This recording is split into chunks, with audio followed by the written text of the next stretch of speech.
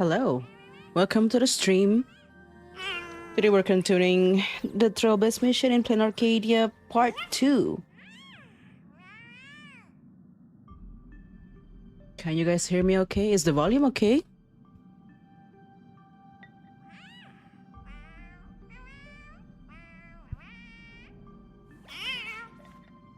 Yep, the volume okay. I realized, well, I was playing Star Rail today, and I realized that the volume was like half of the maximum volume. And I was wondering if that was the setting from yesterday, or I changed it afterwards. So yeah, do let me know if it's like too loud.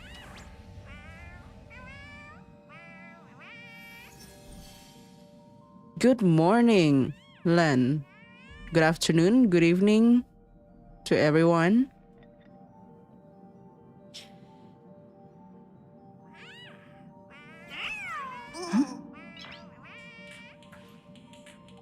Nice.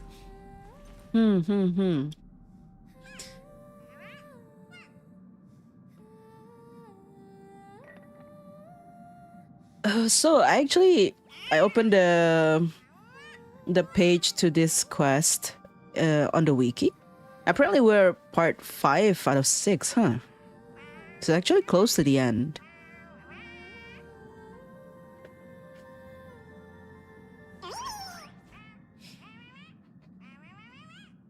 Hello. Welcome to the stream.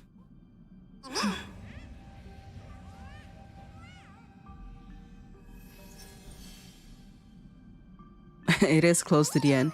But see, when you say it's close to the end, at the speed of which doing the quest, it might not be that it might not be that fast for me to finish it. But the last two part is so good, it's worth immediately discussing.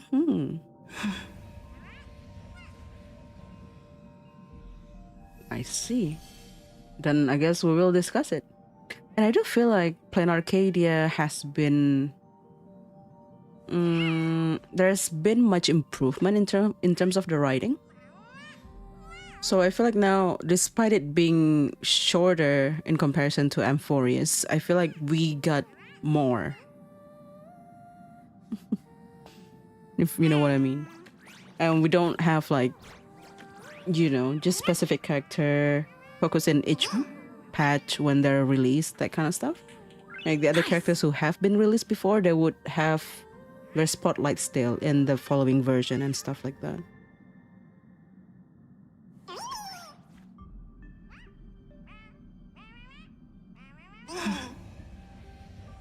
I probably have 2 hours. Okay. 2 hours, and then we'll probably discuss for like 30 minutes to 1 hour.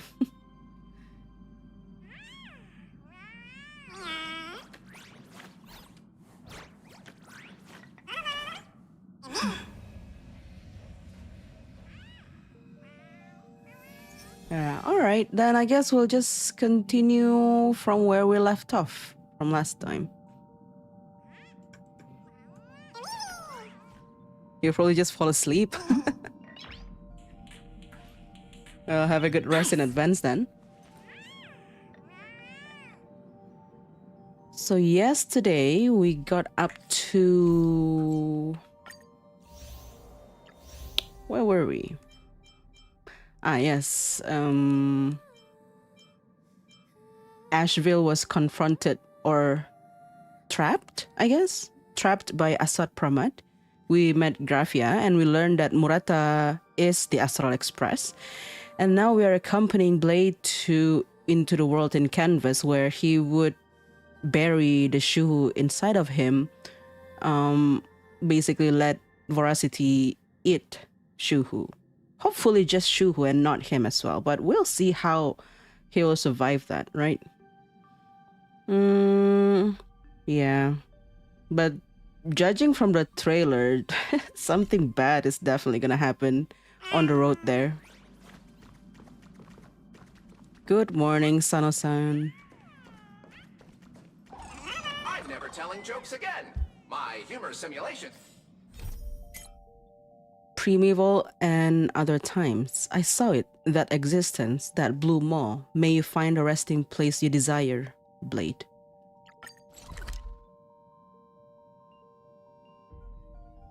Yeah, surely they won't kill off playable characters. Surely.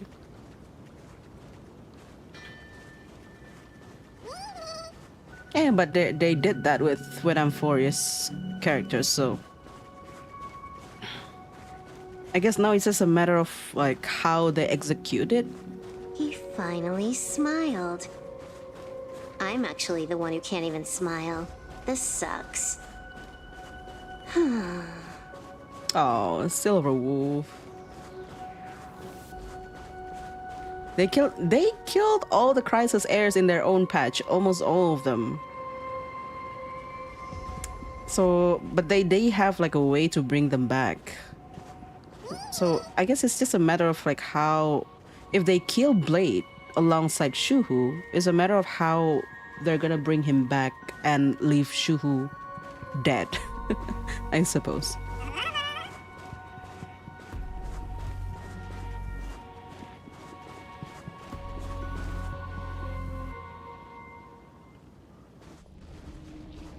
We have reached the end. That blue maw.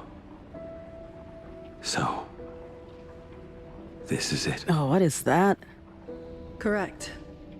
Driven by the buried secrets of Ahatopia, you have come seeking liberation. And now, I have shown you the silhouette of the beast's maw.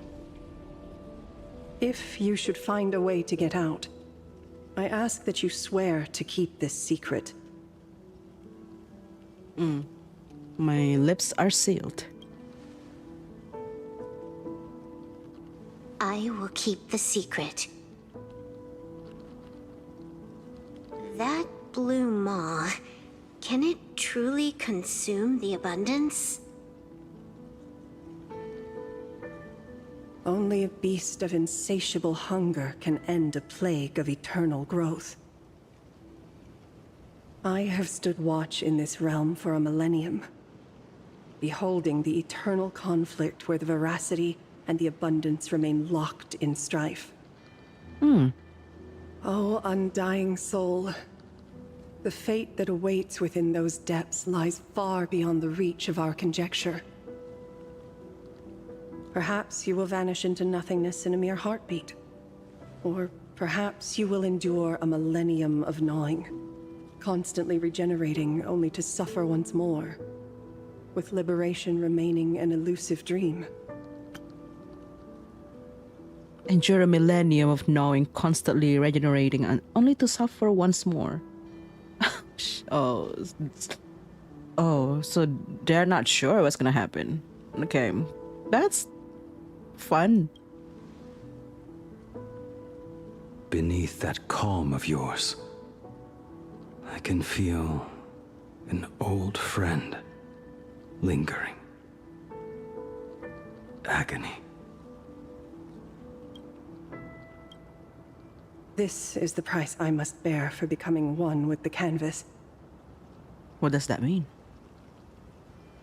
You're telling me if he leaps, he has to stay down there and be torn apart for ages?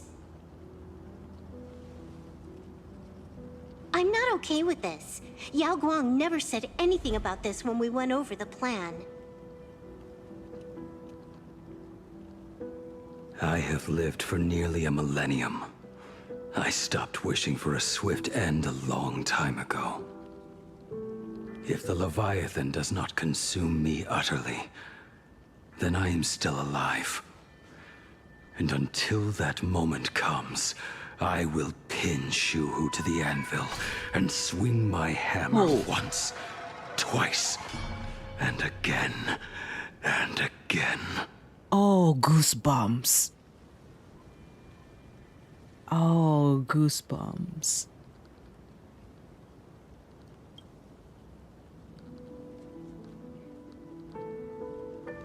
Is there really no other way?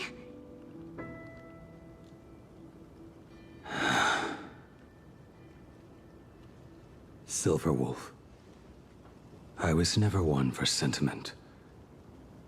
I'll only say this. In my past life as a smith, I made it a point to forge something for those friends I found tolerable. Tolerable. But ever since I joined the Stellaron Hunters, Oh, right, I get it. You want me to go back and take apart that box Kafka uses as a footrest, right? you already took it apart? A long time ago. Quite a few treasures in there. A master-crafted blade, a game controller, and a portable reactor. That's the armor core, reforged from the remains of the Glamoth Queen. Hold on.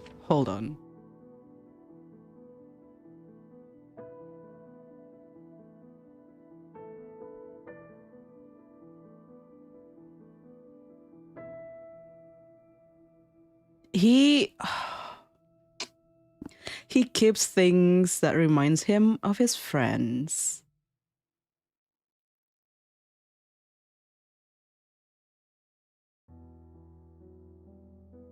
I don't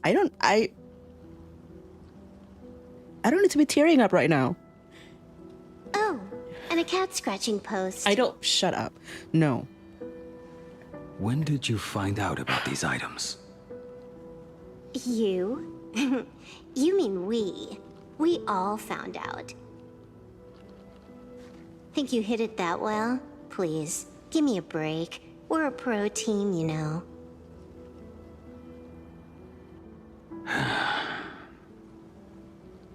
Just split it among yourselves. Shit. Consider it a keepsake. Shit.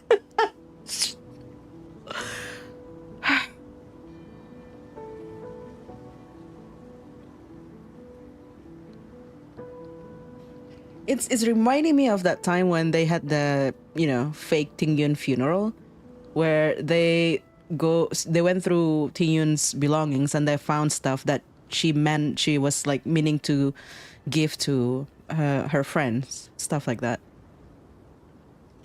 And because he's also like from the Shanzhou, or like, learn the ways of the Shanzhou. He also has those things that he has been keeping for his friend in case he pass away.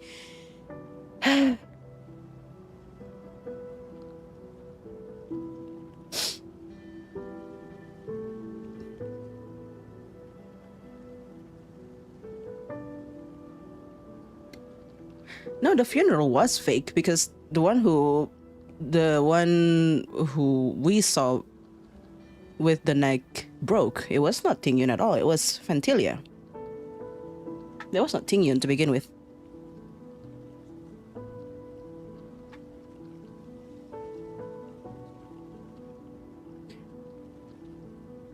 The funeral was real, but it was for a fake Tingyun.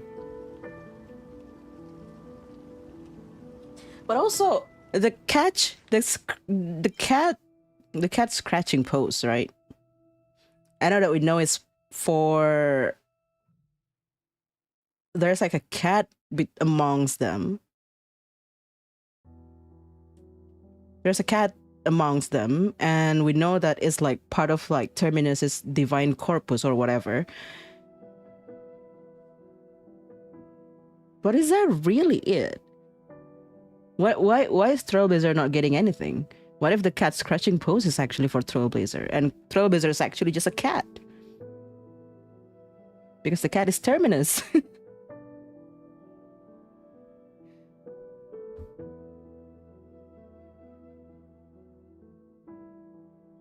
For Trailblazer Raccoon, yeah. I see their new mask more like a black cat with yellow eyes, really. It could be them. Like this scratching post, it could be for Trailblazer.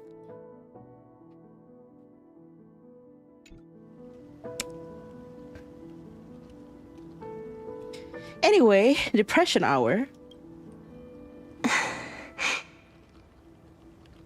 Kafka should be the one saying this, but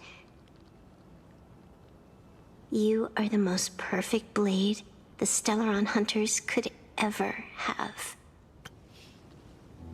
She's really saying goodbye to him. I don't want this.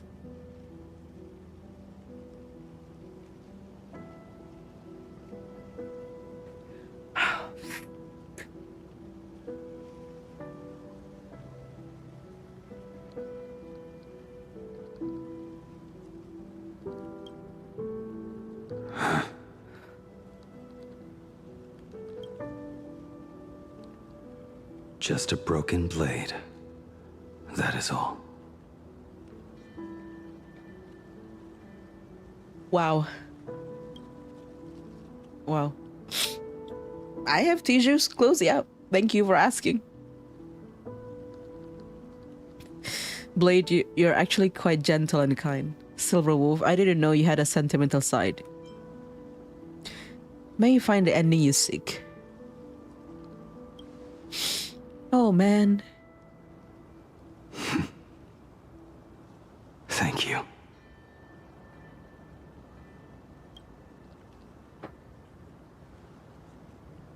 Before you go, you have something to say to her, too, right? Oh, interesting. To me? Me? Don't take offense. It's just a few words.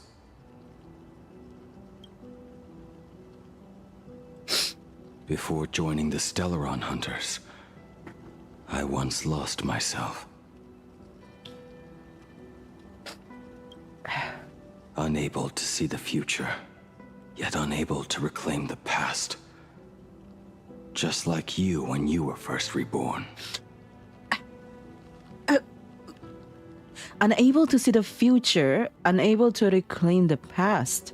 Just like when you were first reborn?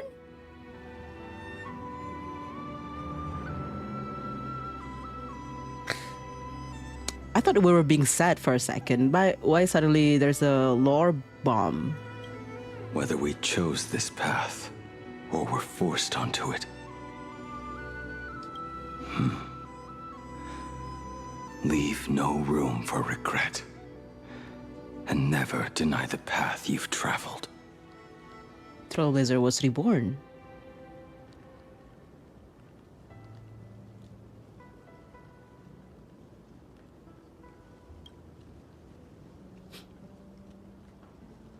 Can you be a little more direct?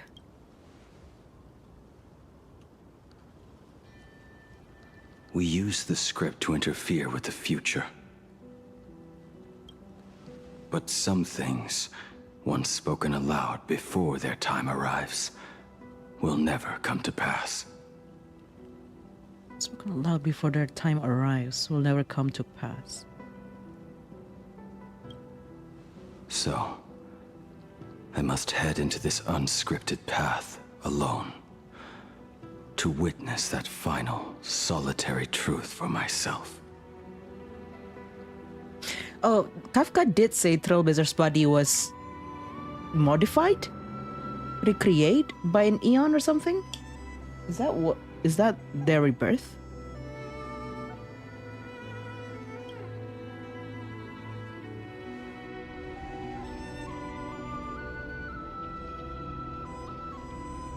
It's time.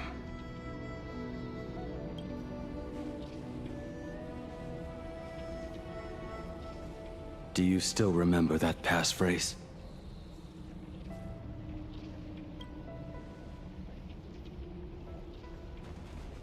No need to step forward.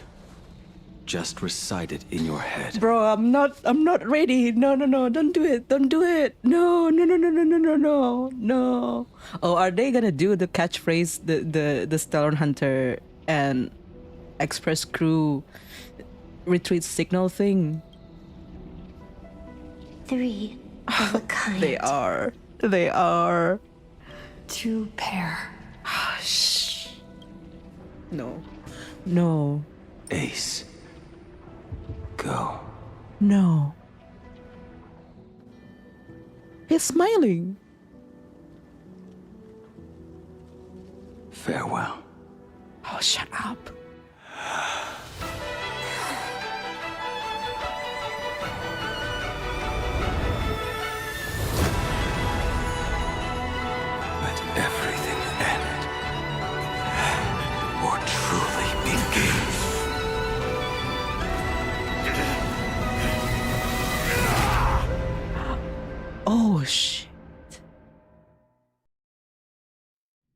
the final moments of your life, what will flicker through your mind?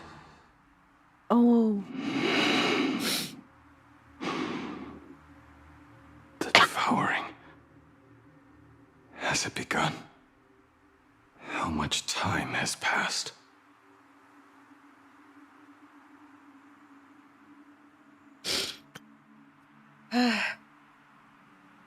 we're just starting, bro. What is going on right now? Sea of clouds. Ambrosial arbor. Whose catchphrase is it? Ah, it's from the Shenzo card game thing. If you remember, Dan Heng did that once when the trio were trying to escape from Bronya's Silvermane's guard back in Bella Block. And then we saw in Amphorius, Trailblazer had a memory that was relieved by Mem. And in that memory, Kafka was asking the hunters about like, okay, maybe we should have a signal, a retreat signal that we can use in case of emergency. And Blade came up with the phrase, the same exact phrase. Because he was also from the Shanzhou, just like Dan Heng. So the Storm Hunters and the Express crew basically have the same retreat signal. This was supposed to be a chill stream. I thought so too. I thought so too.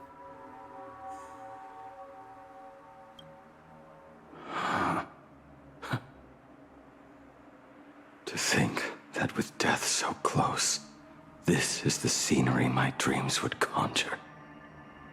My heartbeat. It's barely audible now. Shuhu. Are you still alive? Am I still alive? Finally woke up, Yingxing? Oh, Master. I am sorry. You have the wrong person. I am not Yingxing. A lad your age, yet your head is more muddled than mine. You're talking nonsense in your sleep, boy. It has been ages since we last met. Tell me, have you let your craft go to waste? Your master wishes to see what you can do. oh, Not a sweet dream of toasts and laughter, nor a nightmare of clashing steel. Instead, it is a dream of returning to the very beginning, to confess my sins before the master who taught me everything. oh, that's fun. Typical. This is a standard issue sword I forged for the Cloud Knights, back when I first began my training. Damn, gigantic ass swords. in the corner. Oh, we cannot.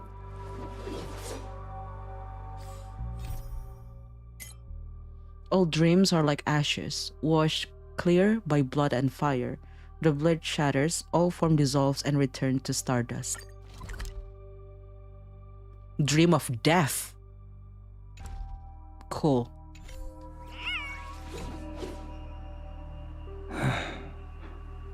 Looking at it now, it is a crude piece of work.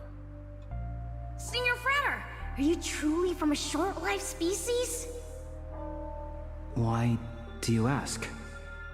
I mean, no offense. I just wondered, why would you come all the way to the Xianzhou to learn the craft? Hold on. That just sounds like Lini. Why do you ask?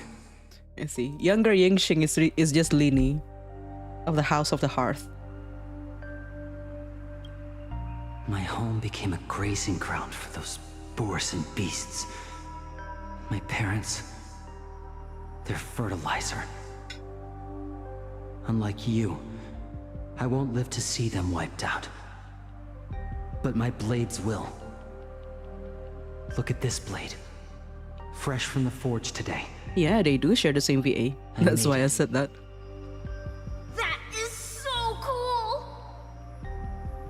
Stop flattering me. This is just a standard issue sword for the Cloud Knights. According to the template, Its name should be New Blade 01. Senior Fratter, how could you so thoughtlessly name your own creation? The very first assignment Elder Huayan gave his disciples is, what defines a blade? He always says a name carries the weapon's destiny. A lone cloud drifts. A crane departs the woods. Let's call it Departure, Junior Frater. Senior Fratter, I thought you'd go with Lone Cloud or Guyun.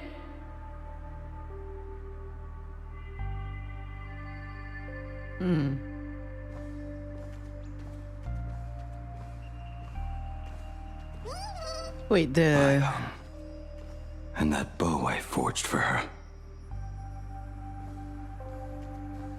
oh,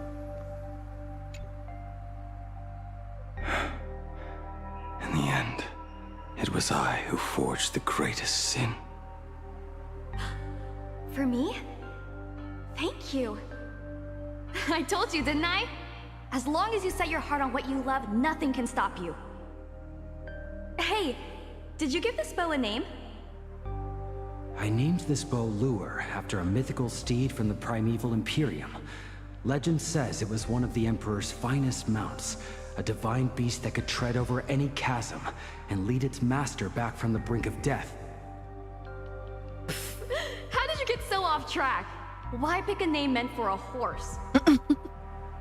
That won't do. It does not suit me at all. I'm gonna call it Recurve Bow. That sounds terrible. It's like my mother naming me Human.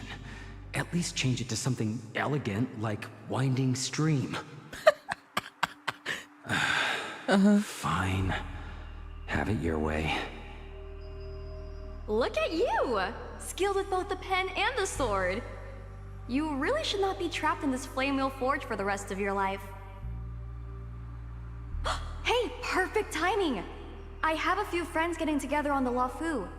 Wanna come along? oh, Staying in a single place your whole life. That won't do.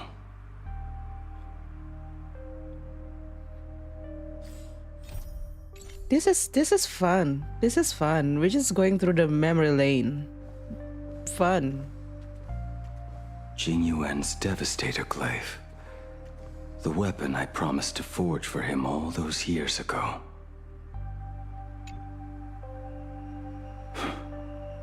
Old friends have drifted across the stars, but he remains. A genius. I suppose Master Jingli's swordplay should be no trouble for you then. You little rascal. Do not try to act like my senior just yet. I am from a short-life species. Xianzhou's swordplay takes hundreds, even thousands of years to master. I simply do not have the time. Unless. I heard your bold claim. I'd rather leave this world in a blaze than live until the end of time. It seems you think little of us Xianzhou people, then? My, the future sword champion has sharp ears. It was just drunken rambling. Don't take it to heart.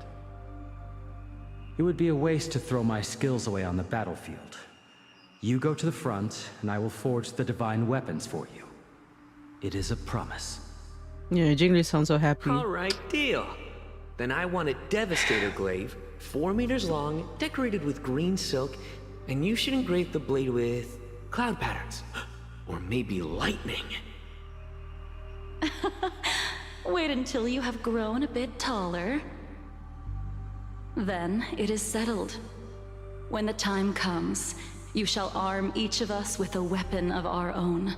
Let us face the fires of war in your place, and handle all that tedious business on your behalf.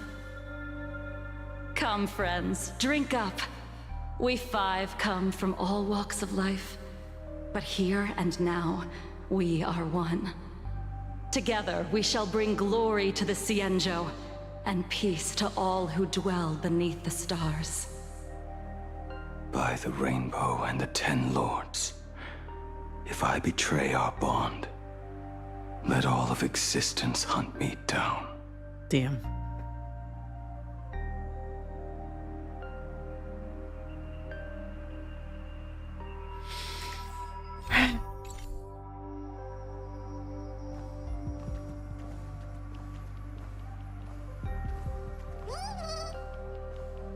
The prosthetic arm and sword staff for Mr. La Mancha were works created by my master and me.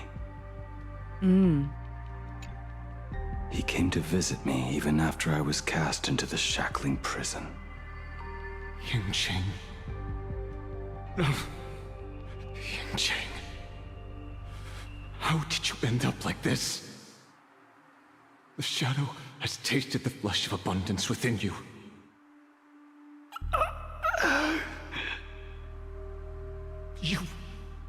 You cannot even speak anymore.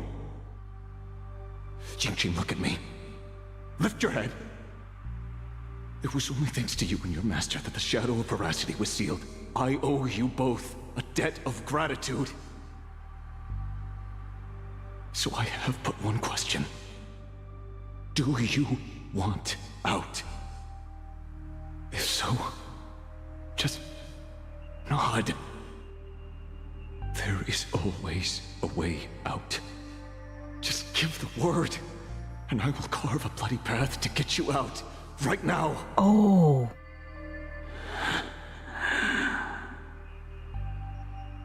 There is no need. I must atone for my sins.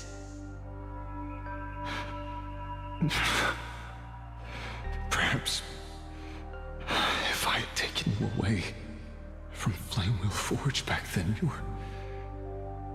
your fate would have been entirely different. I respect your choice, just as I did all those years ago. Pity. So much in this world does not go as we wish. Wow.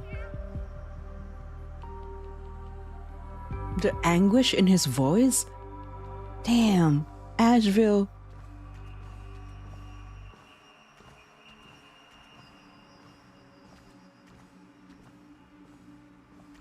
This is not my work.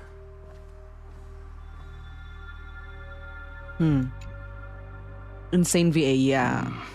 It's so good. This was where my life as Blade began. So you're Blade. You sound like quite the expert on swords. Oh, good timing. What do you make of the sword she's carrying? The blade itself is fine, but the technique is wrong. Swordsmanship is no song and dance. Power starts at the feet. Only when the eyes and mind follow through will the strike land. My, oh my, Bladey. You really are the ultimate blade critic. Since you have so much to say, Master, why not forge a legendary blade for each of us? I put down the hammer a long time ago. My hands cannot do what my mind wants anymore. Fighting with a weapon that does not suit you is just a quicker way to die. From now on, if a sword is needed, let it be mine. This shell of mine is the only blade there is.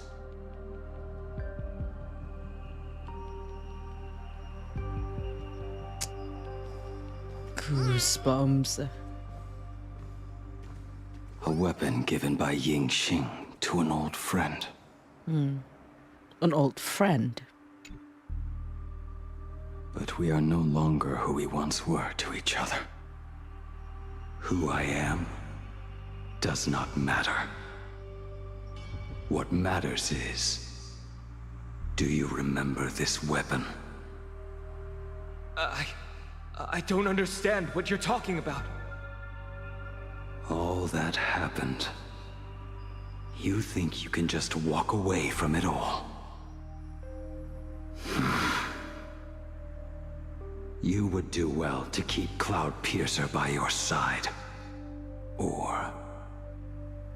next time we meet, I will be the end of you.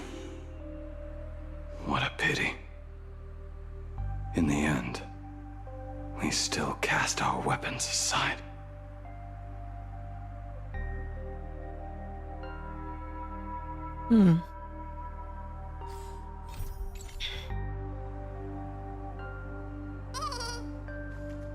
That was a conversation that we'd never heard before. So I guess that was Apprentice, come here. one of those times. Is the end in sight?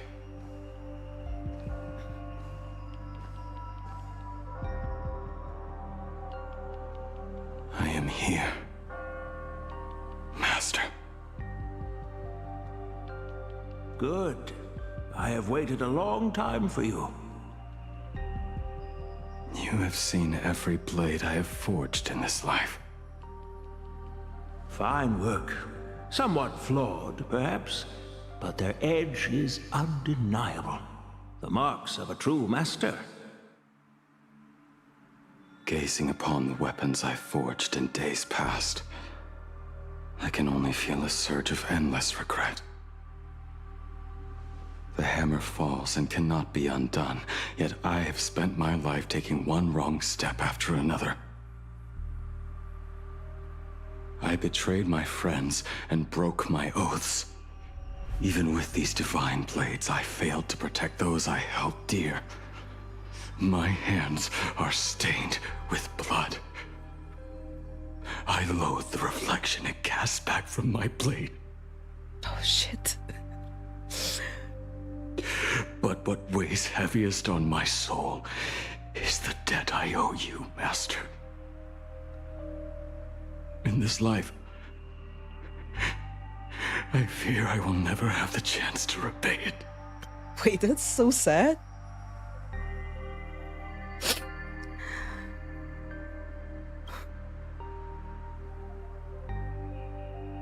Let it all out. You feel a bit lighter now, don't you?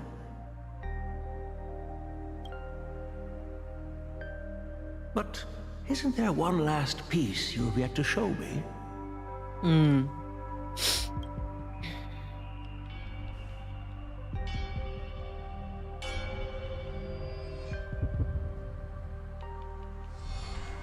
It is yet to be named, has it not? That is a mere scrap from the forging of Shard's sword. I hid it away, fearing it would bring shame upon our school. Master, how did you... Can a mere boy keep secrets from his master? I entrusted General Yao Guang to bring it to you. Since the day you left, I have kept this blade hung in the hall, gazing upon it daily. That raw, youthful spirit within it, it burns to the touch. It is the same light that shone in your eyes the day you bowed to me. It is the keen edge of a craftsman. I am but rusted scrap now. My light has long since faded. This is where I belong. Buried.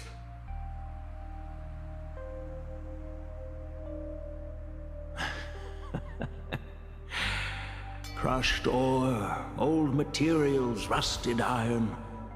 As craftsmen, we spend our entire lives in such company. Waste not the bounty of the world, but perfect it through craft. To take what is useless, to take every failed scrap and forge it anew. Isn't that our very mission as craftsmen? Even for a life that has reached its end, A life built on nothing but mistakes. As it is with the work of a craftsman, so it must be with the life of a craftsman. Do you still remember the question I once asked you? What defines a blade?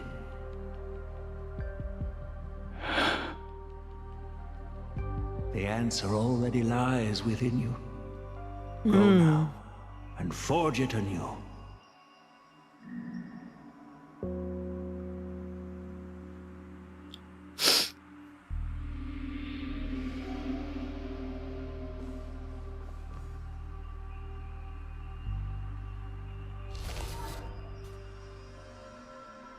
Forge it anew. Interesting. Oh. Now I wish more than anything that I could just live a bit longer. Ying Qi himself said that back when he was nearing his end. Is that Shuhu? Is that Voracity? Shuhu. Okay. You fought me all this time and leapt into the Leviathan's maw. Nothing more than a bit to drag me down with you. A pity, truly. For so long as a single soul in this vast world prays for abundance, I shall return to bestow my grace. And now, I have come in answer to your prayer. Within the Leviathan's maw, I shall grant you 1,000 years of agony, as your flesh will be remade, only to be devoured again and again. You shall find no release. Oh. No. No. Is this not exactly what you call forge it anew? Poor child. You and the Xianzhou citizens are always so short-sighted. Trapped in this waking dream called life, you cling to what is gone and tremble at the thought of being forgotten. Wow. That is Shuhu. Alright.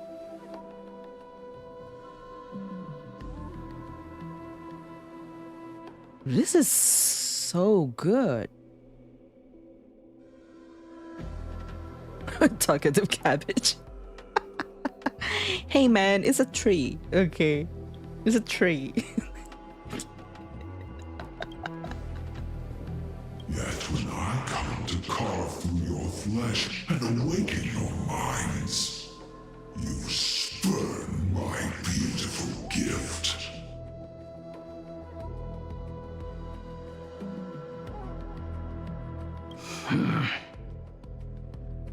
You were once a master craftsman. You should know best about the beauty of shaping. I can grant you the power of reshaping life and death, bringing those you loved and lost back to life. Let your friends return to this world again and again, giving you the chance to right every single wrong. No, surely Blade would not fall for it. Righting wrongs. You mean by carving out more walking husks like me? Things that crave an end they can never reach? That is but a fleeting pang, a necessary tempering on the path to eternity. If you persist in spurning this gift, this maw shall become your prison for all time. Your body will churn for millennia, caught between being digested and reborn. Every inch of your flesh will remember the agony of being ground to pulp until your very will dissolves into nothing, leaving only a hollow husk that can cry out my name.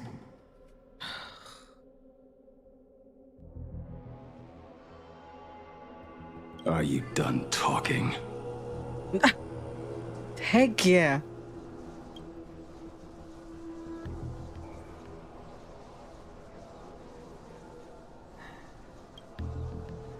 Tell him, Blade. Do you truly believe that I am the only prisoner here, Shuhu? You are the one bound most tightly by your chains. For so long as a single soul in this vast world prays for abundance, I shall return to bestow my grace. You are nothing but an echo of them, a slave trapped within your mission of compassion. You mock our obsessions. You are Yao Shu's most pathetic prisoner. Ooh, tell him. Are you trying to provoke me? Oh, that's so satisfying. No. I am pronouncing your sentence. I never dove into this abyss for the sake of a mutual end. I came for forging. Let him cook. As long as you cling to life, you must keep reshaping this body to fight back the gnawing from the veracity. And that struggle is exactly what I want. Let the maw of this Eon husk be the furnace. Let our undying flesh be the iron. And let death, 1,000 times over, be the hammer. Yo. Right here, I shall forge and recast you again and again. Not to destroy you, but to create a cage that can hold you prisoner for all eternity. It's giving Dormammu. Dormammu, I come to bargain. So what now? What now? And the thorns of this cage shall forever be aimed at that savior who branded you with your mission, Yao Shu. Are you ready to turn your vengeance against your god?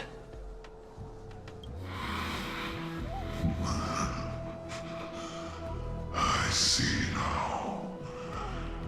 So, this is how you forge it anew. Yes, very well. Let us see how this duel between the condemned unfolds. This forging within the furnace. In the end, which of us shall forge the other into a blade?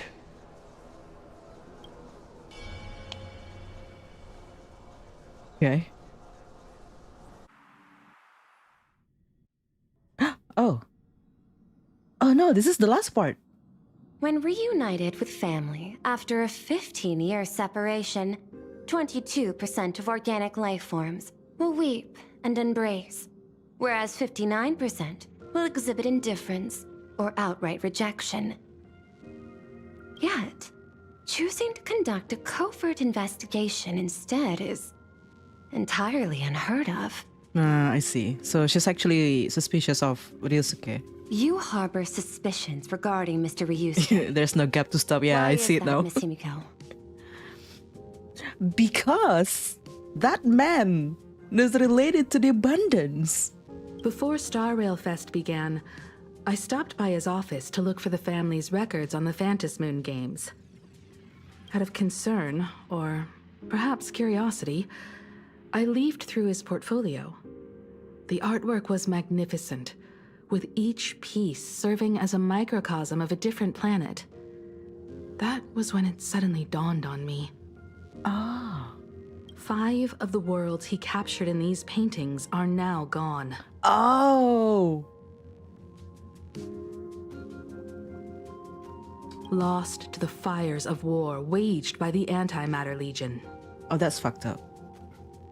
Just as you suspected, Mr. Ryusuke's travels have been highly suspicious. In the year 1969 of the Arcadian calendar, he traveled to the Delcor Ring to sculpt a statue for the Doctors of Chaos. 2 years later, the IPC received word that the last local resistance group had rejected all aid and launched a suicide charge against the Legion.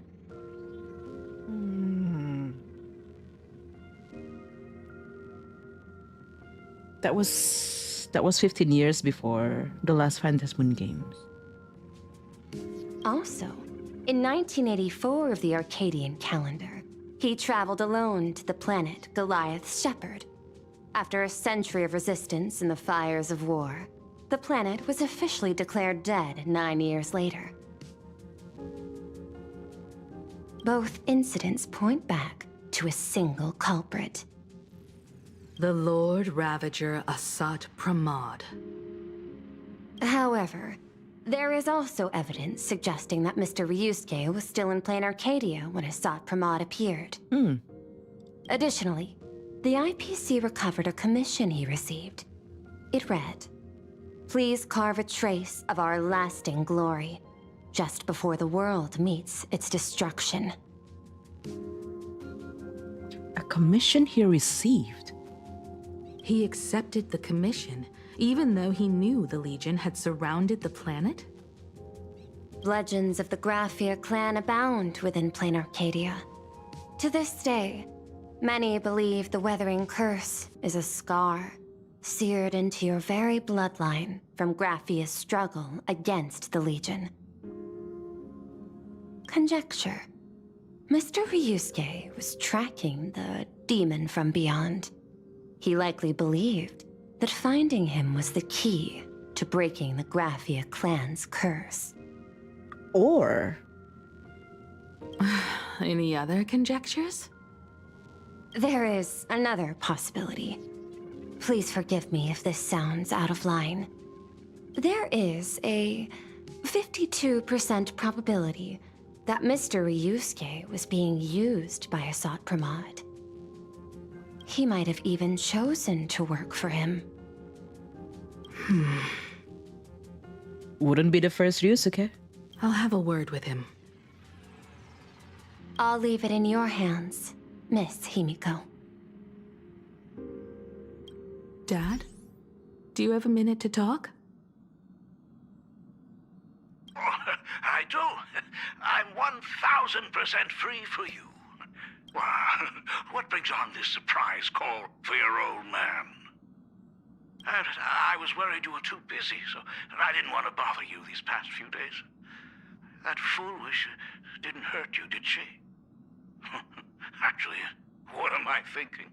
A mere herald of death is nothing to my Himiko. You probably handled her in no time. And that kid is something else too. I'm telling you, everyone at school is a huge fan of the Astral Express now. 15 years. The blood-stained games are finally over. And this time everyone survived. It's time we sat down and talked. Just as father and daughter. Huh? Hmm? Am I dreaming? My little girl actually wants to have a real talk with her old man. Well, I don't care if I heard you wrong. I'm taking this to the bank. Praise the Astral Express. Praise Machiavelli. Give me 10 seconds. No, make it 8. Your old man is on his way. Bro is trying so hard. There's no need to rush like that. Love you, kiddo. I should have seen that coming. Himiko, open What? up. It's your dad. What? Himeko, come over. Tell me more about this. What?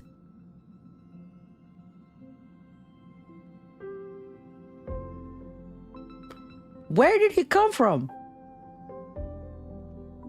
Bro. Uh-huh. Look at him with his open arms.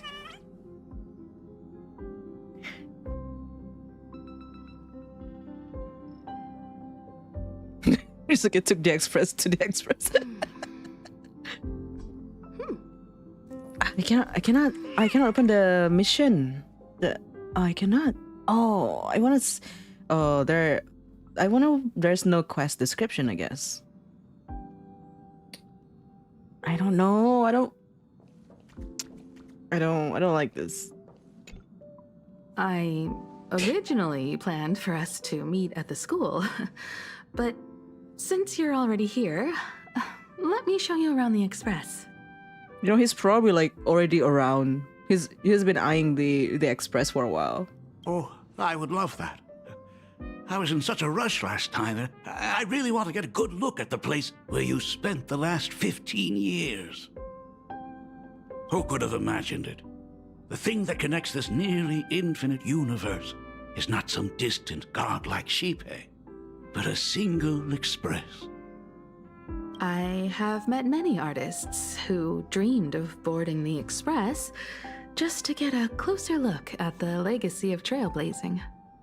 So I am curious, how will the great artist Ryusuke evaluate it? Me? Well, I'll give it my all. I was only joking. There's no need to be so serious. There's actually so much interesting stuff on this express. He's actually walking around. Why are we in space though? I thought we were in plain Arcadia just now.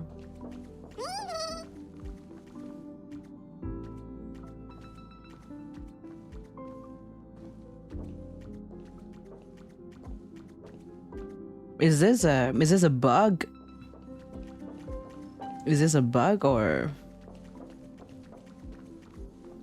is this a why are we in space?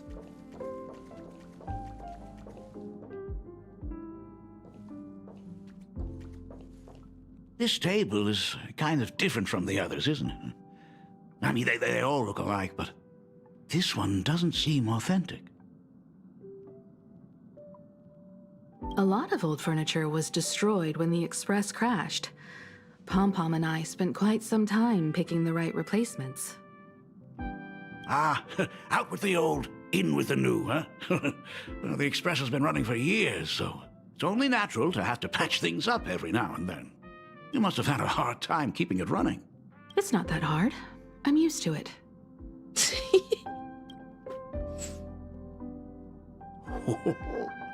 Just as I thought.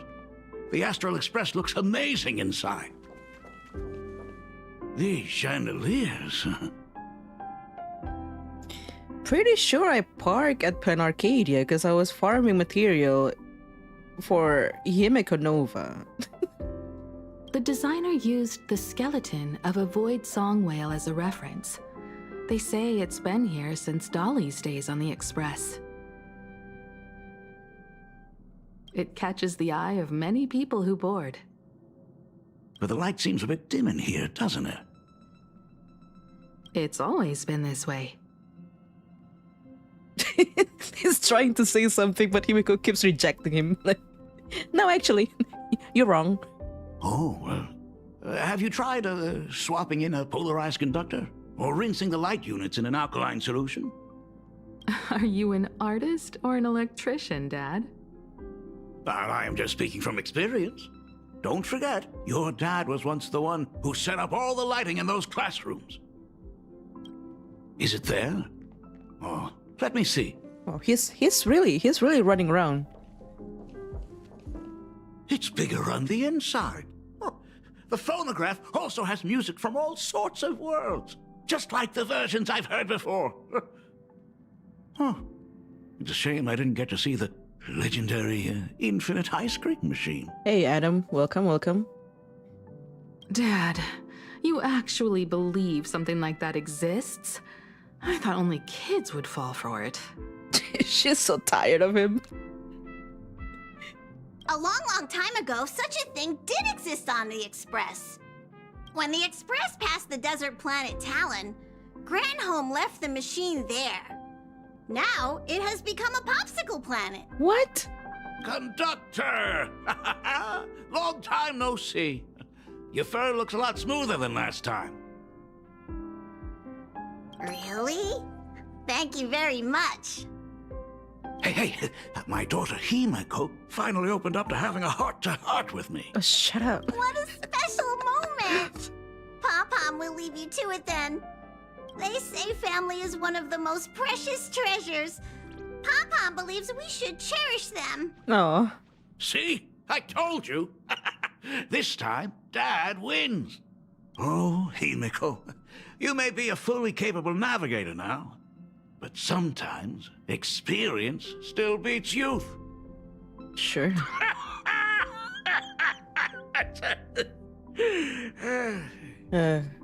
Don't keep saying that. You're gonna piss her off. you're gonna piss her off saying that. Aren't you tired of talking non-stop? Look, just tired of him. Actually worried about me. I am so touched. She's already regretting inviting him to the Express. Perfect. I'll make you some coffee. Huh? Well, might as well swing by the meeting car to say hi to that, Intellitron buddy. That's very strange music playing just now. Pom-Pom finds Himeko's father very easygoing. Himeko, come on. Let's walk together. They say family is one of the most precious treasures. Pom-Pom believes we should cherish them. You know what? Himeko, make the coffee so bitter that he would get stomachache after drinking it. Make it so bitter. Intellitron, buddy! Long time no see. Ah, welcome to the party car, Mr. Ryusuke. Ryusuke. Rumor has it that the drinks in the World's End Tavern are all brewed from jokes. Since we are in plain Arcadia, any single joke before a drink would be second to none. Since there is only a single joke, it is quite literally second to none. Mr. Ryusuke, the tension detected in your micro-expressions has increased by 33% since our last encounter. Oh, nonsense. Himeko is brewing up a cup of coffee just for me. Is cup there of anything poison? in the world more wonderful than that? A cup of hot coffee right before the end. This must be what they mean by life is short and bitter. Huh. Well, now I see why they call you Shush. Well, since I'm still among the living, let me tell you a joke for a change. A long time ago, there was a truly terrible nameless. They snuck aboard as a passenger, seeking a certain answer. Uh-huh. Now one day, they ordered a drink from a service robot on the Express and told it a joke. A long time ago, there was a truly terrible nameless. They snuck aboard as a passenger, seeking a certain answer. I have retrieved the same joke from the archived logs. It is indexed under the title, An Unfunny Joke. But did you know, the first time the robot heard that joke, it laughed with pure joy. Okay. Don't go filling Shush with nonsense. Its database is already enough of a mess. Dad, here's your coffee. Ah, look at that! Look at that! That doesn't look like coffee, not gonna lie. It looks like blood. What is in there, Himeko? Why your coffee so red? Oh, oh, it's blood, Himiko. I've been trying to defend your coffee.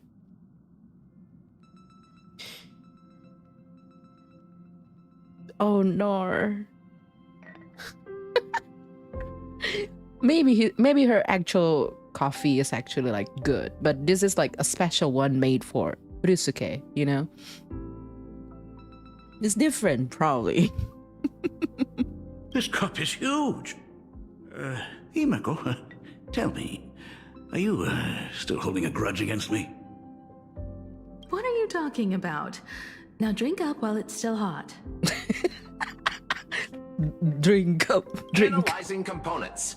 Results show coffee concentrate, Heldoran butterfly scales, a species of fish from a gas giant, trace amounts of iron particles, and various other unknown substances.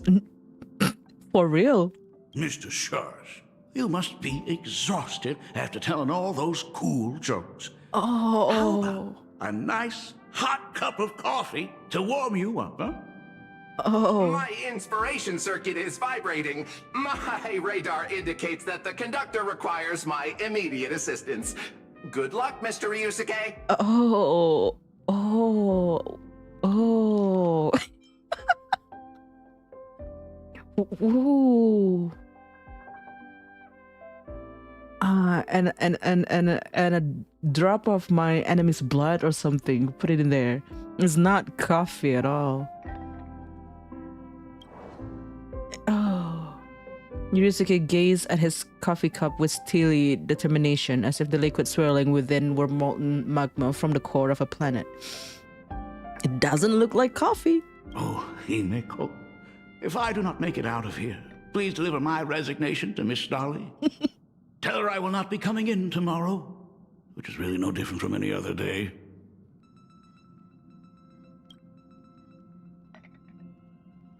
In a blink of an eye, Ryusuke grabbed his coffee and downed it in one swift gulp. Ew. The coffee tastes like heaven. Oh, want another cup? Oh, look at her. Look at her. He's like, oh, you want more suffering? Himeko, Miss Dahlia told me that back when you were a school assistant, you used to bring a massive pot of coffee for everyone every single day. They still talk about it to this day. It would be selfish of me to keep this all for myself. I simply must bring some back for the other teachers to sample. I am afraid it will be long cold by the time you get it to them. But as you said, it is time for us to head to the school. We must return to the source of all these tragedies and put an end to the blood-stained games. Are you truly ready to say your goodbyes? We can stay a little longer if you like. We still have plenty of time. We should go now. I have been ready for 15 years. They're going to the school. It has been 15 years.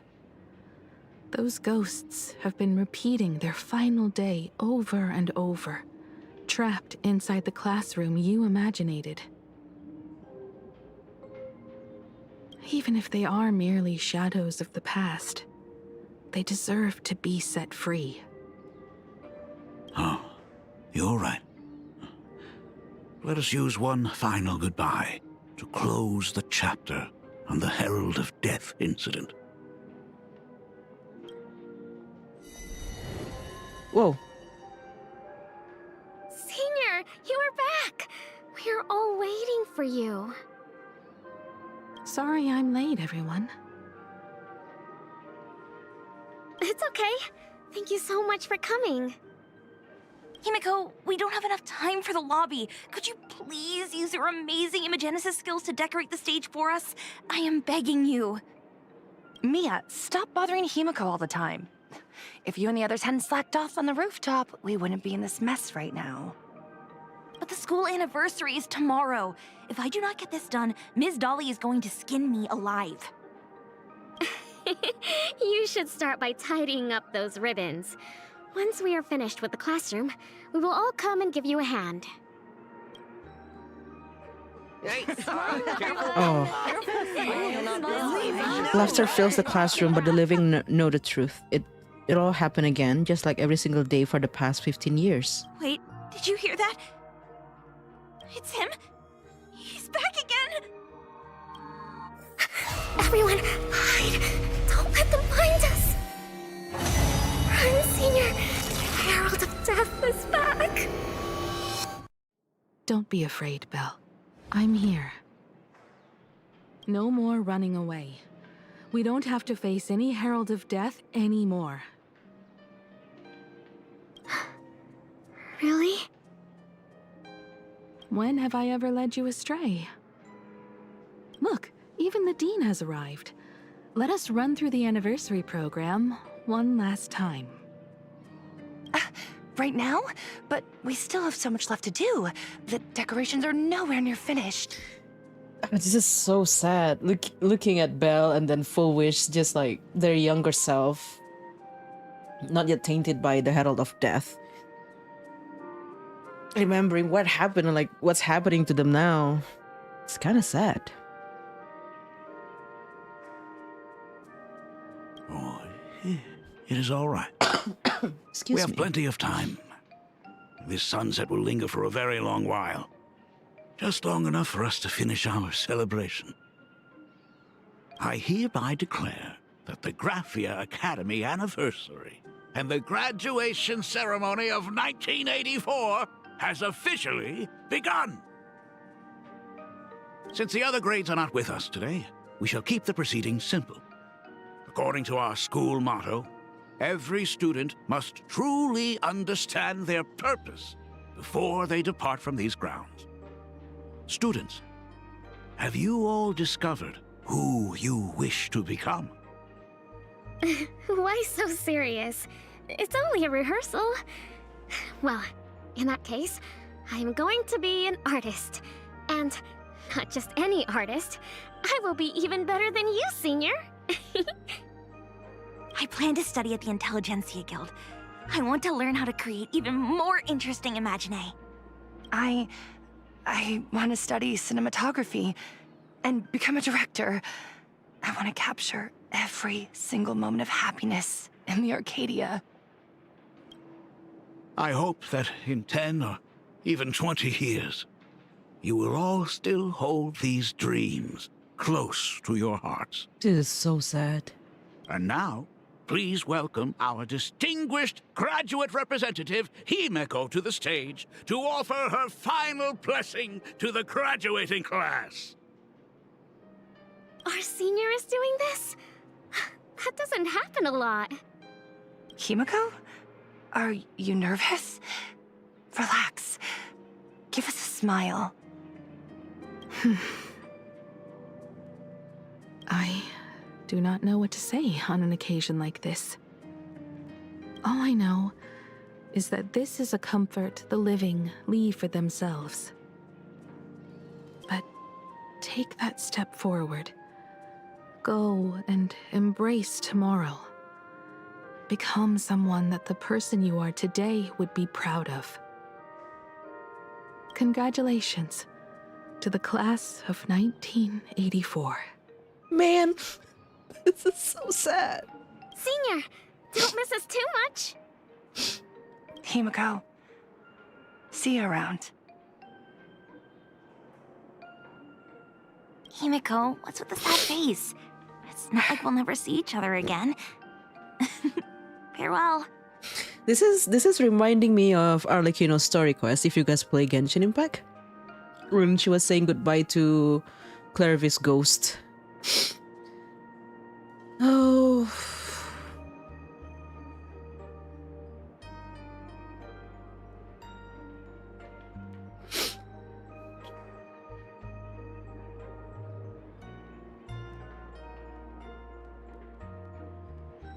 All of them ghosts just stuck in the past until Himeko and Arlecchino then kind of like gave them the closure they needed to move on, sort of.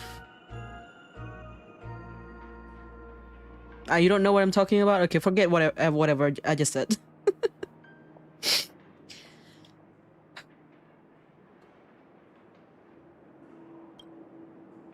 Belle. Full wish. Mia. Safe travels, everyone.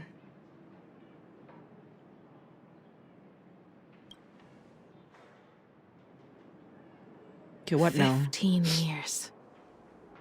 The blood-stained games that altered the course of so many lives have finally come to an end. If only I had not lost myself in my own grief. If only I had looked after that child properly. Well, perhaps everything would have been different. It was not only the Herald of Death that pushed her towards that abyss. Full Wish said that it took Plain Arcadia 15 whole years to kill her. Will this world ever get better, Dad? I don't know, but I'm willing to believe in it. Dad, all these years, just what have you been doing? Is that concern I hear in your voice? If you say so. After the blood-stained games, I traveled to many different worlds. Every time I set foot on a new planet, my thoughts always returned to you. Until one day, I happened to see news about the Astral Express. The person on that screen was so different from the daughter in my memories. I was afraid, to be sure. I did not want to disturb the life you had found. As long as I never saw you in person, I could keep telling myself that lie. My daughter had fulfilled her dreams to soar among the stars. Von Walk? Owenly? New Londinium? Step by step, I made my way into the very bedtime stories you used to tell me. Were they beautiful? In this vast universe, nothing holds more beauty than the lands en route, yet to be reached. You may have been a poor excuse for a father, but even so. Thank you for setting me on this trailblazing path. Same here. Thank you for fighting so hard to be here alive.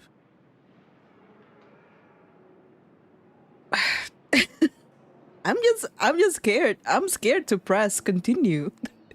What they're gonna do next? What's gonna happen? Oh. It's still early, huh? Let's have a walk around the campus. Oh no! Oh, don't go on that walk. I have something very important to tell you. But it can wait. Oh no! Don't go on that walk. Very important? No. Give me just a moment to gather my thoughts. I cannot look at mission description. It's so annoying. Where are we going? Why are you not walking, bro? Walk. Hello? I walk first. Okay, sure. This is a special occasion. That's why I cannot see the description. He's a good dad? No, I don't think so. Nice weather today. Oh, is the corridor.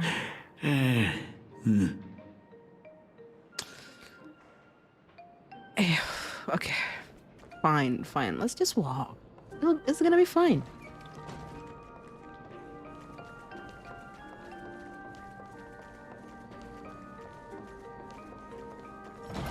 Let's go downstairs. Okay, there are people. There are eyewitnesses. Oh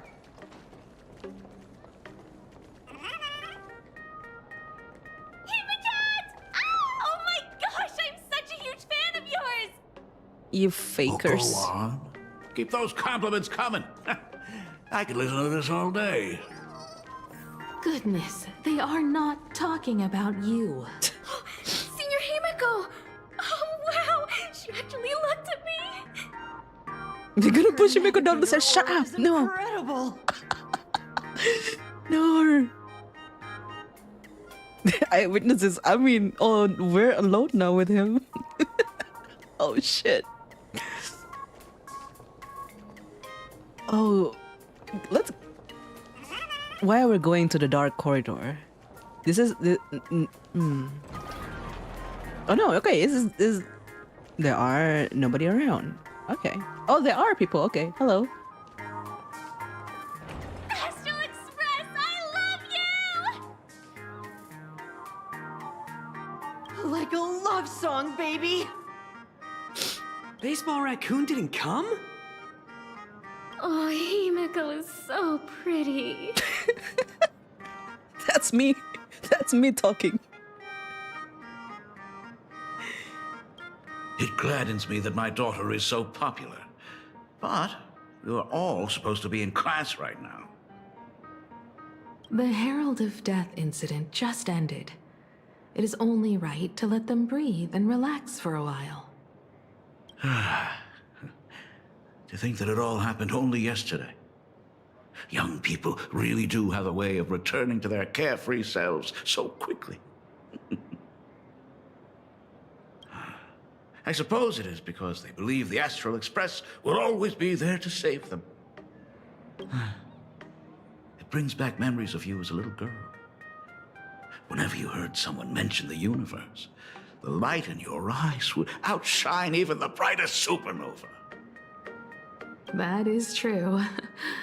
The very first Imagine I ever brought to life was modeled after the rocket atop the Phantom Moon's head. Oh. That little fellow had quite a temper. It was so determined to fly higher and higher. To this day, I still wonder if it ever truly reached the moon. Dad, do you still remember it? How could I ever forget? That thing came crashing down and poked a hole right through Miss Seadrake's tail. I had to take you to apologize in person. I ended up redrawing the tail myself to make it right. I feel like Himeko is trying to expose him just in case this is Asad Pramat in disguise. So she's like going through all these memory lanes and like telling a story and then asking him to finish the story just in case he's actually the real him. These days, I wouldn't be able to handle that kind of trouble anymore. My poor old back wouldn't allow it. Now that I am free from the weathering curse, you don't have to spend your life wandering the stars anymore. Why don't you just settle down here? I just can't face the thought of coming back to nothing but an empty home again. I doubt she actually wants to go home again.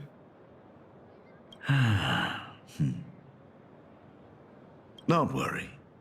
I'm not going anywhere.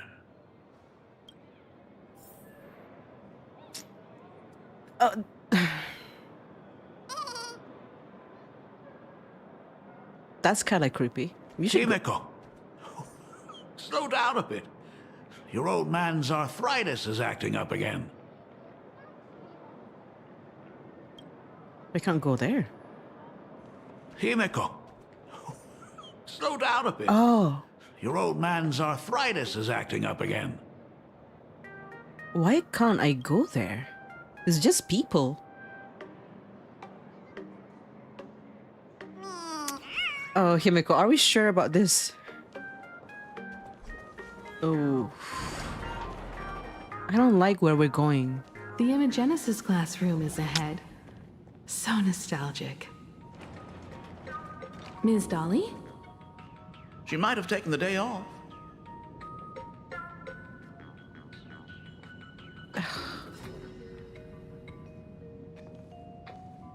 Oh god. Why are we entering an empty classroom with a very suspicious Ryusuke? Oh. Oh. I never noticed it before, but on closer inspection, this classroom is so much bigger than it used to be. It must be because of that incident. As the culprit behind it all, you haven't forgotten, have you? Of course. Well, since I couldn't get you onto the real Astral Express back then, I figured drawing you a substitute instead would be easy enough. The principal himself imaginated an express and went tearing across the campus with his daughter in tow. She's just waiting for the moment that he would slip. Just waiting for it. It even made the front page of the Dual-Mention City News back then. But he knows all the stories, so so it must be him. Looking back, you were always such a bright and spirited girl. Which is why I encouraged you to reach for the stars. When the weathering curse took hold, did that dream only end up weighing you down? If it weren't for those dreams you gave me, I wouldn't be the person I am today. I'll never forget. Whenever the weathering curse flared up, he would always sit by my bedside and hold my hand, telling me the stories of Sir Kamor. Yep, another test. That was always your favorite. Whenever your fever refused to break, you would cling to my sleeve and just wouldn't let go. So, I would start from the moment Sir Kamor invented the diving device and go all the way to the second voyage of the Interstellar Explorers. Like clockwork, right about then, you would close your eyes and drift off to sleep. Yeah. That was the first story you ever told me.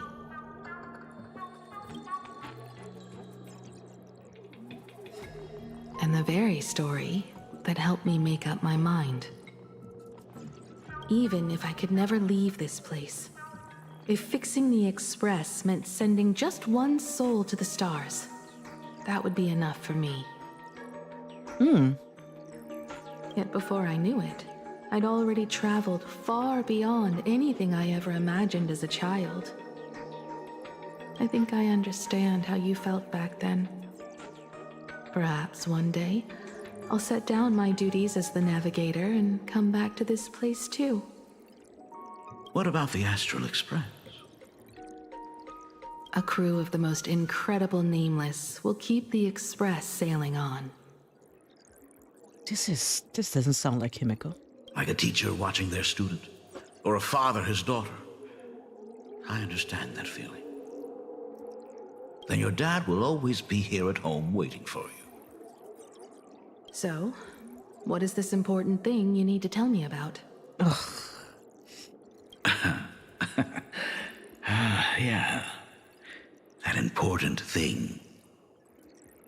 Dad, are you hiding something from me?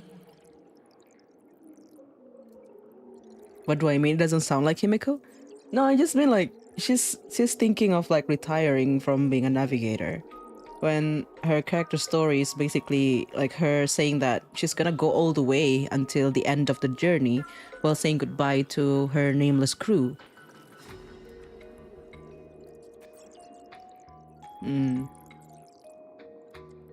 It feels like, yeah, it feels like she's just saying that to bait him, to let his guard down. I knew I couldn't hide it for long, Himiko. I am sick. Oh. That's not what I expected him to say. What? This isn't the right place for this discussion. Let's go to my office. All right.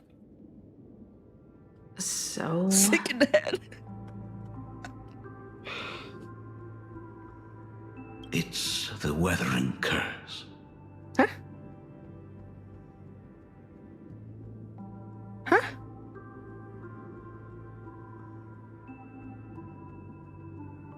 I know what you're about to ask. I do not share the Graphia lineage, which is why I believed I could find the demon from beyond and save you and your mother. But in the end, Ryusuke was just a useless man who couldn't save his wife or daughter. What? Griffin himself. What? Tell me, what happened in the past 15 years?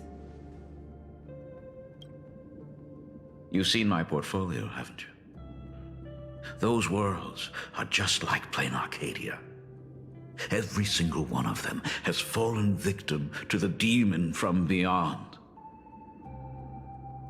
In those places, luck is a very real thing. And the demon from beyond can manipulate misfortune. What does that even mean? In ways beyond comprehension, you feel misfortune crashing down like a tidal wave. Solar storms, diamond rain, system failures, one disaster after another. Luck is a very real thing. Demon Lord from Beyond can manipulate misfortune.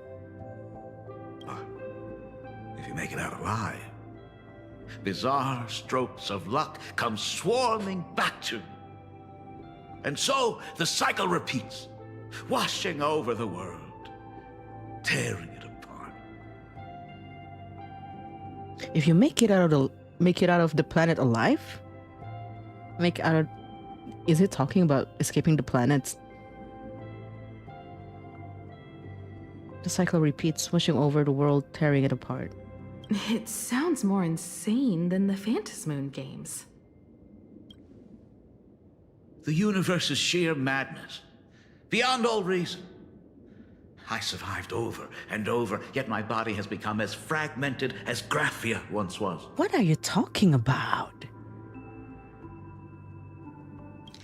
Huh? Every one of them has fallen victim to the Demon Lord from Beyond. In those places, luck is a very real thing. If you make it out alive, bizarre stroke of luck comes swarming back to you. So he survived over and over, and his body become fragmented as Gravia once was. What? Is this his way of torturing the rebels? I don't know. But by the time I realized it, Oh. there was no escape. Is he saying that the weathering curse is coming from Asad Pramad? Ah.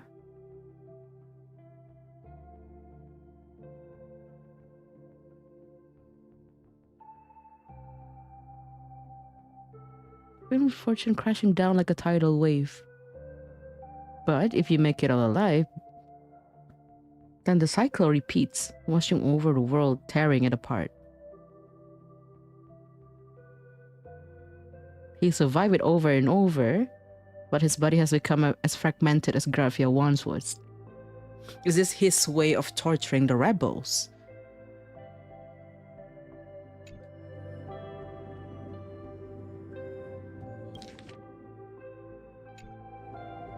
Why didn't you tell me earlier? I could have reached out to the IPC's doctors. It's no use. I've been chasing after him my whole life. I know him better than you do. Himiko, remember when you first learned to paint? I told you then why we must paint the beauty that we see. Because the ugly, the despicable, and the cowardly, they endure forever through evasion, like beasts driven by survival. Beauty remains ever fleeting, just as heroes find their end in sacrifice, and stars dissolve after they shine. Humans have surpassed their animal nature. We face our pain and our end to win a dignity that the vast universe cannot ignore. So we must capture what is noble and bright to show that such things truly lived. As for the barbaric and the low, they will endure regardless, needing no witness to their existence. But Himiko, you are no longer the one who paints. You have become the very splendor that I strive to capture. Fate works in mysterious ways. I'm so glad to see you once more in my final moments. Watching you fulfill your childhood dream. You are standing before me as the navigator of the Astral Express. So if he's really not evil, when he said he's not going anywhere, is he really just saying that, hoping that the weathering curse would not kill him before the next time Himiko comes around?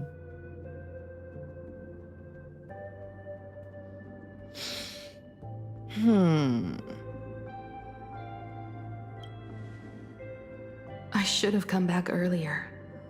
I'm so sorry. I still don't think he's a good guy. No. I am the one who came back too late. I've thought about it 1,000 times. On that final night of the Bloodstained Games, if only someone had been there to sit by your side. After everything, does this tardy father still even deserve to hear what his daughter wants to say? If you're willing. I'll tell you about everything that happened. Oh. Thank you, Akiveli. Huh? Huh?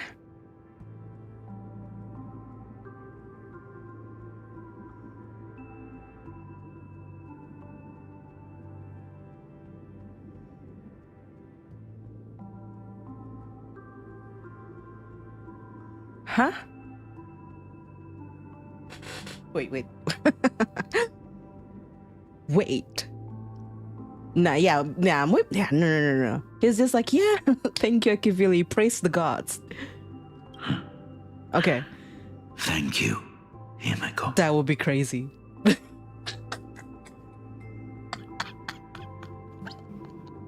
Oh my god. Huh? That would be crazy. Oh, that would be crazy. Okay, it's just like, okay, praise the lords. All of this happened after you went away. You were jumping from one job to the next, and for 4 long years, I had heard nothing from you. During those 4 years, I found the stranded express deep in the canvas world and kept trying to repair it. Watching the Phantom Moon grow fuller, I remembered the mask that had been handed down through our family for generations. Oh, during those 4 years, found the express deep in the canvas, and she kept trying to repair it.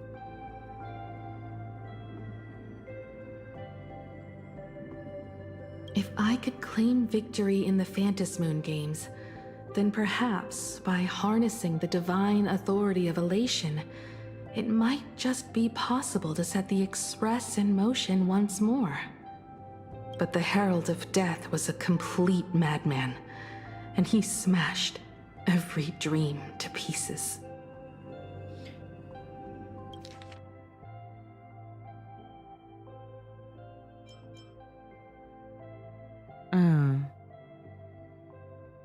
Okay.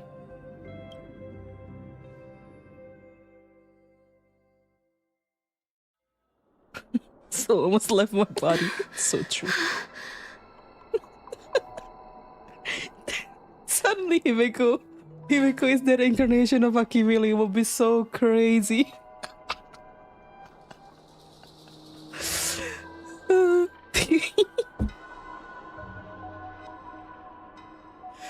Oh my god, that was so funny. These bloodstains. The Herald of Death is heading to Tufbrook. He's already killed so many people. When will it be enough? Oh, Himiko.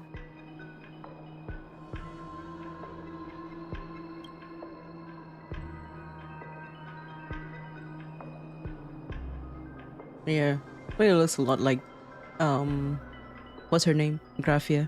Himiko, are you afraid? What? You're asking if I'm afraid? Of course I am. after seeing all that carnage along the way. That was Himiko's voice. Himiko, are you afraid? What the frick?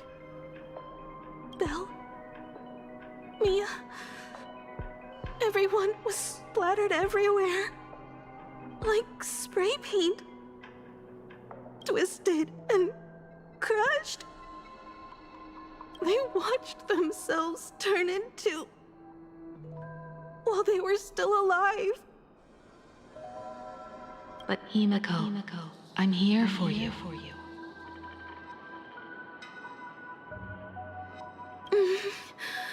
I'm okay. I'm fine. Well, she looks so pale. If I don't stop him right here and win the Phantasmoon Games, there will be no tomorrow for anyone, let alone a new journey for the Astral Express. And someone needs to avenge those students at the Academy. That is not your responsibility. If you are afraid, let me handle it.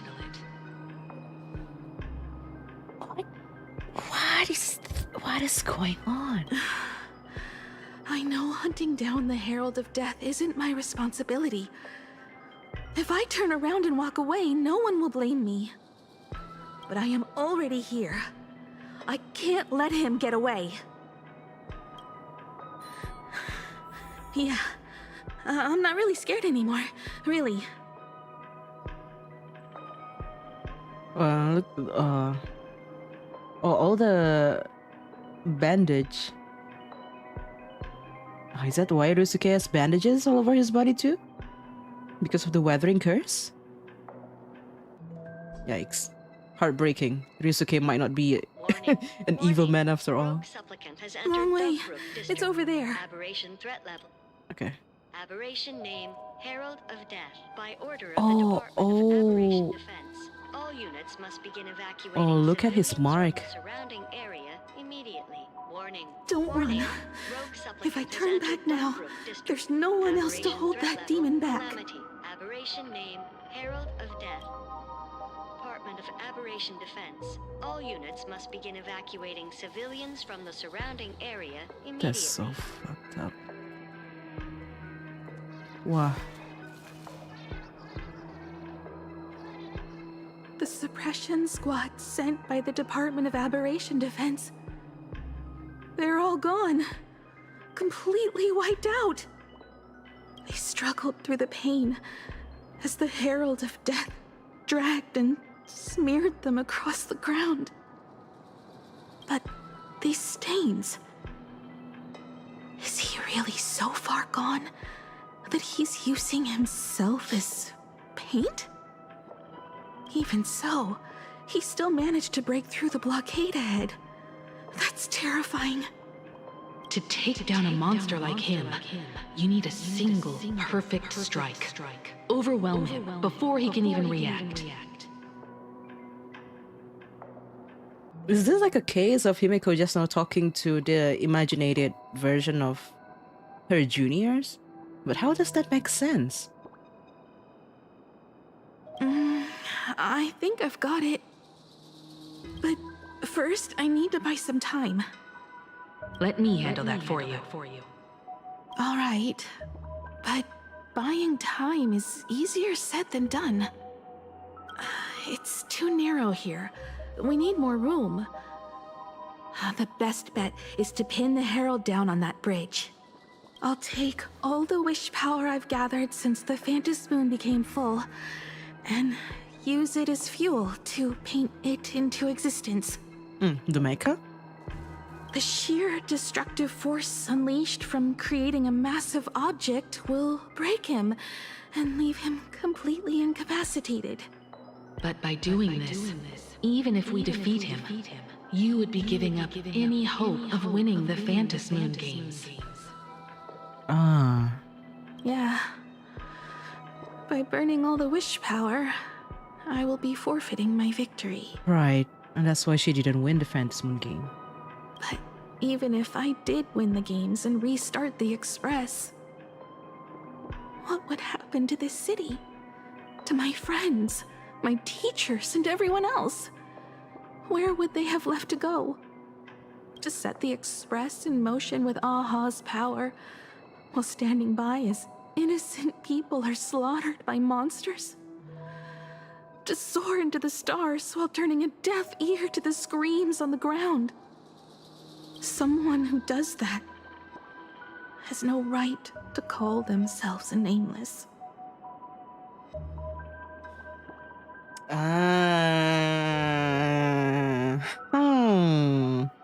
Okay.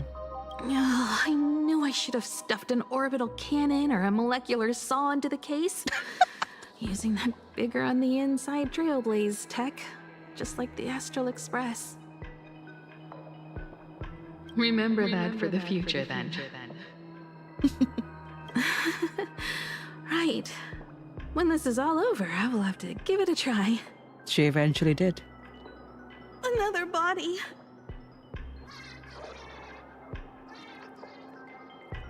Yikes. Black Birch. Guess he was after the Herald as well.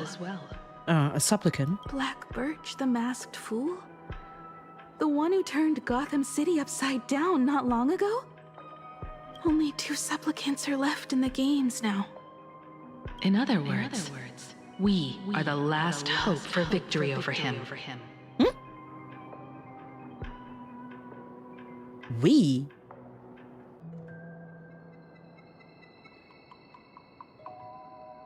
Just like those legends I grew up with. A hero confronting a monster to protect everyone. Now that responsibility falls to me. I will take him down. After that, I will repair the Express myself and see it fly over the horizon and break out of the atmosphere. What a beautiful sight that will be. Then consider this the first world to be saved before the journey on the Express begins. The very first stop, then? It'll certainly be quite memorable. Like none that ever come before. The stench. It's about time.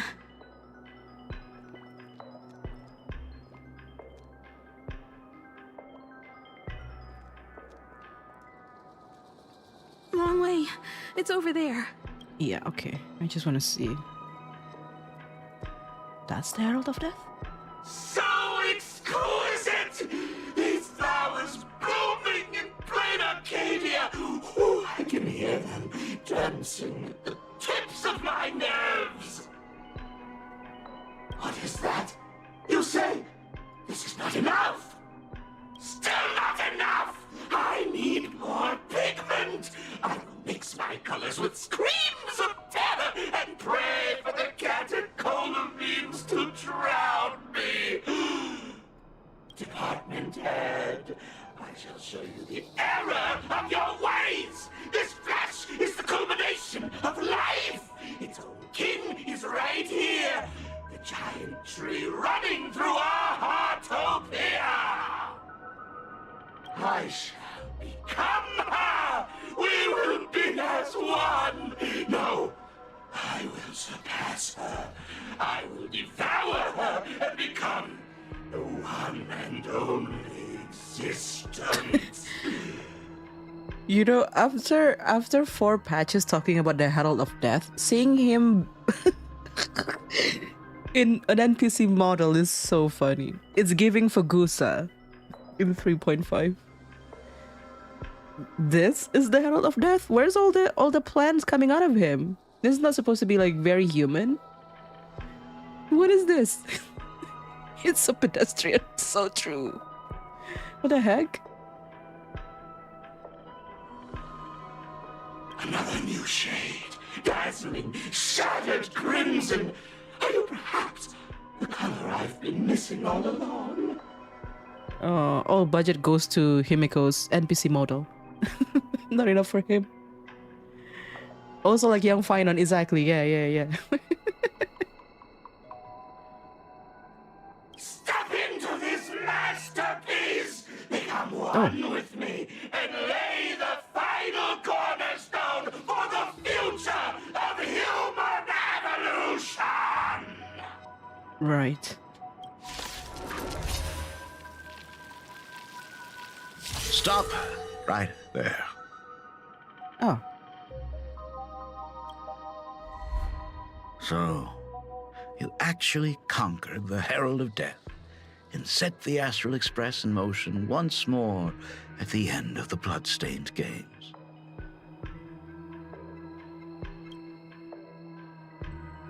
Hinako, I believe in your bravery. When confronted by death, you will undoubtedly choose to resist. But you were so frail and sickly. How could you possibly defeat the Herald of Death, who slaughtered every single supplicant? And how could you hope to repair such a massive, stranded express? Well, the answer is clear. It would be impossible for you. That is, unless... Unless? Unless you had another person helping you.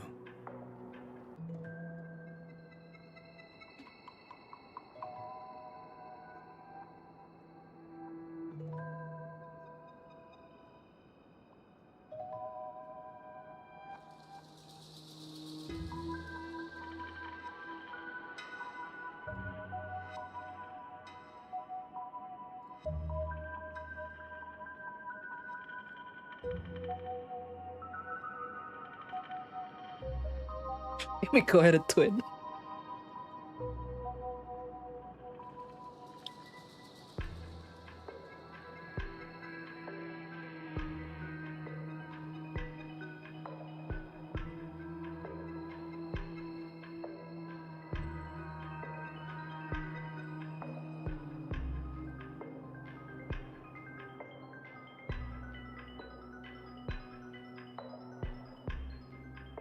Ah, dang it. Is she really an imagining?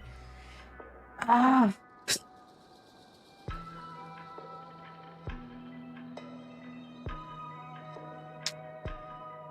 Hold on.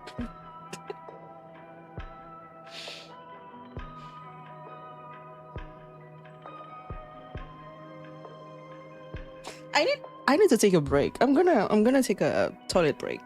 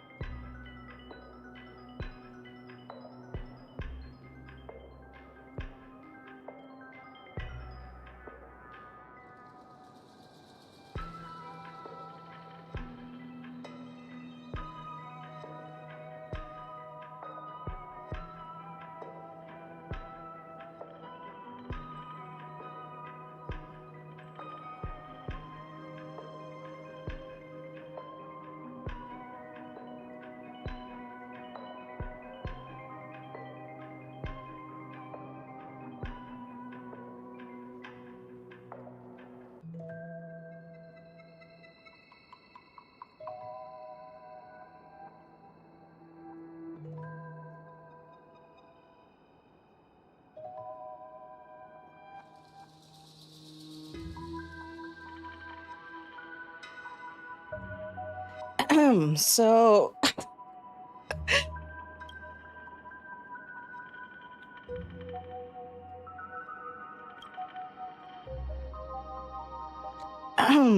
yeah. Where were we? Where were we?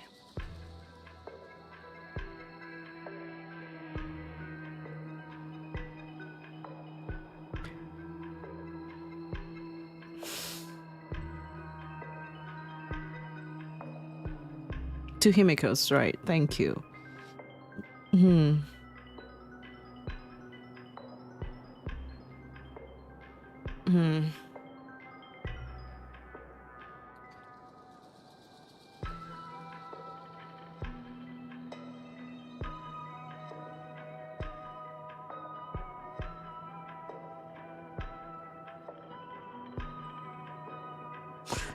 I don't know.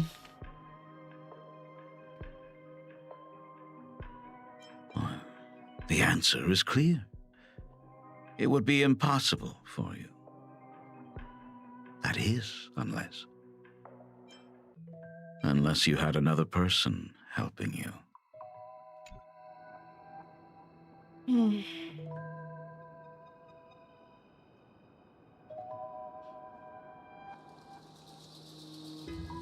Okay, let's just continue. Don't deny it yet. Okay. Don't say that after you say that.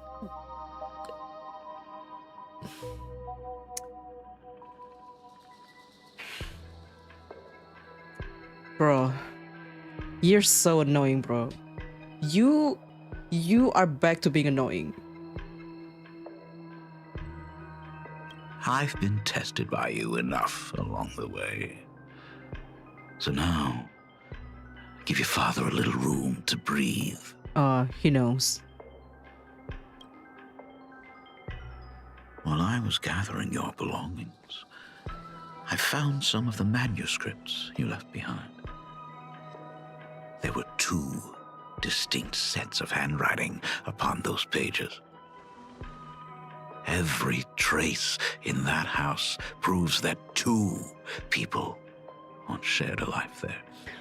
Oh, is that why the Mura that was written in navigation log is not Himiko's handwriting? Is the other Himiko's handwriting? Oh.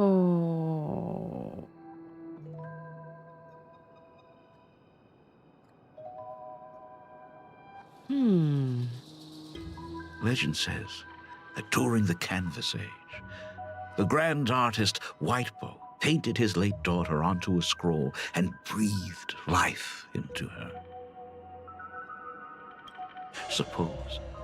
Just suppose, that my brilliant daughter created a likeness of herself, a self-portrait so perfect that it breathed and moved with her. If that is the truth, then every mystery is explained.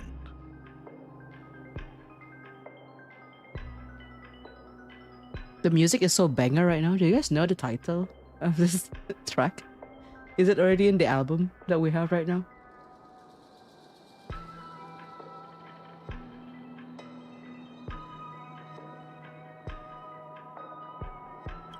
During that night of the blood-stained games, a girl at death's door and an imagination she created followed the trail of the Herald of Death all the way to Dovebrook.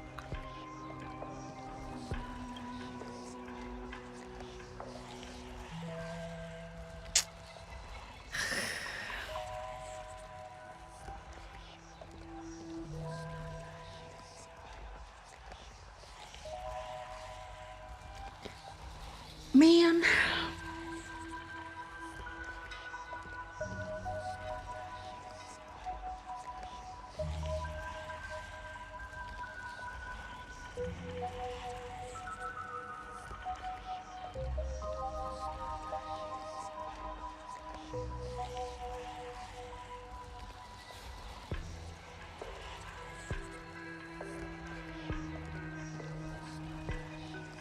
Oh, our Himiko also has the weathering curse thingy on her leg.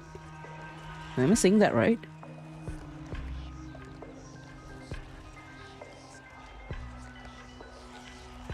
He's gonna need to actually provide source. Source, he made it up.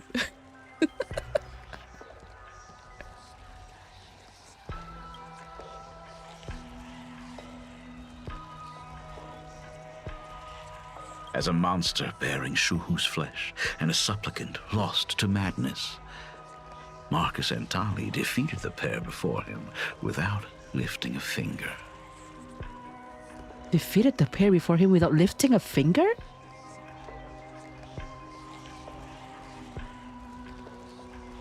Driven by pure instinct, he slowly closed in on them. He intended to use their very lives as pigment to paint a new bloody bloom.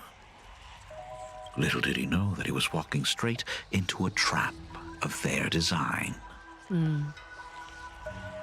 They'll crash him down with the mecha The or moment something. he drew near, a massive iron fist was imaginated from the sky above. It crashed down and crushed him to dust. Heck yeah. It was the night of July 22nd, 1984, of the Arcadian calendar. A colossal shockwave radiating from Dovebrook District shook the earth. As the dust settled, a strange urban legend found its way into every corner of the world.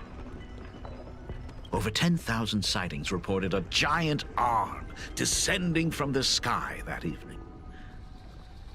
In the hours that followed, the Department of Aberration Defense confirmed that the Herald of Death was completely incapacitated. Theories were endless. Was it a divine act by Aha? Or a weapon built by the IPC? No one knew for sure. Yet the silhouette of that giant remained etched in every mind as a testament to heroism. It was just an arm. Yet beneath the brush of a girl who yearned for the stars, it became an extension of humanity's reach. The girl achieved her dream, and the stars set sail once more. Truly a most romantic fairy tale. And now, unfortunately, I have to destroy this fairy tale myself. Bro. You wanna harm Himiko? Don't do that. Look at her. She's so perfect. Don't lay a finger on her. You don't believe me? I have no idea who you truly are. But that little girl who longed for trailblazing, my frail and sickly daughter. From the very beginning, Himeko never left Plain Arcadia. That is not something you should joke about.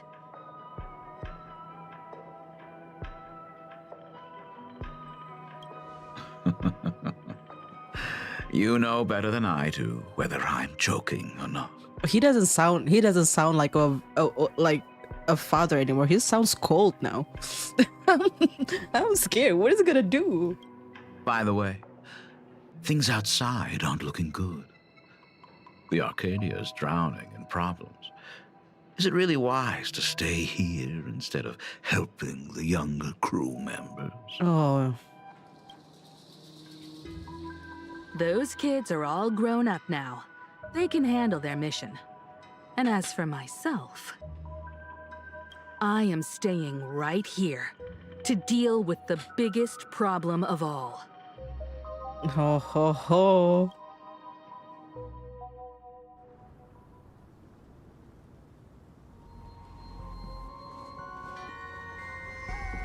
She's so sad.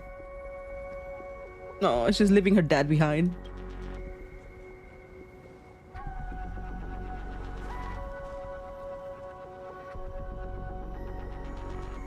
Are you intending to stay here until the outcome is revealed?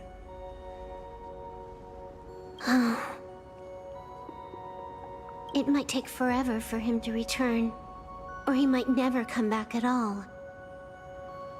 No, he's coming back now. His banner is up. Or maybe, if I just complain and say, I wish Blade were here, he'll just show up. Oh.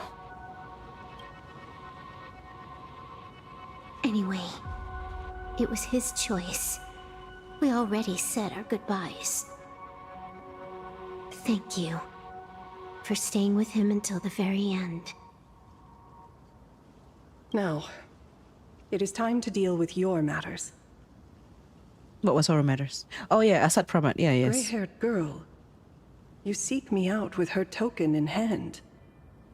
What is it that you desire? I've already told you why I'm here. Already told me? Oh!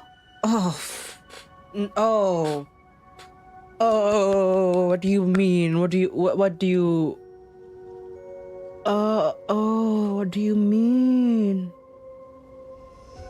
Oh, what do you mean? That was not Graphia that we saw? That was... Oh, of course it was not Graphia that we saw. Oh. I'm so tired of this. Our first meeting was just before we took the boat here. Oh. Oh my gosh.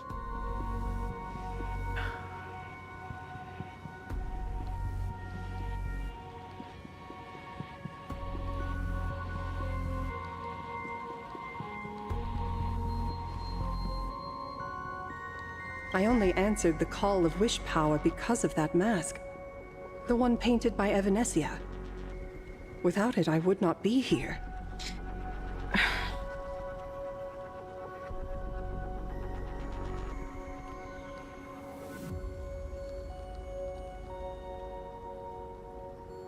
That's so fucked up. So, who is this me you speak of? Oh. Me, of course. Oh. If he's here and he's with Himiko, which one is he? Not you again. Excuse A me. meanie will always be a meanie.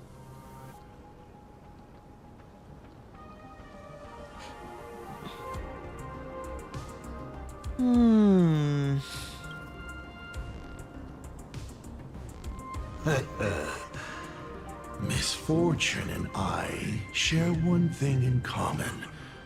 We both enjoy dropping in uninvited. A reunion after 1,000 years.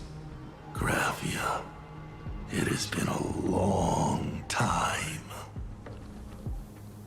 Asat Pramad. So you finally showed yourself, Lord Ravager. I knew it. This goes much deeper than I thought. Graphia's arch nemesis. Back at Ingford Hermitage, what you heard was only half the story. 1,000 years ago, amidst the ruins of Ahatopia, I found a baby girl on the verge of death. Ain't no way. What?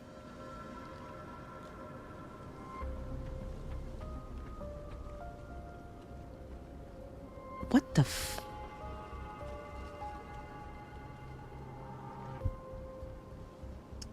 No. Her cold, lifeless body reminded me of the legend of Elation. Aha heard an infant cry and burst into laughter. Too bad I never did get the joke. So I came up with a much better one.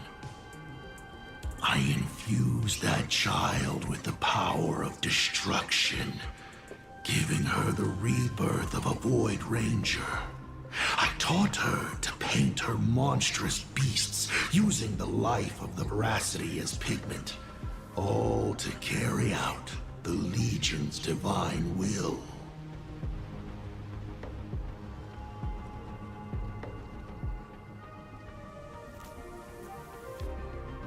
What?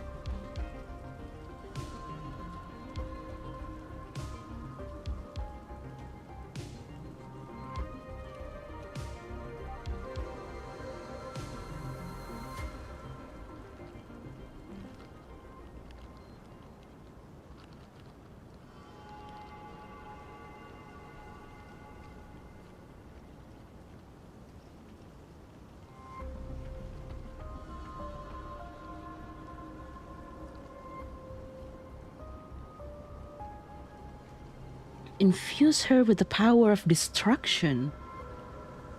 The rebirth of a Void Ranger.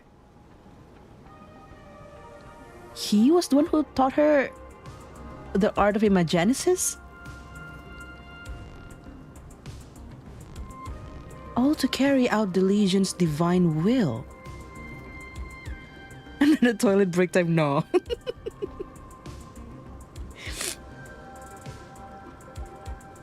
Graphia, your name was your commission. To paint the world and carve a trace of our lasting glory just before the world meets its destruction. Wait. What?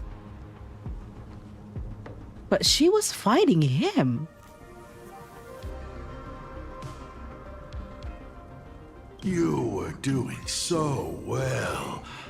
Right up until you saw that express crash. It gave you ideas, Graphia. Unrealistic, foolish ideas. Himeko has a trace of destruction in her. Since that day, I have had nothing to do with you or your destruction. Your failure began the moment you tried to destroy the Express. All you did was turn the spirit of the Nameless into a rallying cry for rebellion. I took the power you forced upon me and used it to save the innocent. You commanded me to record the end of worlds, but instead, I created a sanctuary. So, you think putting on a human mask makes you one of the trailblazers? How amusing. Look at yourselves. That weathering curse is still eating away at you and your kin. It is the inescapable price for being a child of destruction who dares to betray her fate. Ah, so the destruction theory is the right one. I see.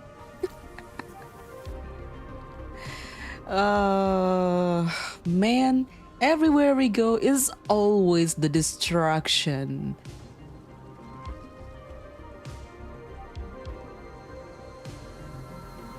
Himeko is a Void Ranger?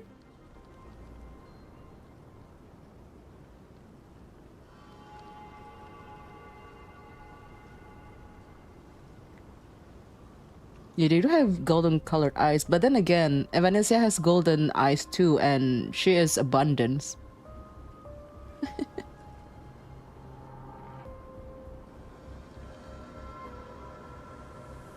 When in doubt is destruction, yeah, apparently.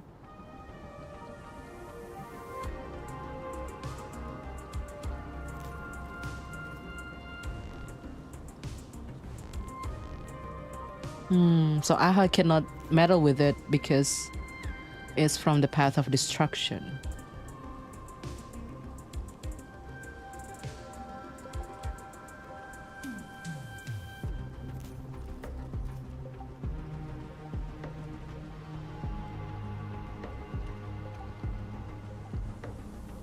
Graphia was reborn as a Void Ranger, quote unquote Void Ranger.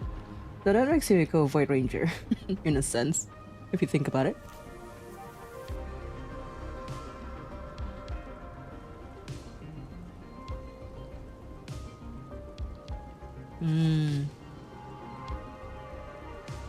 Okay. World and canvas? A total disaster. Yet you still tried to dress it up as a victory. Do you know why I haven't spared Ahatopia a single glance for an entire millennium? Because you bore me. Ah. Okay. But now, things have changed. Someone far more interesting than you has returned. And unlike you, she is the real deal. A genuine nameless. Okay. You guys who play with male Trailblazer, did he say he is a real deal or is still a she?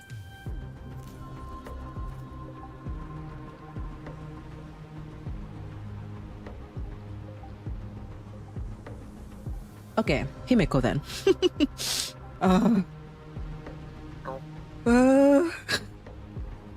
So it's like a rivalry between father and daughter. A millennia ago it was Asat Pramat and Gravia. This time it's Ryusuke and Himeko.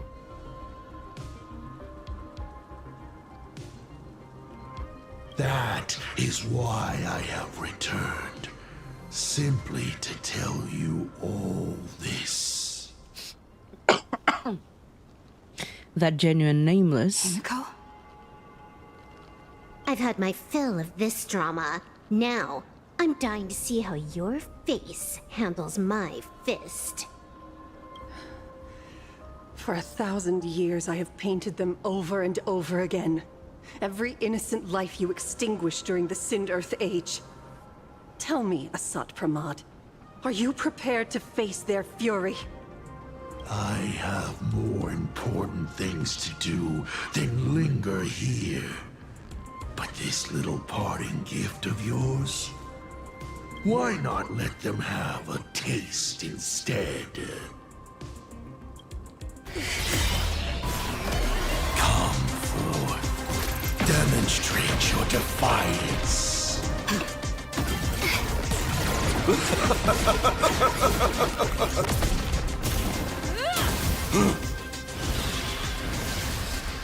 Is it over? Of course not.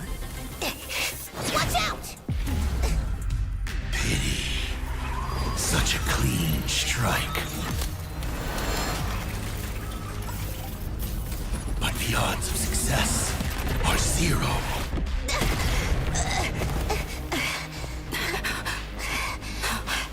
The restraint check failed? A 1 in 10,000 chance. The moment I cast the dice, the outcome is fixed. Oh. Remove the mask, protagonist. It doesn't suit you. Oh. As for you, your end is decided. Farewell. Sorry. I have failed. Holy shit. Minions of destruction! I will drive you all from this world! We must force her back to her senses.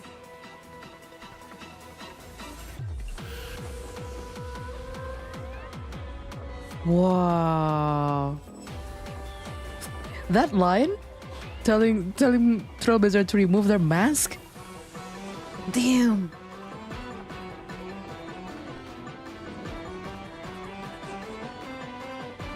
Oh, that's the train. Feeling tired already? Let me see that. Moratagraphia founding artists.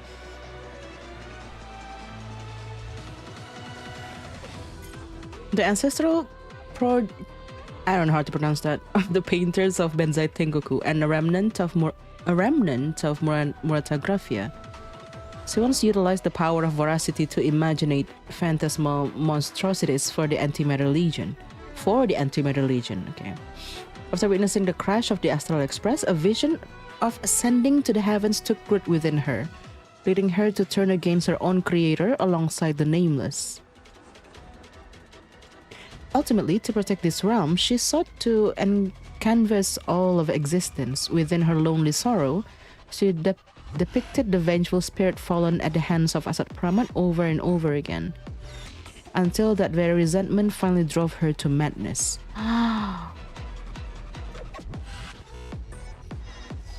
Within her lonely sorrow, she depicted the vengeful spirits fallen at the hands of Hasad Pramat over and over again, until that very resentment finally drove her to madness. Oh.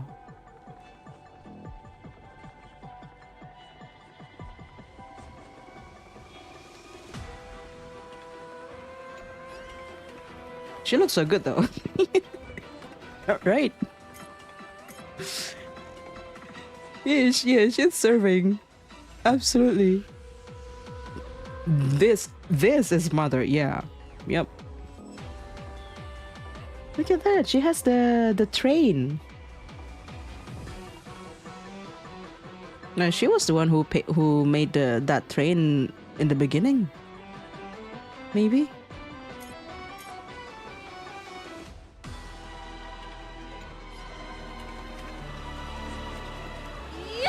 Oh, that's one. Well, not one time speed. Fury of the dead! Memories too. It all dies. So beautiful! Do we have to go full force? Of course not. That is exactly what that Mimi wants. Etched in your bone. Yeah, just tickle her a little bit. Stand in position. Select injure flame, recover was good one. Target inflicted with grudge ablaze must select injure flames or extinguish flames when taking action. What does that mean? Injure flames, skip this turn, gain the fortitude effect. If extinguished, then has a chance to immediately dispel the debuff and takes fire damage when not dispelled. Has a chance to immediately dispel it. Okay.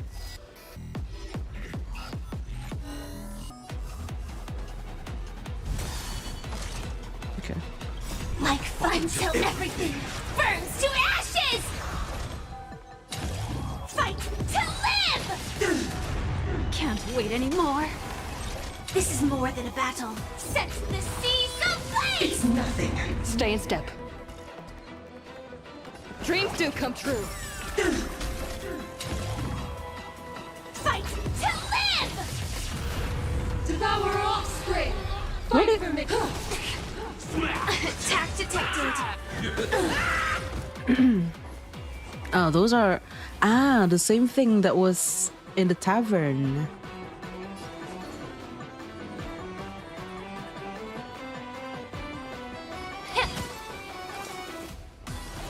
Etched in your bones.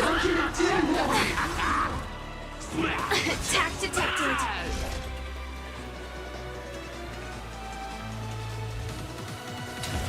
Set the seas ablaze!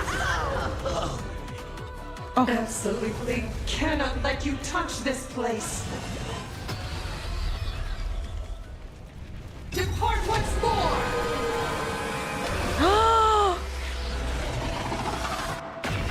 Hello? We need to finish this fast and catch up to Asat Pramod. Looks like I have to use level 999 one more time.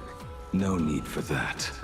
If a sword is needed, let it be mine. Blade! Blade!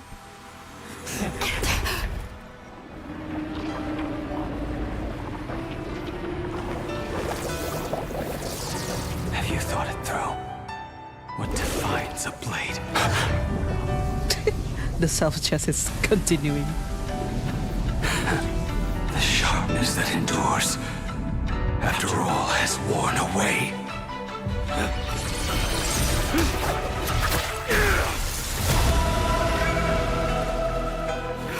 I shall take veracity as my forge, and abundance as my iron.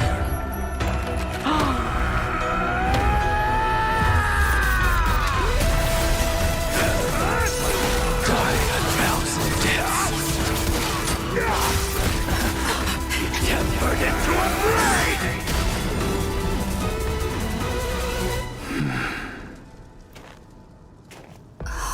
What? Not even a welcome back? Holy shit.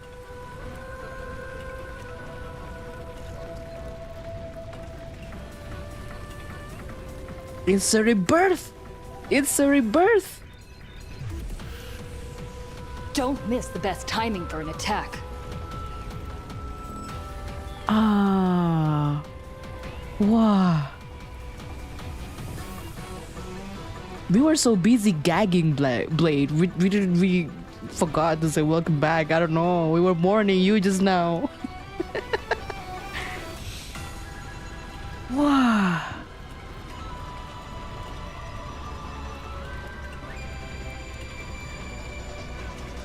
That's crazy. Don't hesitate. Slay her inner demons with this forged blade. Alright? You will serve as the tempering fire! No way! Blade! You answered my prayers! Oh. 1 in 10 chance of survival. I choose to survive. Heck yeah. Don't miss the best timing for an attack. Oh, this is so awesome. Dreams do come true. Allow me to purge the root of the Why are these two dance partners? What happened to them? Oh, they're still in. What happened to them? Unremovable. Okay, good luck with that. It's nothing. The truth for everything in this world is bleeding. Any last words? I already forgot. Recover 1 skill point, skip this turn, and gain fortitude. Let's do that then. Okay. Devour offspring! Fight for me! What happened to her? This is Assad Pramad's handiwork. We have to bring her to her senses first. Let's see. The little guys. God Devourer offspring. God Devourer offspring. Oh, made from veracity. A monster's legion created from Assad Pramad's split veracity power. Assad Pramad's split veracity power. Now the prototype of the Imagine. Assad Pramad sends within the dormant core from Ahatopia an unending hunger tied to the veracity, whose pulsation resonated closely with the path of destruction. What? Amused by this restless force, he began his dark creation, erasing humans' heads, leaving only grinning, devouring mouths that howl, demand, and consume without end.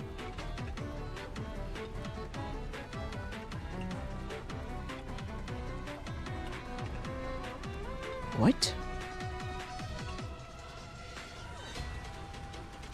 An unending hunger tied to the veracity, but it resonated closely with the path of destruction. March is rambling to hold some merit.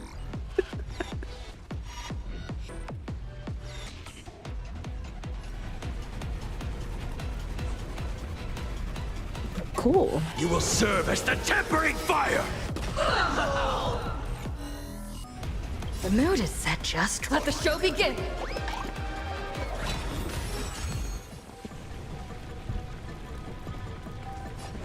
Dreams do come true.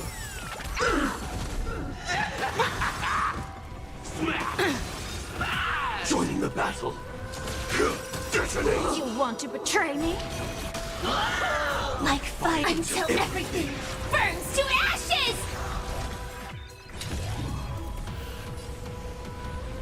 Oh, dang, that's a bit. Memories too. It all does. So beautiful! Okay, Set the fine. seas ablaze! Oh. Absolutely cannot let you touch.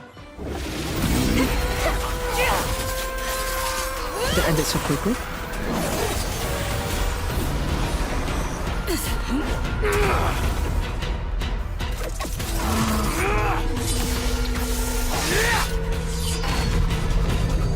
Whoa.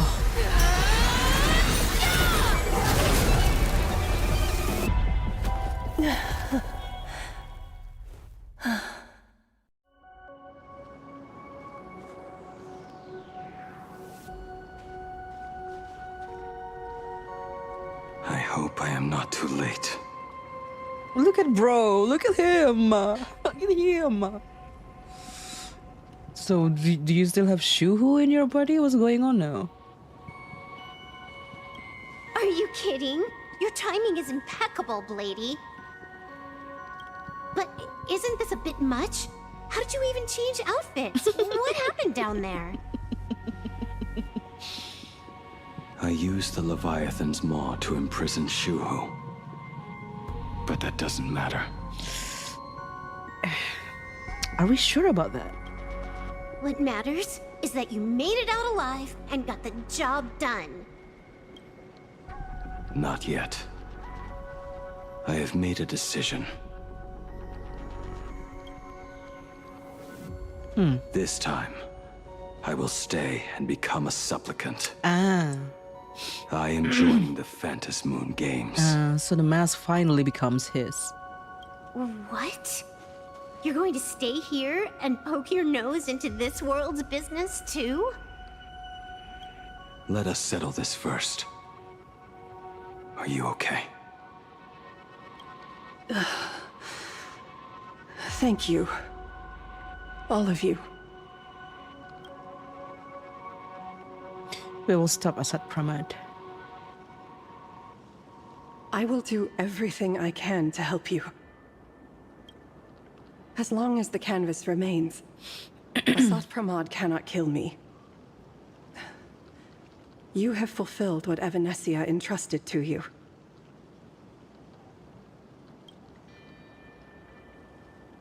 It was all me. For 1,000 years, I was the one obsessed with bearing every responsibility alone. Asat Pramad was right after all. I have been a ghost of 1,000 years past, arrogant enough to think my seal over the world and canvas was unbreakable. I really believed that accumulated wish power would be enough to strike him down when he returned. We are up against the same nightmare that survived a whole Sindearth age. The same monster that an entire era could not even overcome. Just how did he even sneak into the world in canvas? The first time I stepped into Inkford Hermitage, a strange Wispe tried to latch onto me, but it didn't succeed. Maybe that was the first step in Asat Pramad's plan to infiltrate this place. Then, he took on Graphia's form to tamper with my mask, and even taught me the way to summon the real Graphia. In the end, he got what he wanted. So, this guy has only been after one thing this whole time.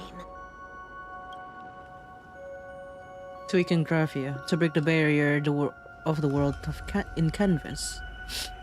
And to awaken the husk of the veracity. We need to leave this place as soon as possible. The giant maw that swallowed me is starting to stir. But he mentioned he had something more important to do. What is that even supposed to mean? He has so much on his plate, no way he can split himself into pieces and handle everything at once, right? Unless... 1,000 years ago, the demon lord from beyond invaded Ahatopia. The power he unleashed was beyond all comprehension. He could appear in places thousands of miles apart at the exact same time, as if he possessed countless incarnations. What? What? He said he was meeting a genuine nameless. Oh, Himeko run. No, Himeko's not gonna run. Himeko, she's in trouble. Took them a while. The biggest problem? Do you mean me? You said that classroom was a secret place of your own creation, yet Fullwish seemed to know everything about it. You are far too familiar with the Express, yet there is no way my father could have ever set foot on it. And another thing, when we first met up earlier, you said it had been 15 years.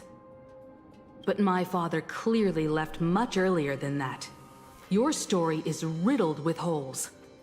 Or rather, you never even intended to pretend. You are the only person I can never seem to lie to. And about that last point, it was just a slip of the tongue.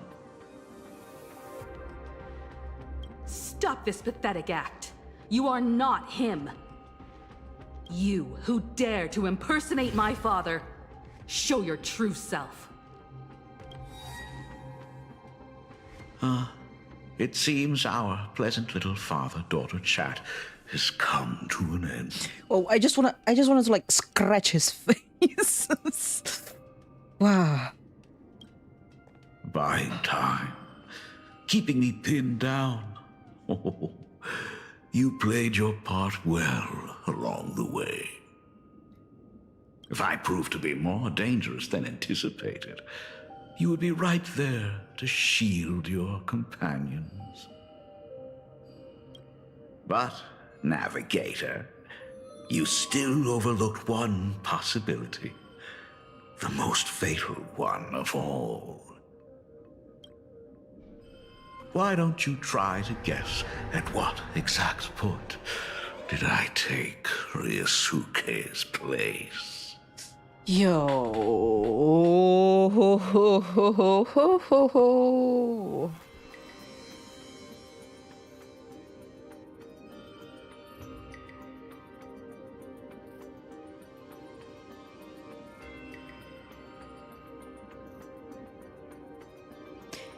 This is so fucked up.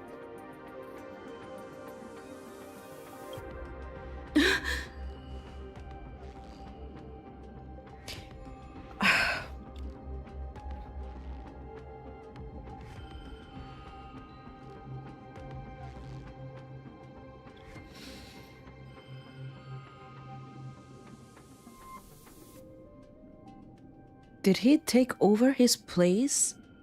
Or he has always been Assad Pramat since the beginning, which is even more fucked up.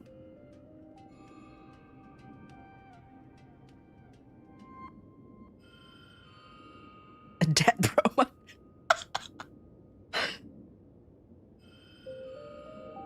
It happened on the day that man, in his desperate search for the source of the weathering curse, thank God. to save his family, was destroyed by me. Okay, this is better. At least he was replaced at one point. Whoa.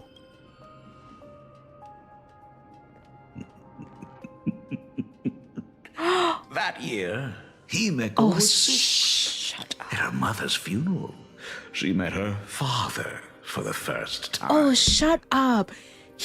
Oh.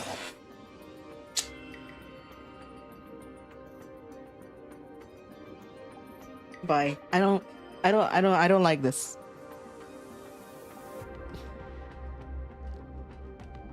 From the very first time Himeko knew of her father, it had always been Assad Pramat. That is so fucked up.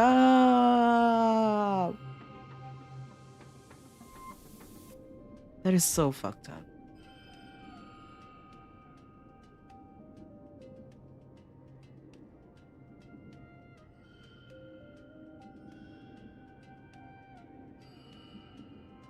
That is so fucked up. He told all those bedtime stories to Himeko back then, planting the seed so that she would dream to become a nameless. All that has been leading up to this moment. Oh, fuck this, man. Fuck, this is so fucked up. Wow.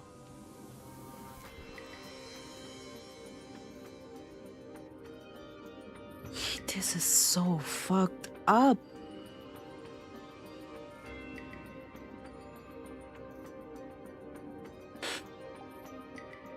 Her entire childhood with her father is a lie.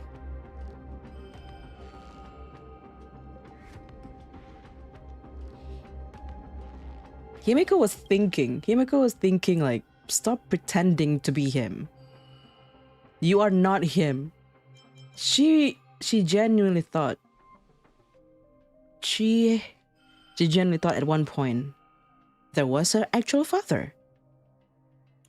Stop this pathetic act. You are not him. I'm so angry right now. Wow. She never knew her dad, yeah. Oh, whoa.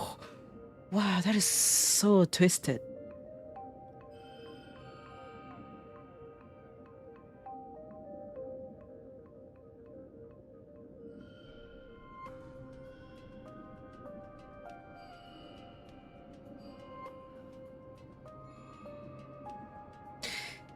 And he returned when Himiko's mother passed away. Because if he returned earlier, then probably the mother would have like noticed something different, right? Because for Himiko, that was the first time she met him and she was 6. But the mother would have noticed if like her husband was a little bit different than usual. That is so fucked up.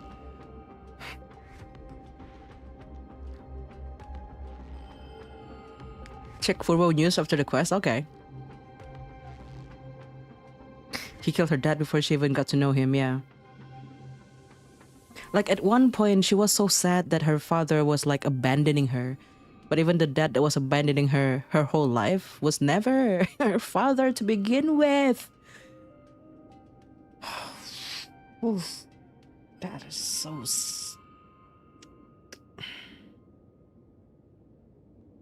It's even worse. Yeah. Started all the way back.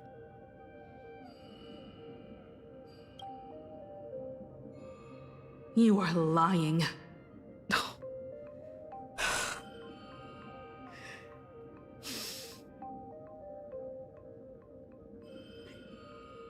No.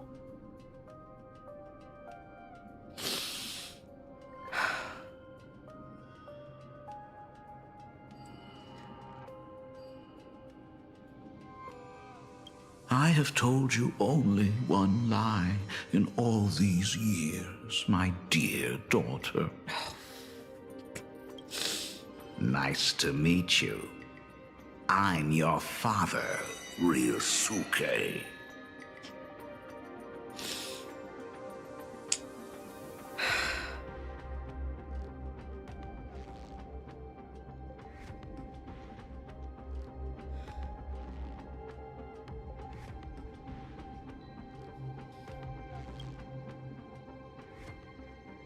All that effort, all those years spent by my side. What are you really planning? This is so fucked up. Even I find it hard to tell what goes on in this head of mine sometimes. Shut your mouth.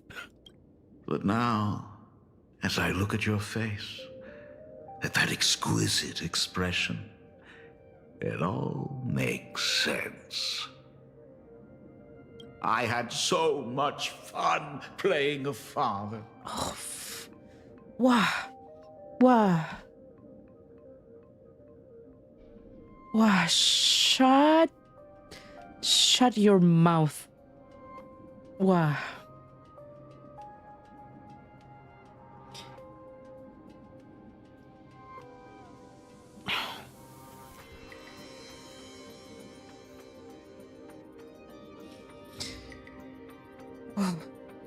Wow. I am so angry right now. And the best part, That was not even the most fun I have had today. Hey, can you hear me? Someone who looks like a Sopramod just showed up at the tavern. We are under attack by Asad Pramad. Don Hung and I will do everything we can to cover Yao Guang. Oh, they're gonna end the story just here, right? They'll show the cutscene and then like, done. Oh. I've played along this far, so why not make it interesting? Let us add a dash of red to our little opening act. Oh. You have proven your theory by tearing off the mask of Ryosuke. As a courtesy, it's now time to strip away your disguise. Oh, I hate him. Stop, don't laugh. Don't laugh. The ugliest lie of the Trailblaze. The truth that has been hidden for 15 years.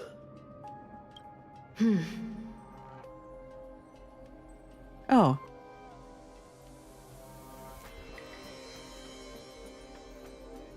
Oh, do I want to know this?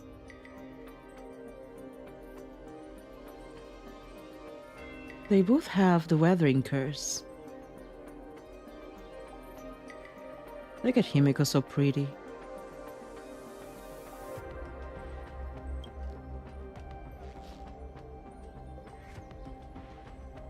When the Phantom Moon is full again, I will be there as I have promised. I see. I will come back with so many stories to tell you. The girl looked up at the stars, but in her heart, she was terrified of setting out. She was afraid of the universe, and even more, she was afraid of the weight of responsibility.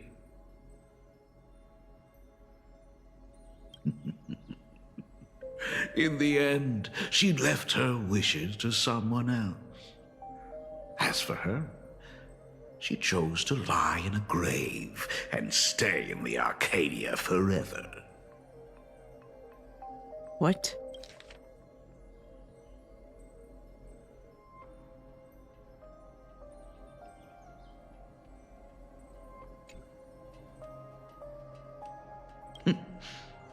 Ryosuke's daughter Himiko is long dead. When she saw how vast the stars really were, she ran away. Oh, the mockery in his voice. Oh, I hate him so much. I hate him so much. Don't talk about Himiko like that.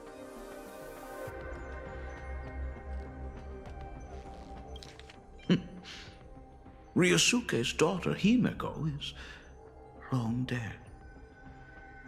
When she saw how vast the stars really were, she ran away. Wow, I hate him. I hate him.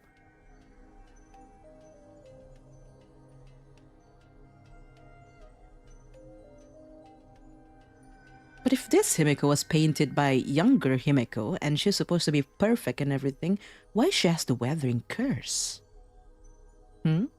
Just as the Trailblaze will always converge with the destruction, culminating in awe-inspiring obliteration.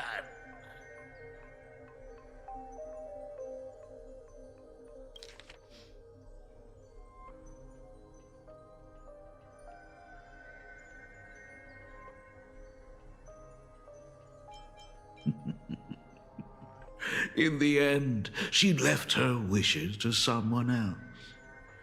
As for her, she chose to lie in a grave and stay in the Arcadia forever.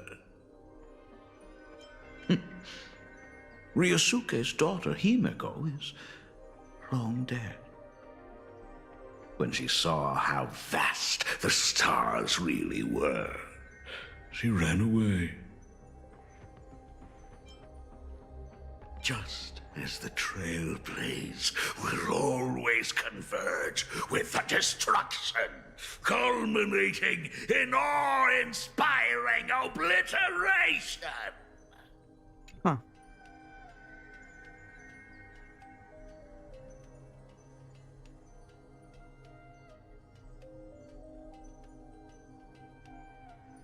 Huh? Okay, tell me, Ryusuke, what is it? Oh, no more. Okay, fine.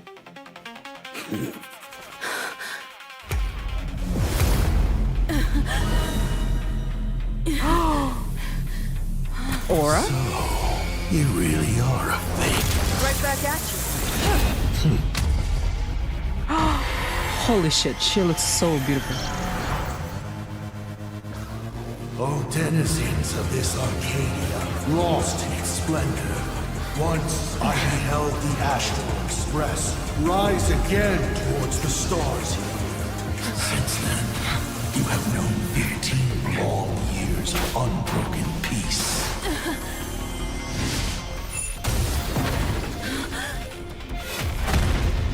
No. It's been a while, old friend.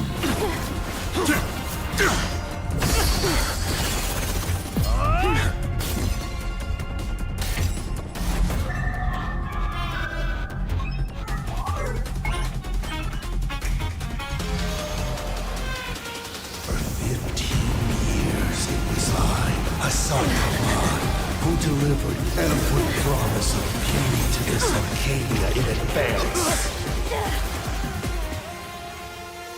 Now, please indulge in these long overdue surprises.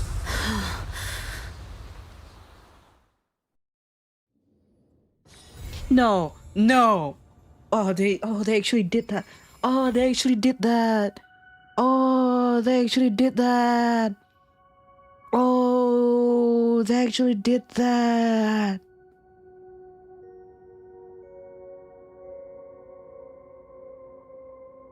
Oh, I was joking. I was.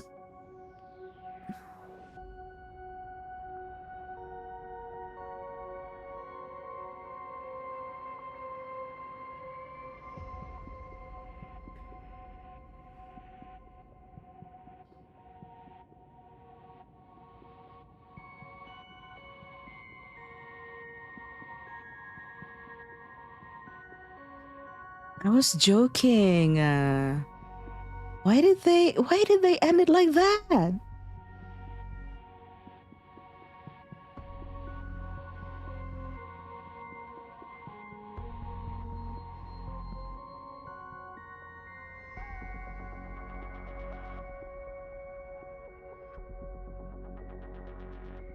Sunday going to be so confused when he wakes up. So true. So true. Welt told him to take a nap.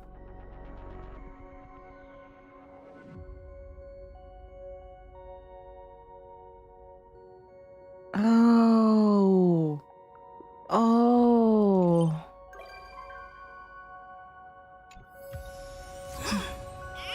The founding artist. Ah, okay.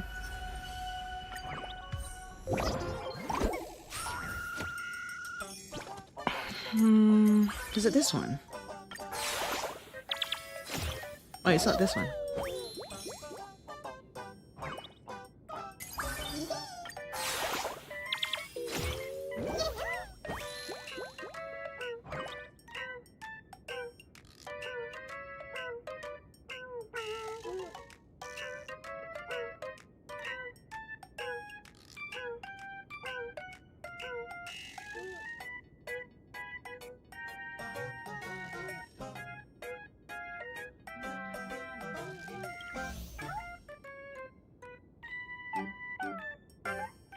Lord Ravager interview.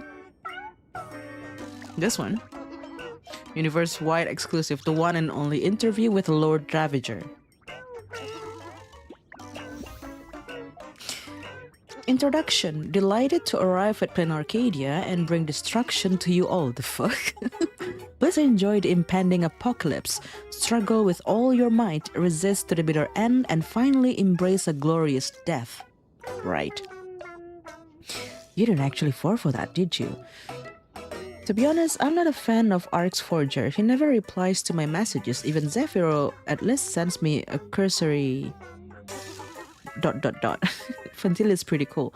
She always sends a bunch of stickers at once, then say something snarky like, "Hey, Dice Head, stop spamming the work group chat with photos of your daughter." Shut up. Shut up. Shut up. Shut up.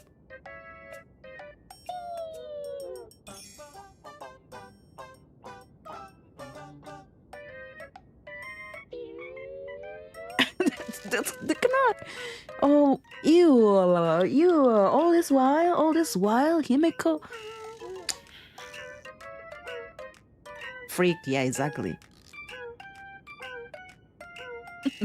Another warm and sunny day in paradise, gazing upon the portraits showing the president's wise and noble visage, the Furbus couldn't help but wonder this. If they could investigate and uncover intel on Asad Pramat before the boss did, then she would surely recognize their professionalism, be moved to tears, and give them a promotion and a rise. A raise. Race, yeah. But where to find him? Just as the Furbus were deep in thought about this, knock, knock, knock, a series of strange knocking sounds shattered the silence. Then, from the direction opposite the knocking, a terrifying whisper came from behind the Furbus. Looking for me? What the heck? Oh, it's actually an interview with him.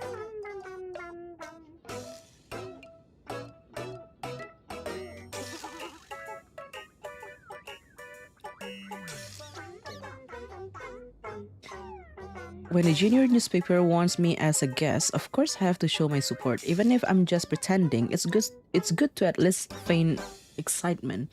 You are the very first newspaper in the entire universe to interview a Lord Ravager. What, no interview outline? No worries, I've already thought one up for you. Does Lord Ravager scroll through short videos after work?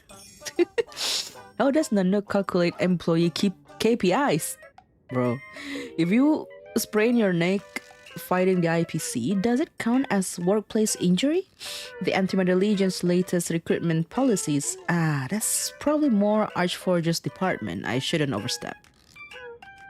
Drop the act already. I already heard that Lord Ravagers eat children when they're hungry. You're here to silence us and turn us into Furbo Hotpot, aren't you? That box in your hand, it smells so good. It can only be Hotpot base. This is a half-price seafood hotpot from the supermarket. Been so swamped lately that I don't have the time to cook. So with this, I just microwave it and that's dinner ready. What the heck, man?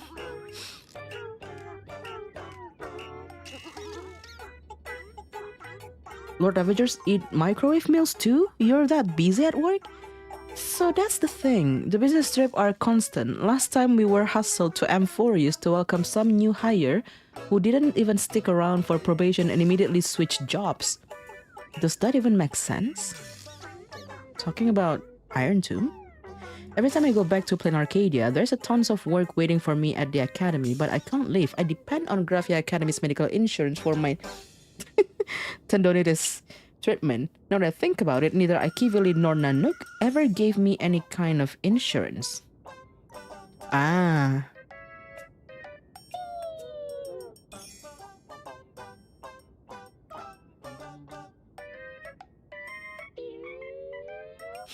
Why was he talking about finance? They were going to Amphorius to watch the birth of Iron Tomb, no?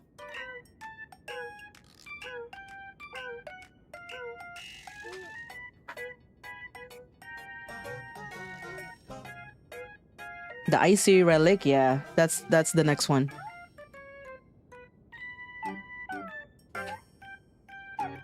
Boo-hoo, I feel you. The former president also milked our labor. We're all wage slaves in this world. Our lives are even more bitter than wormwood weeds.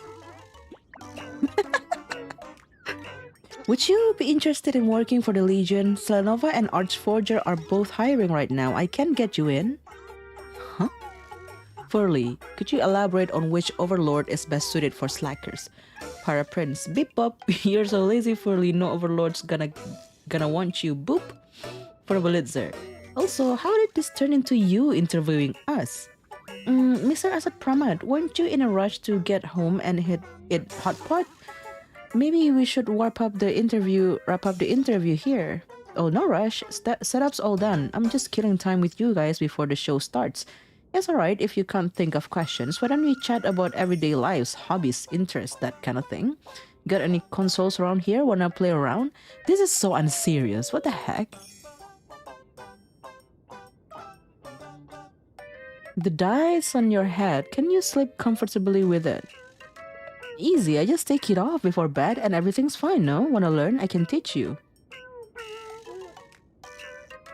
What's your favorite food?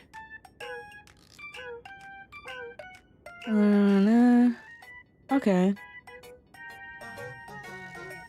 Open face cheese pie from Syracuse 3. The seafood noodles at the Kraken Tavern.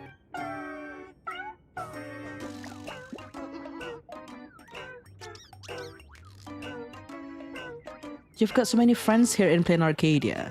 How come you still want to destroy it? Is there any contradiction between the two? Bro.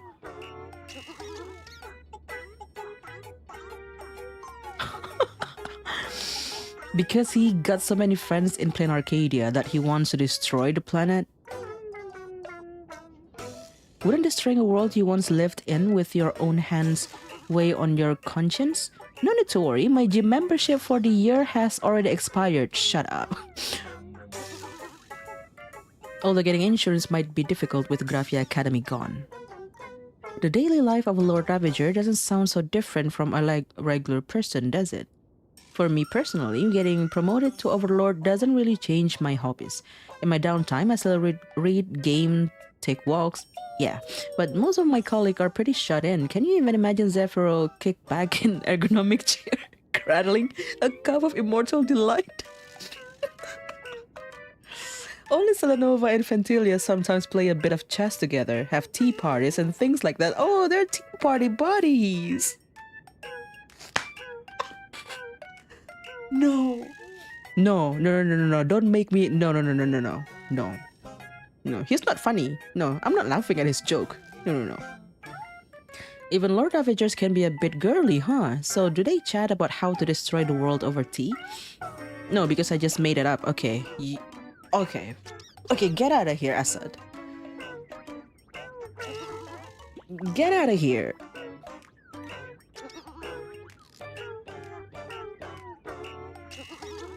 Okay. Book recommendation. Asad Pramat suddenly stands up, grabs his seafood hot pot, and gives the Furbos a bow. The young actors have finally taken their position. I, too, must return to enjoy my remaining time with my daughter. Oh.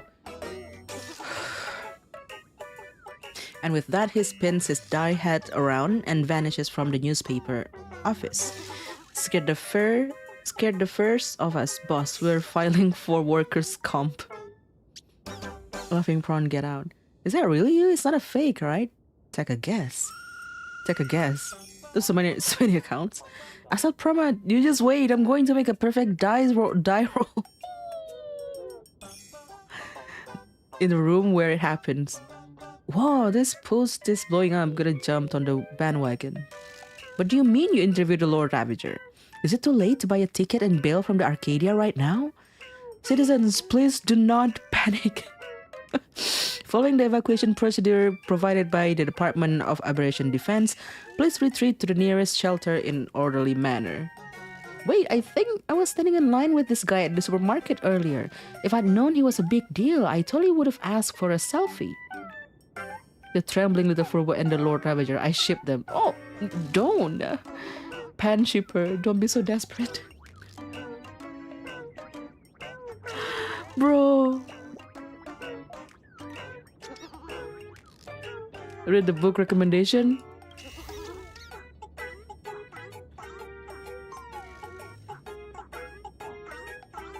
Let me see. Father-daughter relationship repair. Shut up.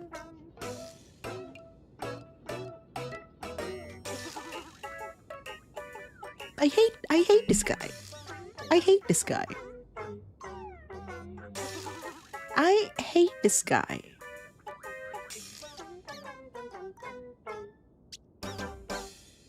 father-daughter relationship repair manual.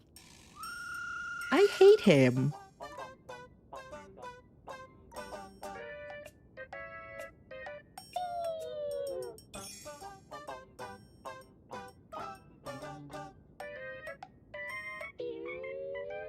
Fantilia inspired novel. Is this the Fantilia beside me?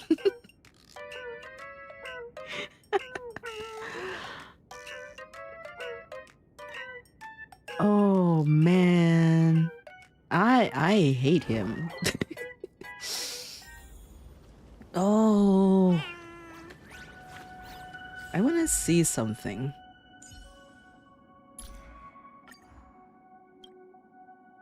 Okay.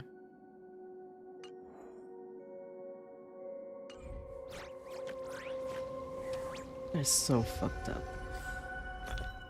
Okay, before we move on, I wanna see the cutscene again one last time. I need to see that again. I need that to be injected into my vein.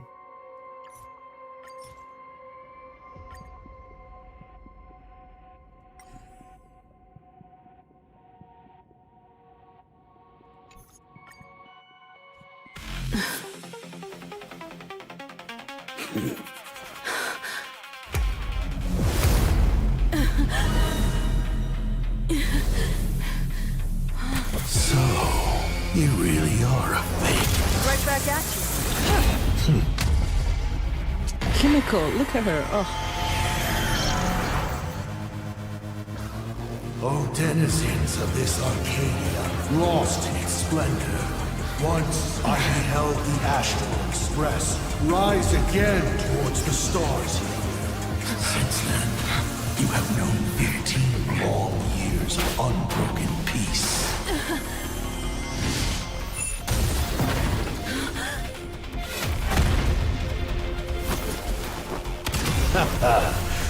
It's been a while, old friend. Oh, the...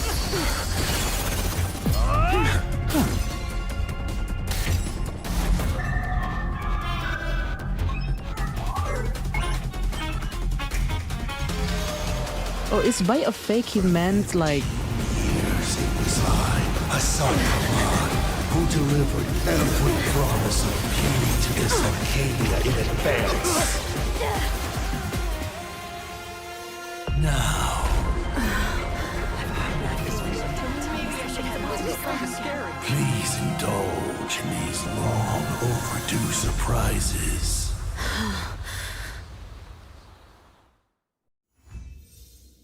Yeah, they should have put the pause function. So true. Maybe a fake that she was talking about, not necessarily Himiko being a fake, because there were multiple copies of Yaguang, Danheng, and Weld in that area, right? And one by one they disappeared. So maybe when he said a fake, it's like a projection of Himiko instead of like her physical self being there with him. And that's probably why Himiko was so, like, she was not worried to be alone with him.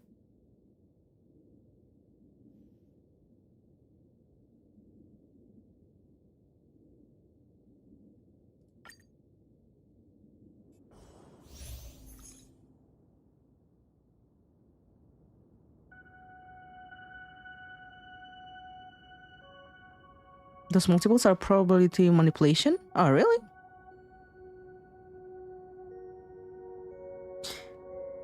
Yeah, cause Himiko, when he said that Himiko never left Plain Arcadia, she was so angry about it, right? Don't joke around about that kind of stuff.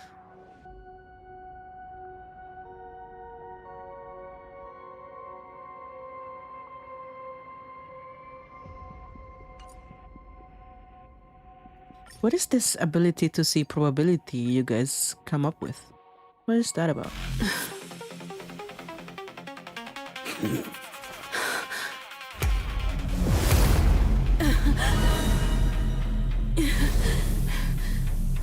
So, you really are a fake. Right back at you.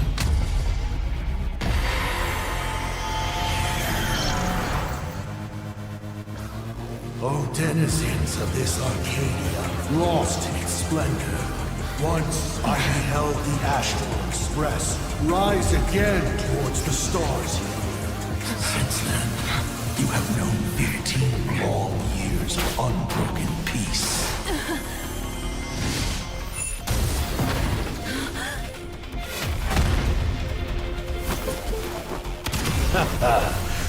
It's been a while, old friend. The symbols looks like icy symbols.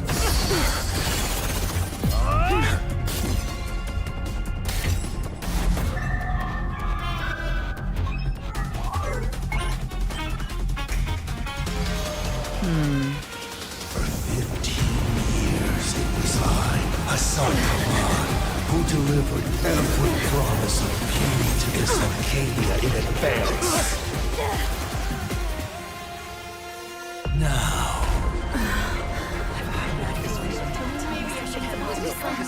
please indulge in these long overdue surprises.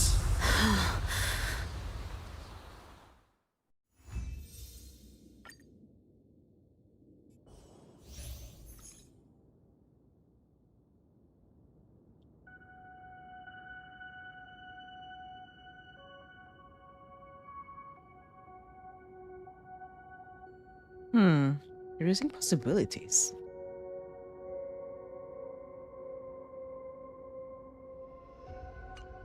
Okay.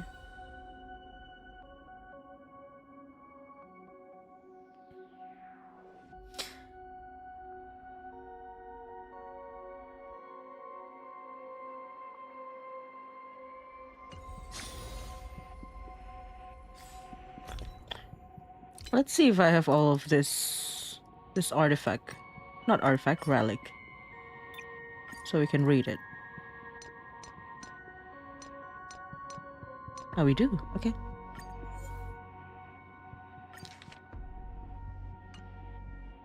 Tusk meticulously crafted by the navigator. He witnessed life being born from barren stardust and also saw destruction rise from the beyond.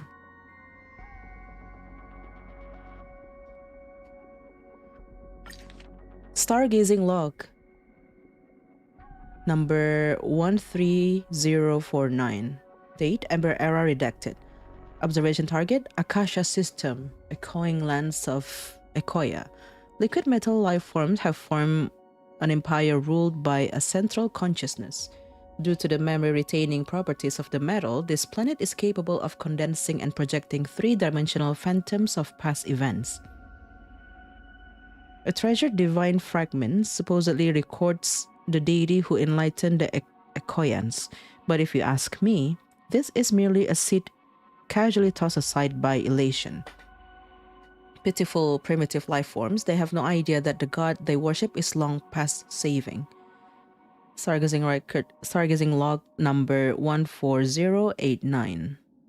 Observation target, Ori system, flavor source star. In this civilization, where eating is equated with beauty, the more you consume, the more resources you obtain. To cram in more food, stomach expansion surgery has somehow become trendy among the locals. Now, the more outrageous the food casting, the more it triggers a frenzy of imitation. I remember now, there were once a fool who brought a never-ending piece of flesh to the famine-stricken Oresians. Unsurprisingly, boundless elation turns people into beasts.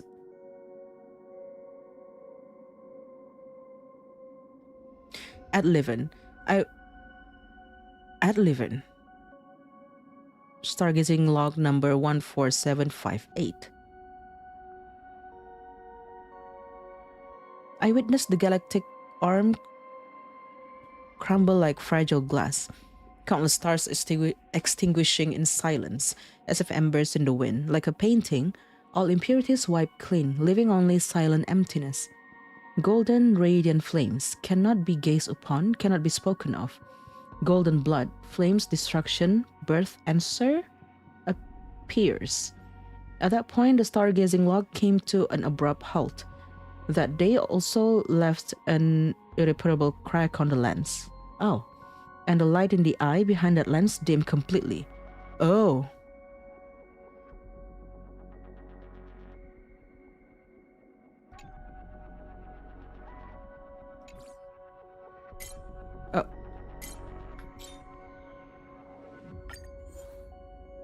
The navigator's die ring. Every spin poses a curious riddle. He seems to have played the game with many. Some walk away winners, others vanish without a trace. Every time he told a joke, he'd spin the ring of his, as if that die held a million wicked ideas. Even on the day Akivili disappeared, he had the mood to make jokes. He said, "What's the most important lesson from Akivili? Always buy insurance in advance. Get yourself covered and we keep on trailblazing." But why couldn't he laugh at his own joke? From the As I Saw It joke collection compiled by a certain Nameless.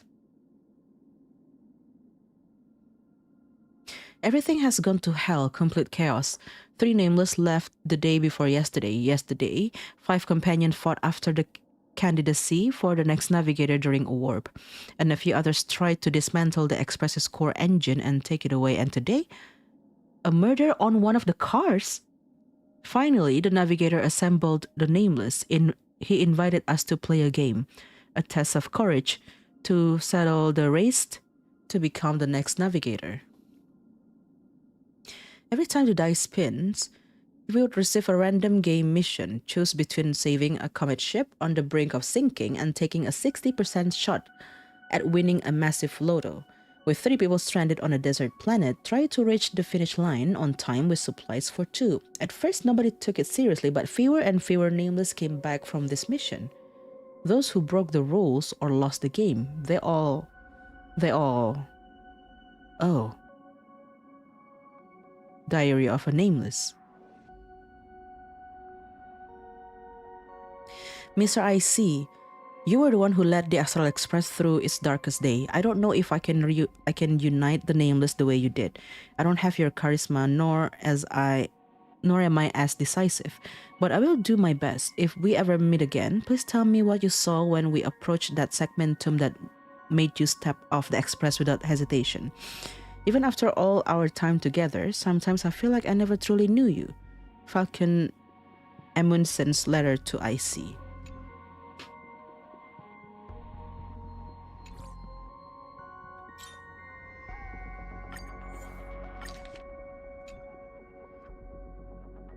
Wait, how do I scroll? How do I... Woven into the unassuming pattern on the navigator's uniform are intricate astral charts mapping every journey the Astral Express has ever taken. Oh! Each golden thread traces a voyage across the stars.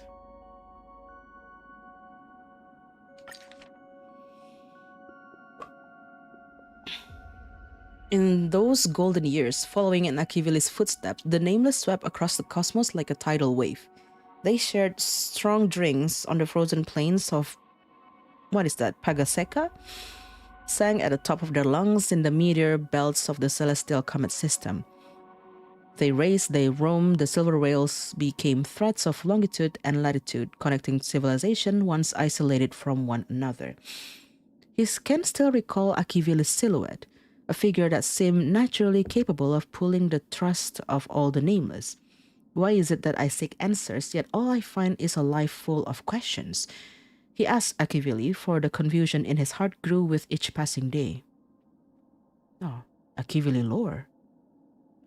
Akivili simply pointed to the distance where nothing existed, yet where all answers seemed to lie hidden. He charted every world on those astral charts with his own hands. He remembered the story of each world. Time and again he set out with hope, joining his fellow Nameless to aid worlds in crisis. Yet he had always discovered that after the danger passed, as these worlds grew accustomed to comfort, they began chasing more thrilling pleasures, reveling in decadence, descending into shameful spectacles. The dense clusters of stars turned into tiny dots on the star maps. When they grew ever closer to the edge of the cosmos, there he witnessed the fall of the god of the trailblaze. Oh.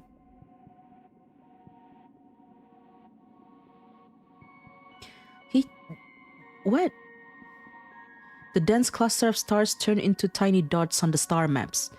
On the star map, when they grew ever closer to the edge of the cosmos, there he witnessed the fall of the god of Trailblaze. At the edge of the cosmos.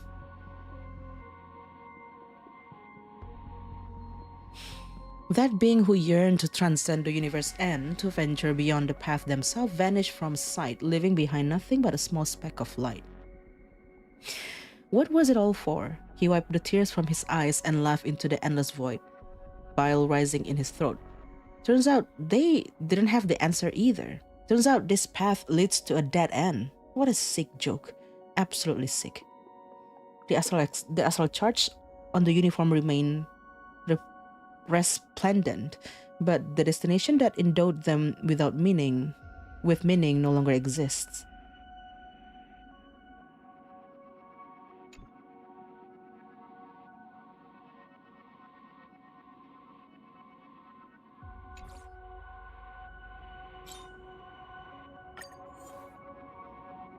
The navigator's tailor-made leather boots, rumored to possess a special magical power that guides their wearer to every place where they're decidedly not welcome. Hey, yo. Hey.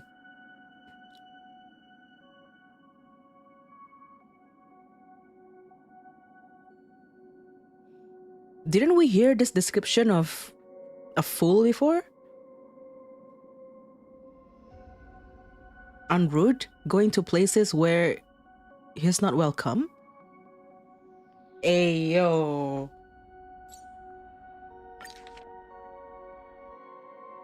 Dolly, have you heard of shoes that take you wherever you're not welcome? See, I'm wearing them right now, and that's how I had the pleasure of meeting you all. When Icy first boarded the Express, he'd perform his stand-up comedy routine every single night. Stand-up comedy? He always started with the shoes. They were either cursed by Aha or possessed some other unliftable magic. In short, it was all because of these mischievous kicks that he was dragged to places that didn't want him. I see. Tell us more about all those wild adventures of yours, the drunk nameless at the bar egged him on. Dolly let out a huff when he first showed up unannounced, refusing to leave the Express and pulling the massive pranks on the passenger. It was her goodwill that convinced her to let him stay. Guys, this story is gonna blow your minds. One day, I roll out of my blue velvet sheets, and 1 second I'm drinking soda, the next these cursed shoes drag me on this insane sprint. I ran through an erupting volcano, dove into pitch-black ocean depth, and shot up tens of thousands of feet into the sky. Cut to the chase already. So then, I got dragged into the abyss. At first, I thought it was a chesspit that stank to high heaven, but it was actually a massive maw.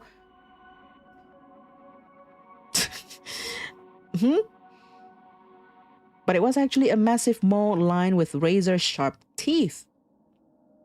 The veracity, huh? And then what? Then I rallied all my buddies and we chuck a sun right into that giant mouth and it goes hot, I'm burned. And rude as I see. So why did you board the Express? Dolly seemed to catch onto something and asked curiously. I told you, because the Express doesn't want me around. You think we're idiots? Tell the truth or you're not getting off that stage. The young man on stage smiled, his gaze fixed on the starry sky outside the window. You really want to know? A spark of hope rekindled in his eyes. Wait till I find the true edge of the world, then I'll tell you.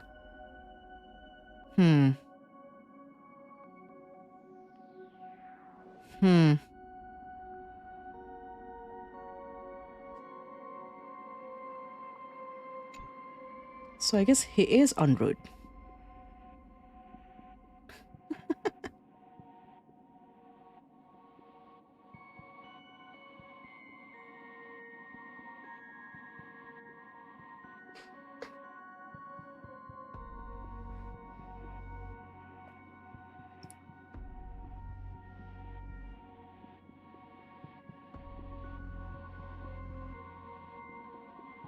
So what's crazy to me, the fact that Asad Pramat has been pretending to be Himiko's father from the very beginning, is the fact that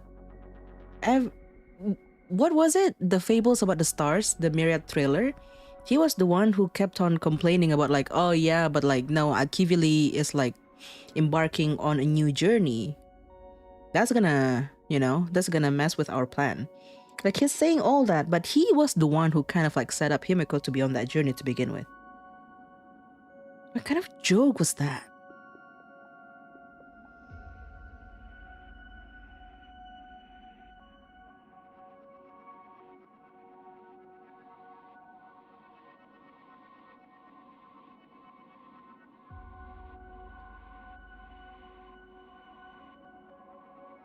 So why would Aha kill himself if Aha is Asat Pramat?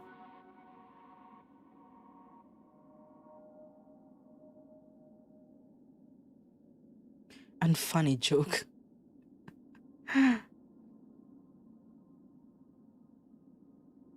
He wanted to prove wrong in his assumption about the trailblaze bringing no answer to him.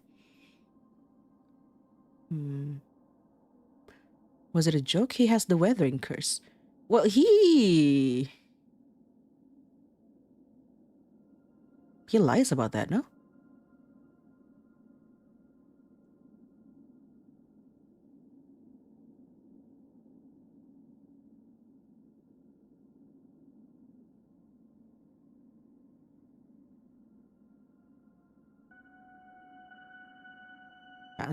That part is true. He did say he only told Himiko one lie.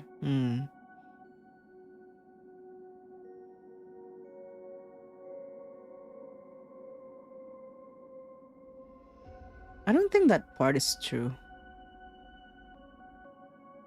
I think him saying that he has a weathering curse is a lie.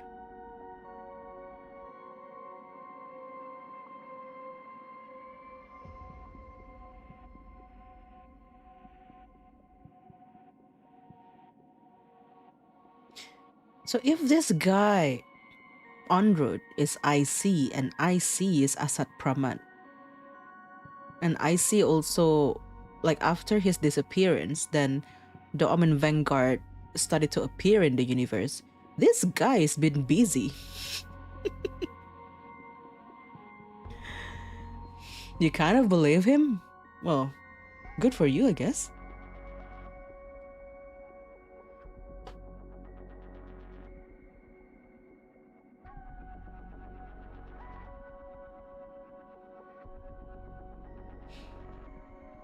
He was lying all this while to Himiko. I don't think like him saying that the only lie he's ever told Himiko was that he was her father.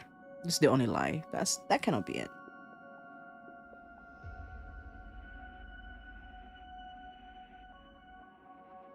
Because Himiko already clocked him from the beginning, right? When he said that it's been 15 years. It's been longer than that. So he was lying about that too.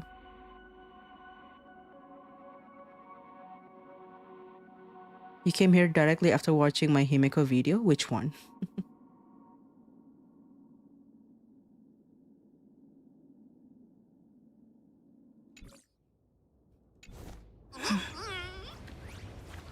See, I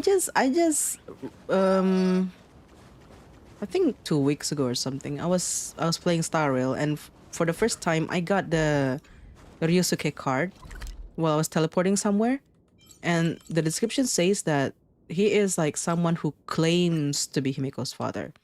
And I was like, what? I thought we resolved that claim a while ago. But turns out the description was still that. So I was like, oh, this man is still suspicious.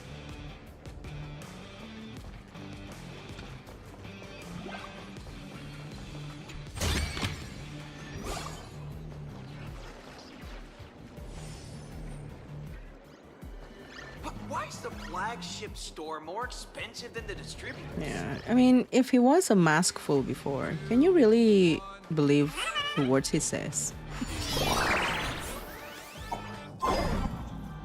Believing a Lord Ravager only tells one lie is actually kinda ironic.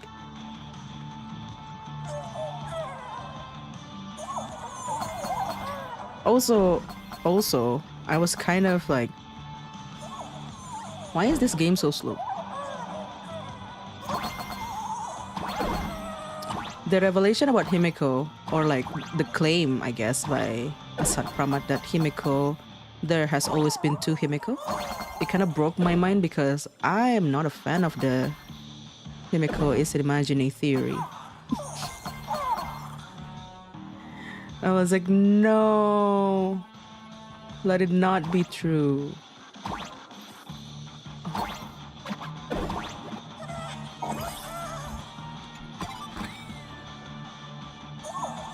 And people are like coming at me saying like, oh, what's the problem with her being an imagining? Is it wrong for her to be an imagining? I don't, that's not what I meant. It's like this, you know.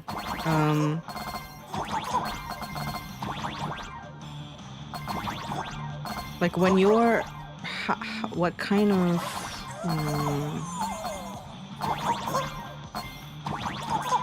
it's kind of like you think you know her to be of something, but for that to be suddenly like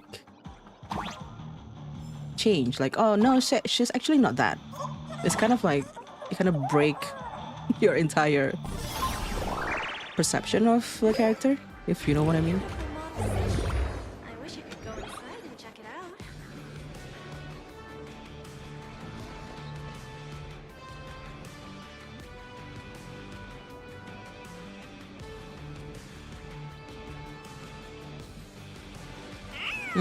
Here is a good point though. How did Himeko beat the Herald of Death as a 16-year-old?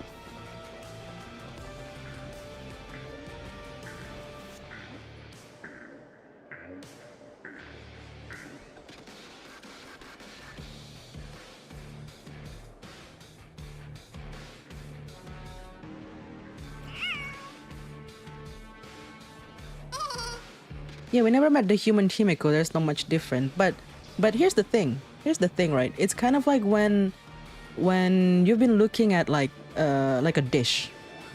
Think of like a something made of like meat. A meat kind of like dish, whatever. I don't know. But then turns out it's not made of meat at all. It's made of tofu because it's a vegetarian. So all this while you've been looking at this pretty picture of like this dish made out of meat, but then later on they reveal to you, oh, it's not actually made out of meat, it's made of tofu. And you're like, what? You know what I mean? It's not like one is better than the other.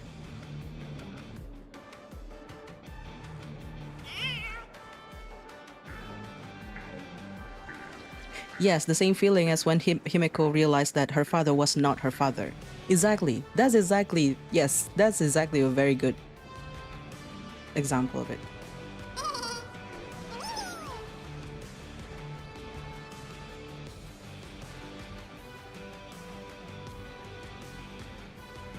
You know, Himeko is tofu.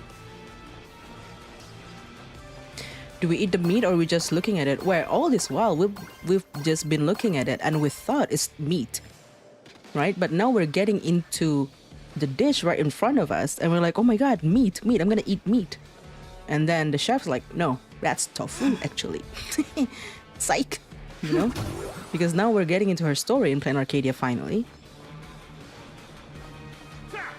It's just a me thing. If that ends up being true, I would have time to adjust to that. I feel like Mechatrons with cat ears would really take off.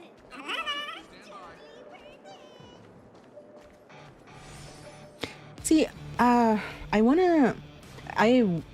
if only we could pause the cutscene because I see patterns on the mecha.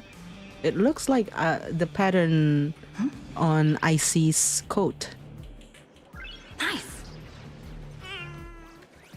If the tofu and meat were both good, I'd say there is no problem. So that's why I said it's a me thing. That's why I said it's a me thing. Because I have to adjust to that. And I kind of like have a thing after setting on to something, then switching it to another thing is like, it's kind of hard to adjust to changes for me personally. So it's a me thing. But I've said this before and like some people just didn't get it. Keep complaining like, What's the problem? Being imaginary is not bad. I didn't say it was bad. But yeah, anyway. If that ends up being true, then it is what it is. Then probably it's the Trailblaze power that is keeping her alive outside of Plain Arcadia without the wish power, I guess. Because how else can you explain an Imagine being so far away from Plain Arcadia and like being okay and not dying like all the Imagine dying at the, you know, at that Hermitage Hotel or whatever.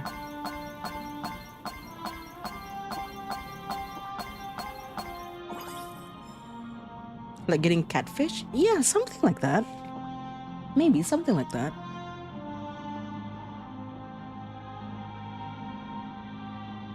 Hmm.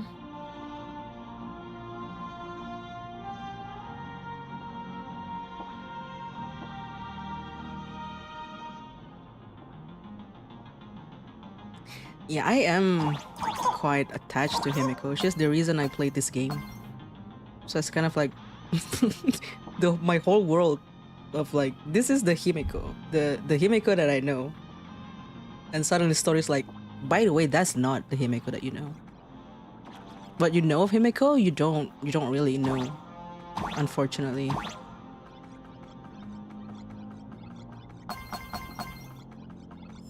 But if like, you know, but if like, this Imagines, right? Because I guess because of the censorship, but there are likely like the yokai in the Japanese folklore.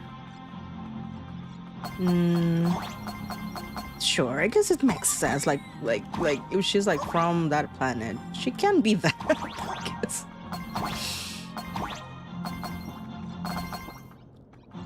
I just have to get used to that. And her being an Imagine, and if her life is really sustained by the Trailblaze power, then that means she's immortal, which solves another problem that have thought about Himiko's impending mortality. Oh.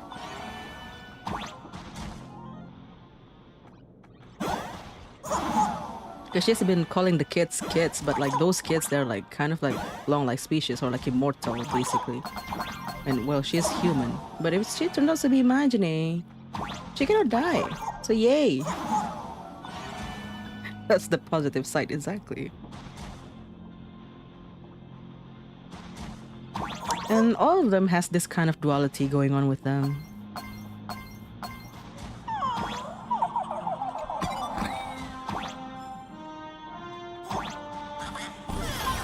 So Himiko having a younger version of herself that stays in Plain Arcadia would place into that duality thing. So this is what happened to all the money I gave to Perlux Corp. That doesn't conflict with how she portrays herself before. It's just me thinking like, oh, she's not human. I just have to make peace with that. It has nothing to do with how she present herself before. I just didn't think it was a possibility.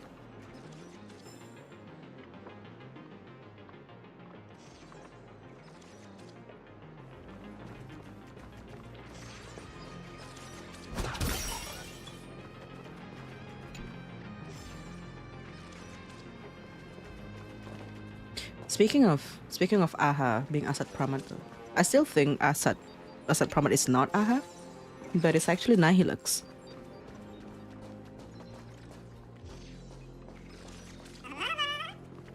Is at this point I don't have that many proof for it, but it's vibes.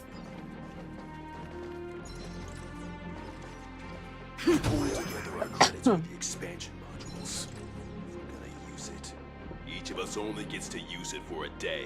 If she's immortal, it explains why in her story she says that she would see everyone entering and leaving the Express while her journey continues. Yeah. Nice.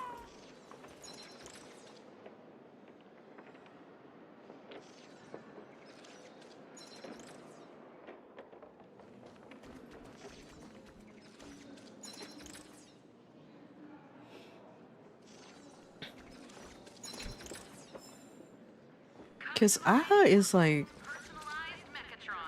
Aha is about elation, pursuing joy. Do you think that the Eon that seeks elation would be suicidal enough to want to kill themselves? How can I help you? Meow. Bye, TK. Take care.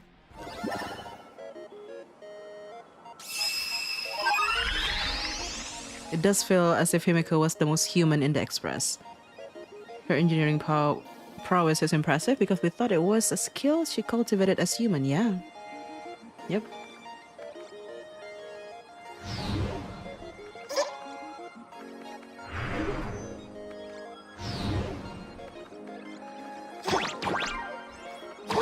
Oh wait, that's where I'm going.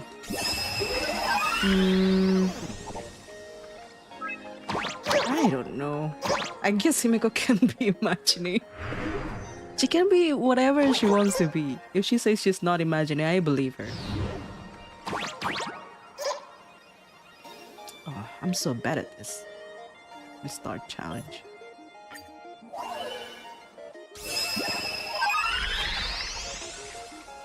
Yeah, imagine if like that's the case, like the real Himeko actually died long ago.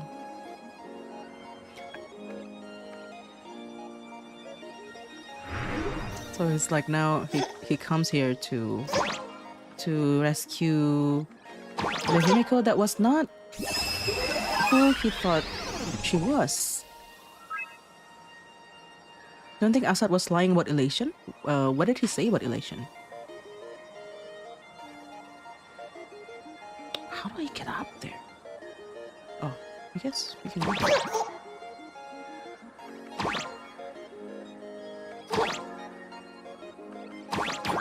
The real Himiko was good at imaginesis. Himiko did control the water at the school when fighting Sparks, you know? Let's upgrade all 2Ds. What? Oh, this is... Oh, that's not it. I have to go here first.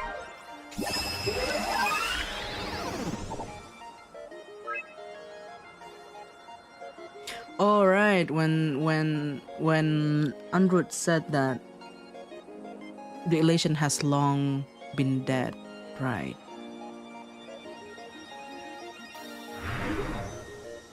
Yeah, true that. Which also still hinges on the speculation that Android is IC and IC is Assad Pramat.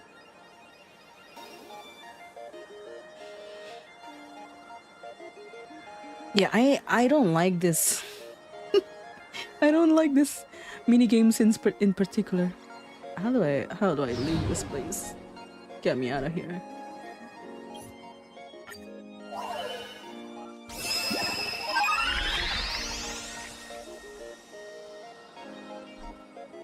How do I leave this thing? Hello? Huh. Okay. The controller is a bit weird. I don't think he meant Aha is actually dead. More like this path actually leads to nowhere. That's why he joined the Express, to find an answer.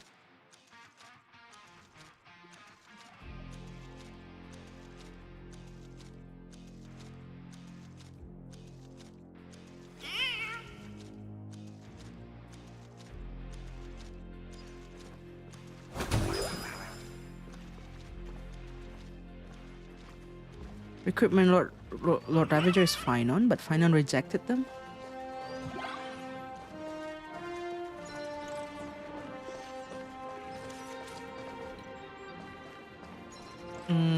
I still think it's Iron Tomb. Cause in the Fables about the Stars Part 2, they were talking about that, right? We're gonna go to Amphorius. We're there to see the birth of like a new colleague or like the death of it, and they were showing Iron Tomb there. This is not me saying that Finon is not an emanator of destruction. It's me saying that what they were I already did this.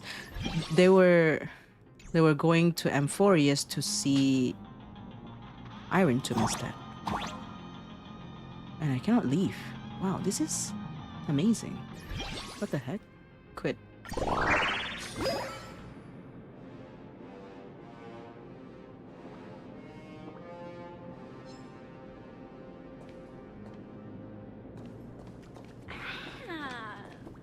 So this is what happened to all the money I gave to Kono's Court. A path can die if one strays from it, but what if Aha died this way? Divine Corpus was split, like how the Emperor's Scepter worked. I haven't seen an indication to Aha straying from their path, though.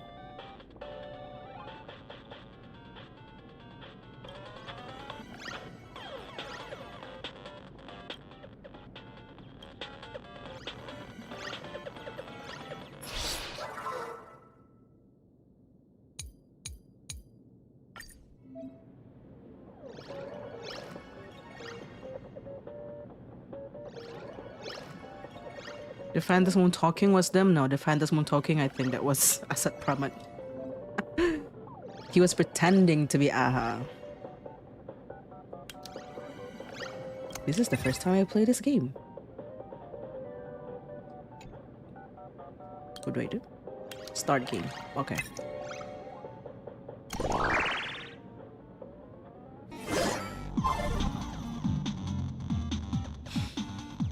Maybe Voracity is reclaiming their path. I still think that's what's going on. Aha is trying to change the Voracity, but because Voracity, it still feels like Voracity is the wider path. So instead, it's Aha that is being consumed by the Voracity instead, and they're dying. Oh god. I'm so bad at this. Hello?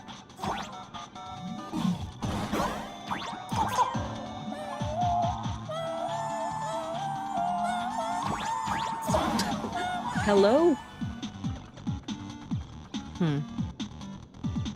How do you even... No. Oh. Like Shuhu and Blade, which, yeah. Maybe like that. Oh, yikes.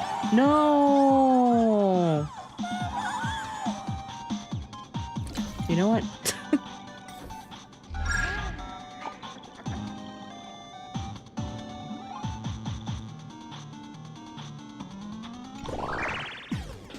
Yeah, all Lord Ravagers are emanators of destruction, but we don't know if being an emanator of destruction necessarily means that you have to be a Lord Ravager. The area ahead is a working area. Maybe Finon is a different case.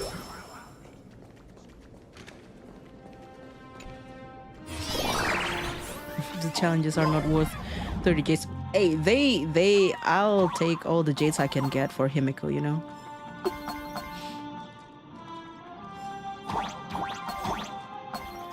Oh, shit.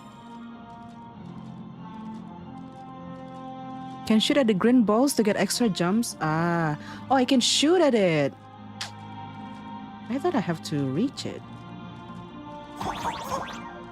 Okay. Clearly, I have not been exploring Plain Arcadia.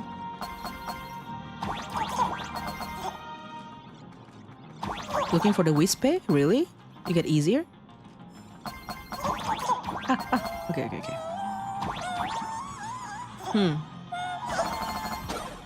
Oh, that's right. Not cheating, you see. No.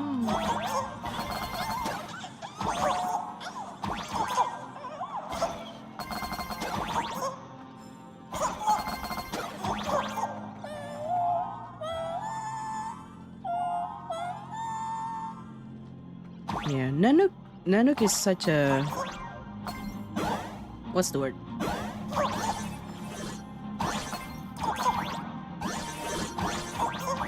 Well, I don't know the word. Like they seek destruction, including themselves. What's that thing called? It's not irony. Anyway, but yeah, so maybe eventually it will be final. I can see it happening. It's already happening. He's bringing destruction to Nanook.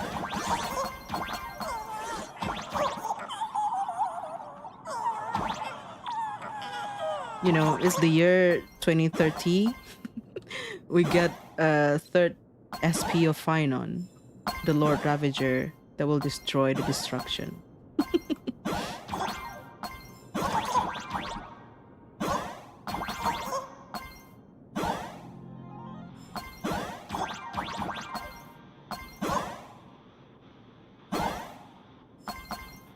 And in the same year, the Trailblaze become a playable path.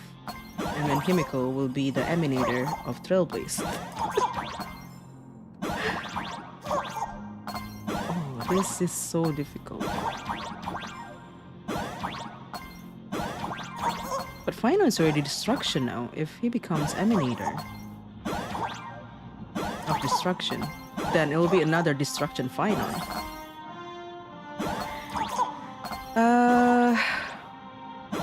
Well, okay.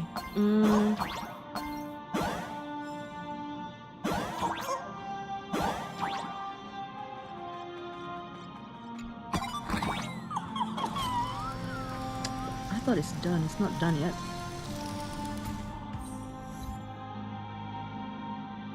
It's not mandatory. See, the thing is,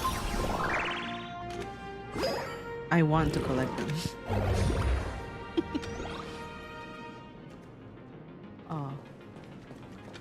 Okay then. Is there anything else that we should read? The area ahead is a working area and is not open to visitors. Thank you for your understanding. Excuse me.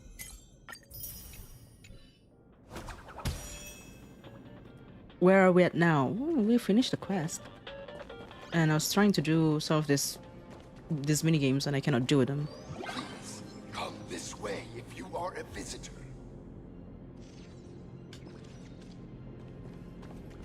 That's why Final can hurt Nanook, challenging the concept of destruction itself.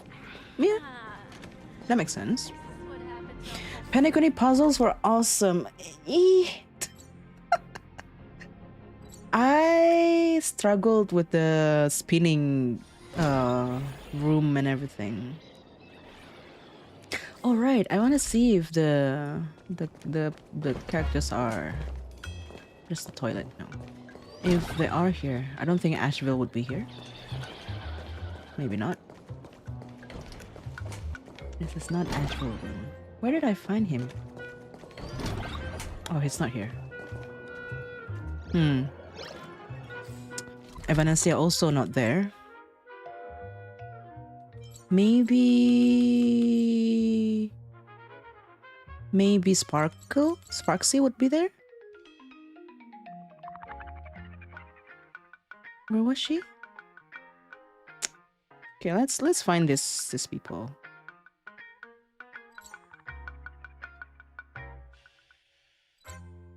Oh, there it is.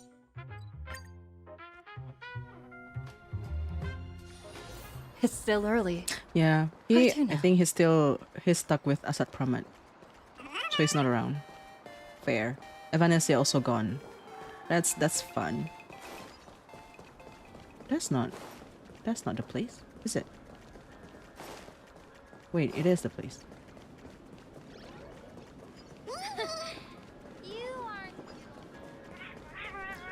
Me, Yaowang would probably not be there anymore as well. They're all gone. Oh, Sparksy is here. Does she have something to say?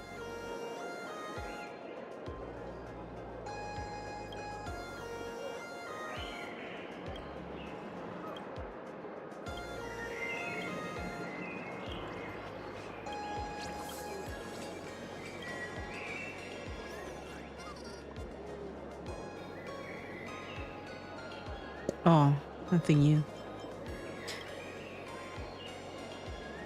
Oh, Yeah, I watched Ashikai's recap. It's such a nice surprise seeing her recommending my video.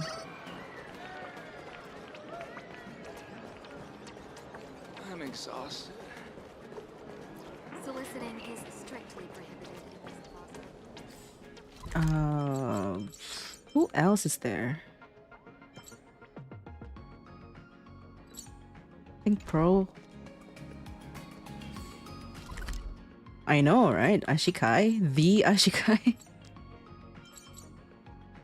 Maybe Pro is still there. Ah, she's here. Okay. Does she have anything new to say?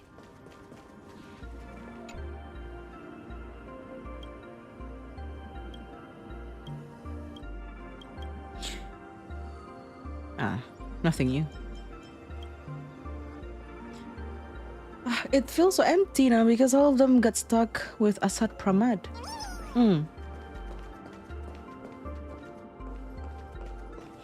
Kuchiba, okay. Kuchiba. I do want to talk about Kuchiba a little bit. Where's that thing? How do I go there? How do I go to Divergent Universe? Kuchiba, I think, is related to the Voracity.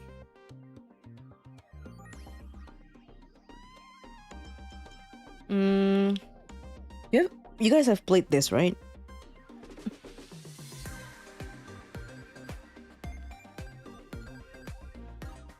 So this is like there's a little bit of lore in this new Divergent universe. There are 6 stories so far, and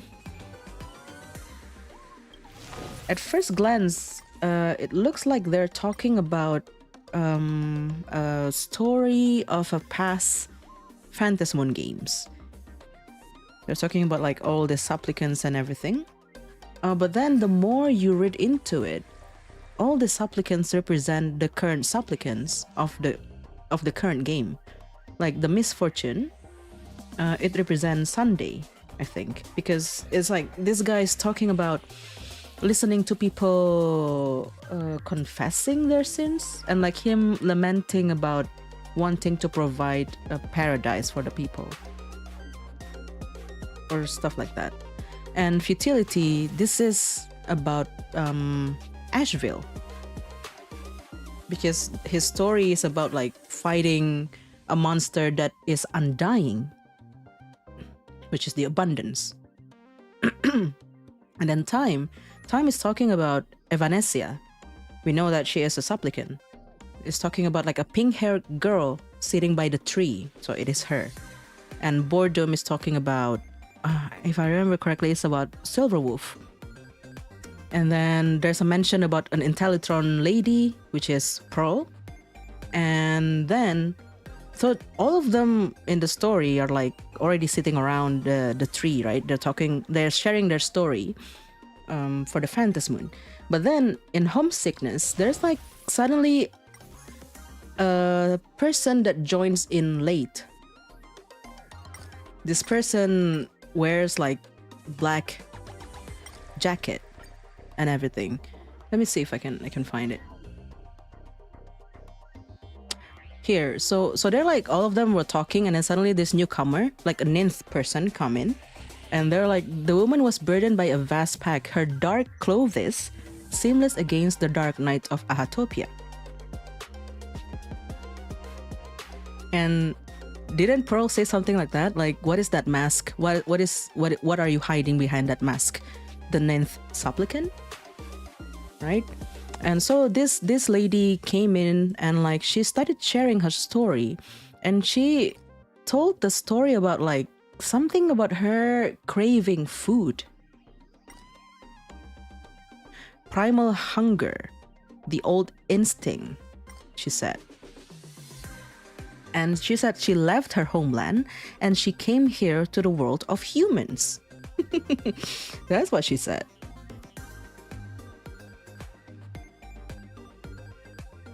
And I cannot think of anybody else of the current players of who this could represent other than Kuchiba. Because during that one time when she and Asheville were investigating Full Wish, right? And do you guys remember that one time when they were about to find Full Wish and like see what's up with this Society of Happy Smile, and they were just hanging around by the bridge, and then Kuchiba was like suddenly lamenting about food and stuff. I don't even remember if this is here. It's not here. She was like, oh, you know, back in the day, all we had to worry about was to like fulfill our daily needs of food. But now people can just order food with a tap of a finger on their phone. So what even is the point of their existence anymore? So Kuchiba is talking about food. She likes gourmet food. Like she was the one who kind of like being a tour guide for Trailblazer and March back then, when they were waiting around for Himeko and Weld. Here, she's talking about it. In ancient times, humanity's daily goal was to obtain 2,000 calories of food. Humans back then knew they were just one member of the animal kingdom. They understood why they migrated, hunted, gathered. But now, in an era where you can get food delivered to your door with just a tap of your finger, effortlessly achieving that 2,000 calorie goal, humanity has lost its way like never before. Like, why is she talking about this, you know? It's such a weird thing to be talking about, like, idly when you're just like, you're about to investigate a murder case. Why is she talking about this? And she's into gourmet food. And yeah, so the same as that lady with the dark jacket that joined the Phantasmoon game late. And, you know, everything that is about eating is voracity. So that's why I think she is very voracity adjacent.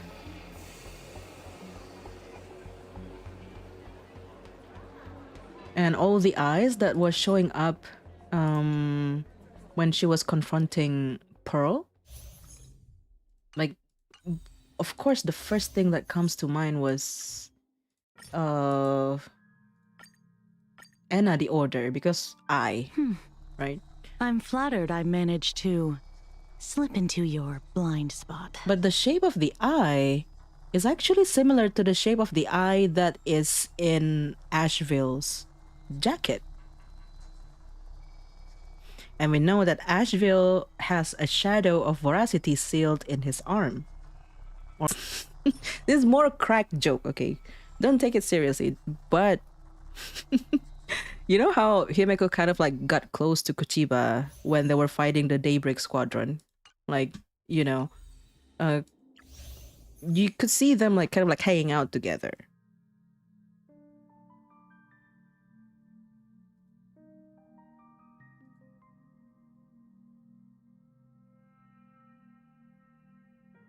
Oh, is the connection gone?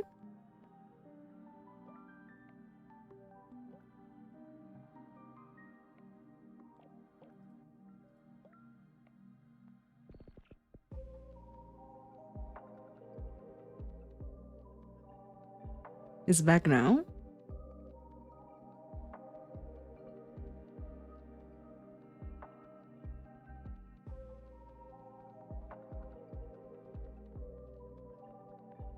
Ah, yeah, it was gone for a bit. Oh, yikes. It's telling me to log off. What was I saying? I already forgot. But yeah, so my crack joke with Kuchiba being voracity, that like adding to that point, is that she's close to Himeko, and Himeko has history of like being being related to quote unquote antagonist ladies. First Kafka and then Jade and now Kuchiba, so I wouldn't be so surprised if she ends up being like a villain or something. We just don't know yet.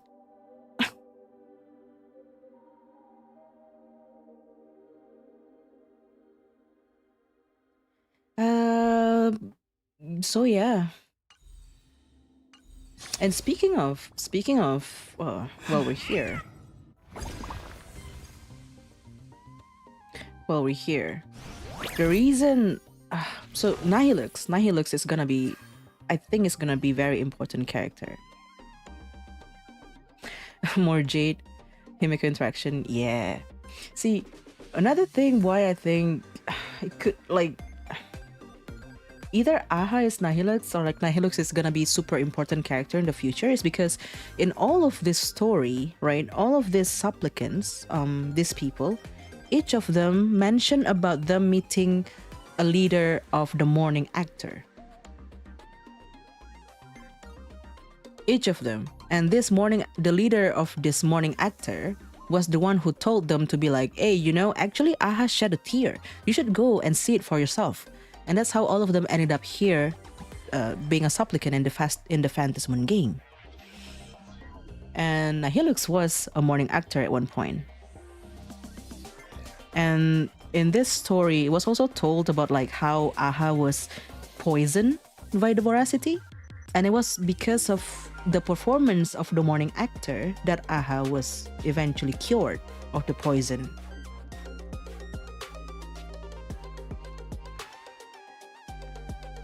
So yeah, that's why I think Nihilux is gonna be super important. And it's very suspicious that in all languages, the figure that looks like Aha in one of Silverwolf's trailers, all of them in all languages voiced by Nihilux's VA. It's very suspicious. Like why is it the morning actor that could heal Aha? When they're kind of like trying, the morning actors are the one who trying to show Aha that there's more to elation than just laughter, you know? She fits the mask full more. She said herself that she's a morning actor. Her splash art origin, I thought she's like mother of eons or something. Origin Aha as well. I forgot about that.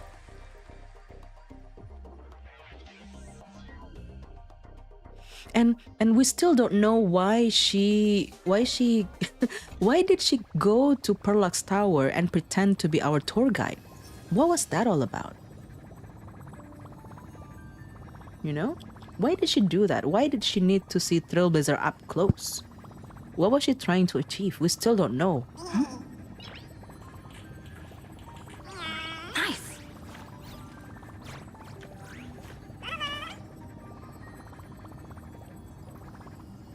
The Chinese actually joke about her being an Eon fanfictionist.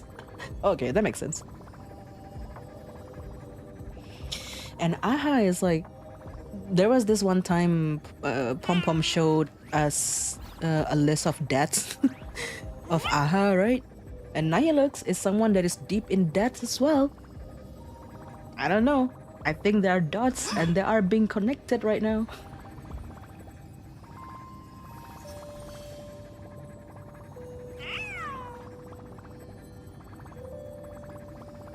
But she needs to show up more. Because at this point, if I try to make a video about her, it'll be like, source, I made it up.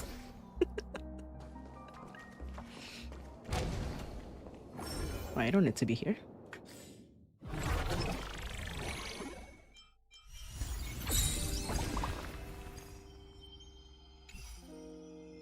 Scammed by Bitcoin twice. Yeah. At this point, I don't know if that's even true or not.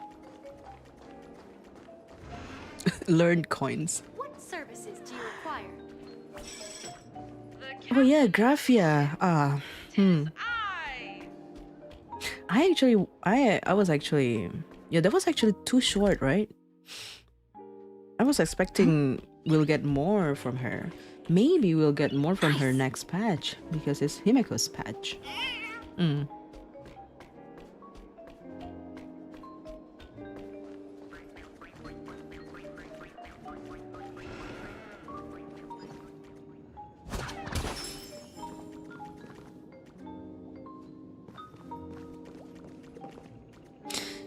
about the old friend thing, just reminds me, because Asad Pramat did mention about him having a friend before, right? When he was fighting Silver Wolf. What services do you require? Yes. He said something about he has a friend, and the friend kind of like told him that in a different timeline, Silverwolf would be the very person that offered Aha's head to him. So that could be the same person that he was talking about, the same friend.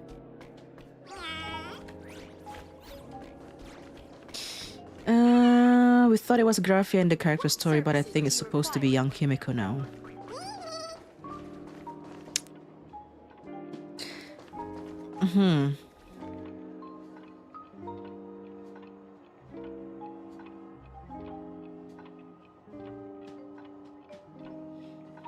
It could be.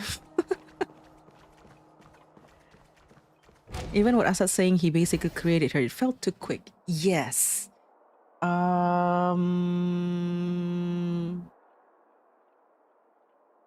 See, I don't know if that's a good thing or a bad thing, because if we were in Amphorius, we would have like a 1 hour long, visual novel of just like a CG of like Aha telling us about Graphia origin. Just 1 long hour of like monologue of Asad Pramat, like, yeah, this was your beginning, instead of all of that condensed into 3 sentences. But now we're in Plan Arcadia, everything is so concise now. But the downside, it feels too short.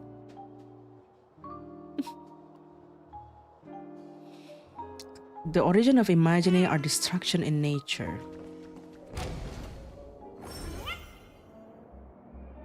Oh, I just realized the icon changed. I'm so bad. I never come to this place from the front door. That I'm not sure. I guess so. Destruction and voracity. Because let's go to Netabank. Because in the Imagenesis definition, they are linking the creation of Imagenesis to Yaosha's blessing of life. And like there's this one readable that basically says that Aha create the cake that I think is allegory for Imagenesis, creating a cake with the power of elation, voracity, and abundance. So maybe it's the combination of those 3 with a sprinkle of destruction.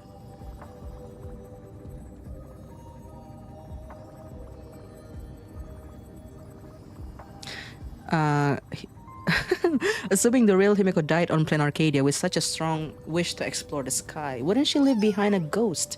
Could the ghosts of real Himiko be the one our Himiko made a promise to?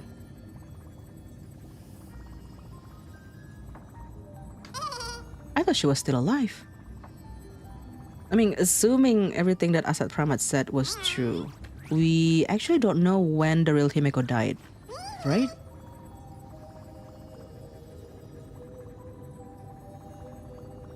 Yeah, use the voracity to make Imagenesis, voracity as the pigment. What's a pigment for? To give color to something?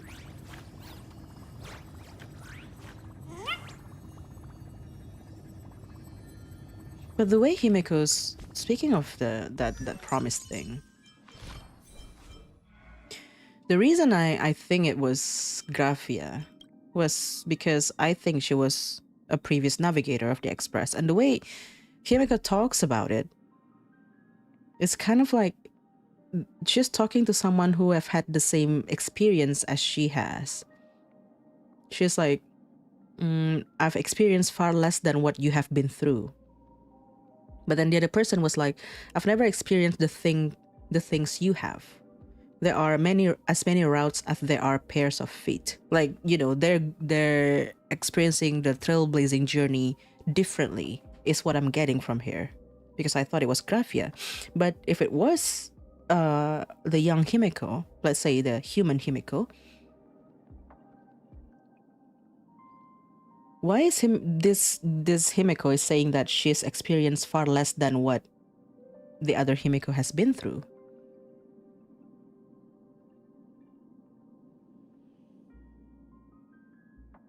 I guess, yeah, I don't know.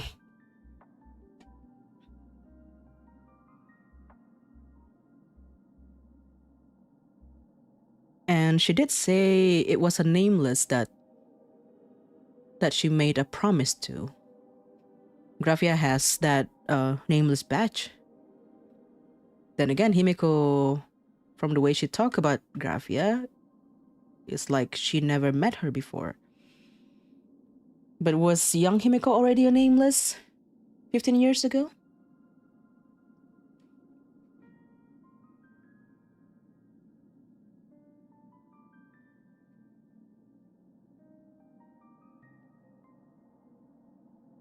She could be talking to Asad Pramat. No. I don't think so.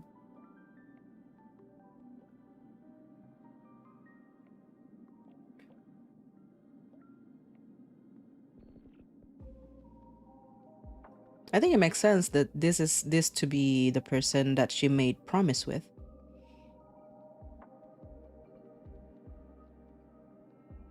Grafia never went aboard the Express since she witnessed it crash. Yeah, that's what I'm also confused about. That's what I'm confused about, because in that one readable from last patch, they say that Grafia emerged from the Murata. And it was because of that passage that I made the assumption that she was part of the Nameless. You know, like the Express crash on the planet, and all of them came out of it to help the planet defend from the destruction. She emerged out of it.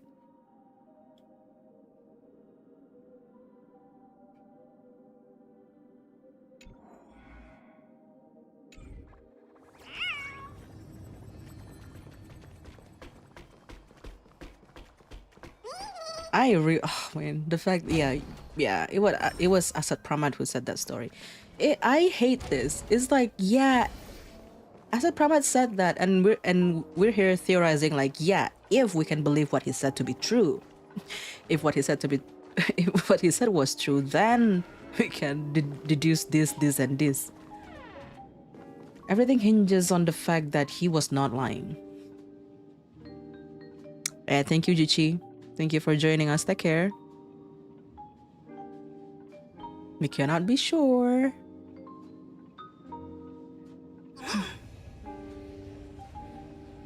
Young Himeko and Grafia were dealing with Nameless who could not board.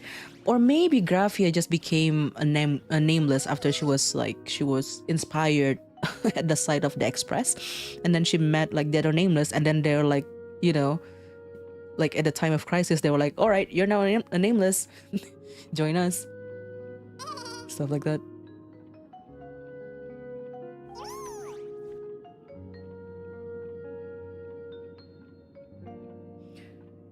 When they show the art with current Himiko showing the weathering curse in her leg, you would think that someone would notice its sins.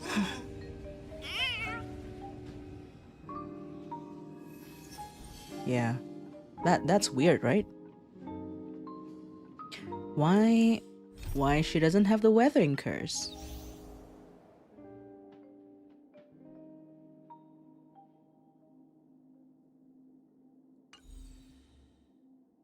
So many questions. Waiting for 4.4 is gonna be the most awful thing. Hey, there's Genshin in between, you know.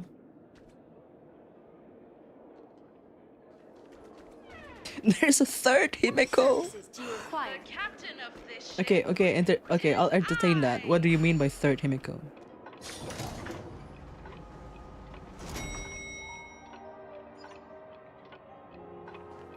The more the merrier. More Himeko for us, you know? I mean, I'm not complaining, but like, how? We need a second SP of Himiko on the path of Trailblaze. 5 years from now, when that path becomes playable. 3 Himiko, you know? One for Kafka, Jade, Kuchiba. Who said that?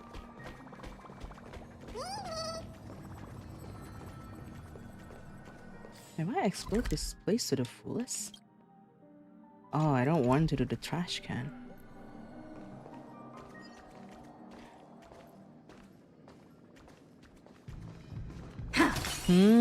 If Himeko Imagine also has the curse and also cannot get off the planet, could our Himeko actually be Trailblaze spirit like Pom Pom? Interesting.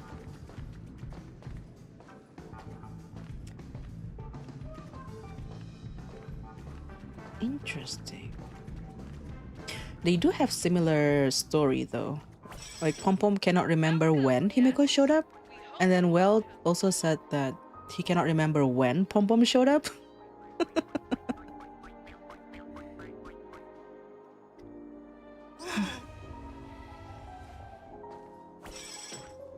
captain of this ship.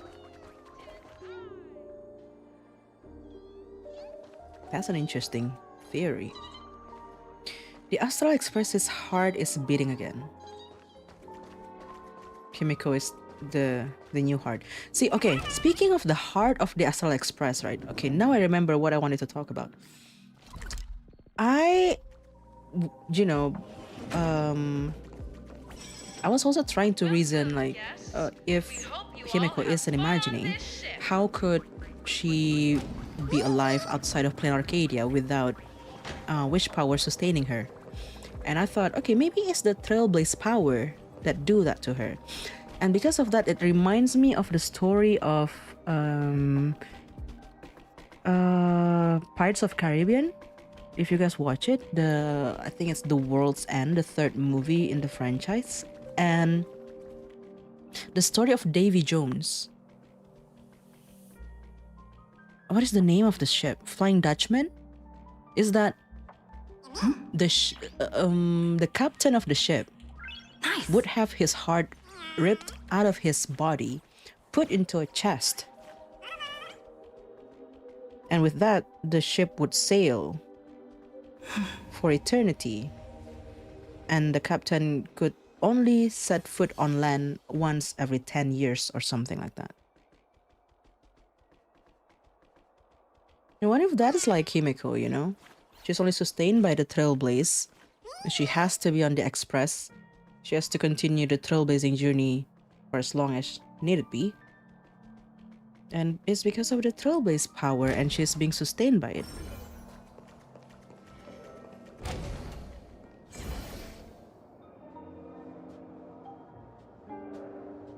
Logically, it's not impossible for Trailblaze power to be what's sustaining it. Yeah. I mean, we still don't know what exactly is the fuel that was needed that they that they top up at Amphorius, right? Because Black Swan was only saying that the most effective way to get the fuel is to go to a planet that you have never visited before. And like, what's that have to do with the fuel needed? Maybe it's about the people worshipping the Trailblaze path energy, and like worshipping something, isn't that similar to wish power in a way? She talks about it like it's common knowledge. Yeah, we know nothing about it.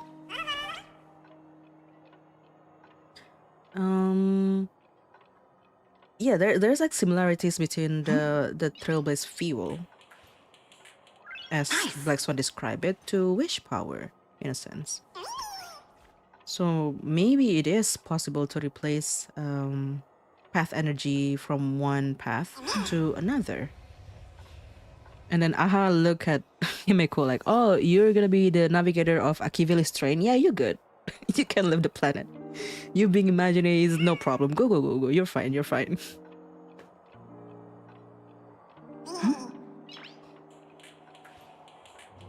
Nice. I'm actually more confused after this quest than anything. Oh, I get it now. I saw somebody commenting on a video saying that after finishing the quest, they got more questions than answers. I get it now. Yeah, someone did say that.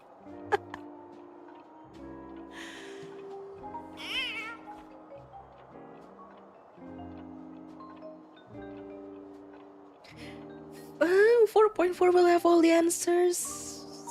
Surely.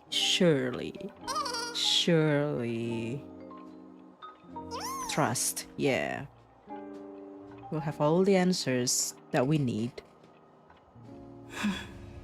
And maybe then we'll also know what's gonna happen to Amphorius. Because the IPC brought hackers to bring the world in canvas back into reality.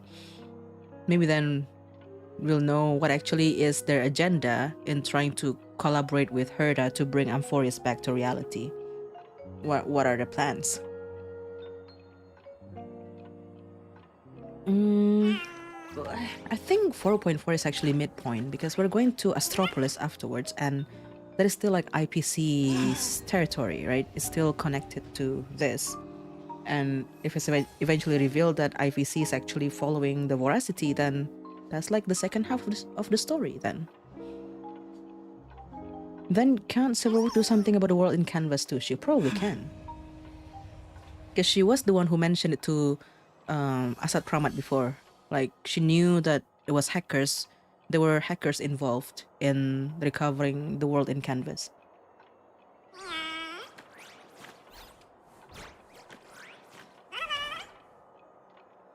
We will have a vacation again. Yay! Yay! Surely we're not gonna be like bonked by Klipov Hammer, right? It'll be fun. We still haven't seen Robin. Nice. Robin was in the Myriad trailer. Naturally. Well, okay. I think we should stop here. I have more questions. I don't have answers for you guys. I guess if I slip on it a little bit, then I'll come up with some more crazy theories in the coming weeks or so. Robin needs to release a new song. Hell yeah! Yes! Yes, 2 more Robin songs. Yes. Assad will win. Oh, that'll be interesting. I would love to see them win for once. But that means Himiko will suffer? Yes? I want to see what are they gonna do with the Stellaron plotline, because they brought it up, and surely something bad will happen with Trailblazer using that power now of all times, right? I want to see that. I want to see more Himiko's lore. I want to see her suffer a little bit here and there. But yeah, we'll stop here. Thank you guys for joining in. Who said that it was gonna be a 1-hour stream? I'm streaming for 4 hours and 30 minutes now. You guys liars.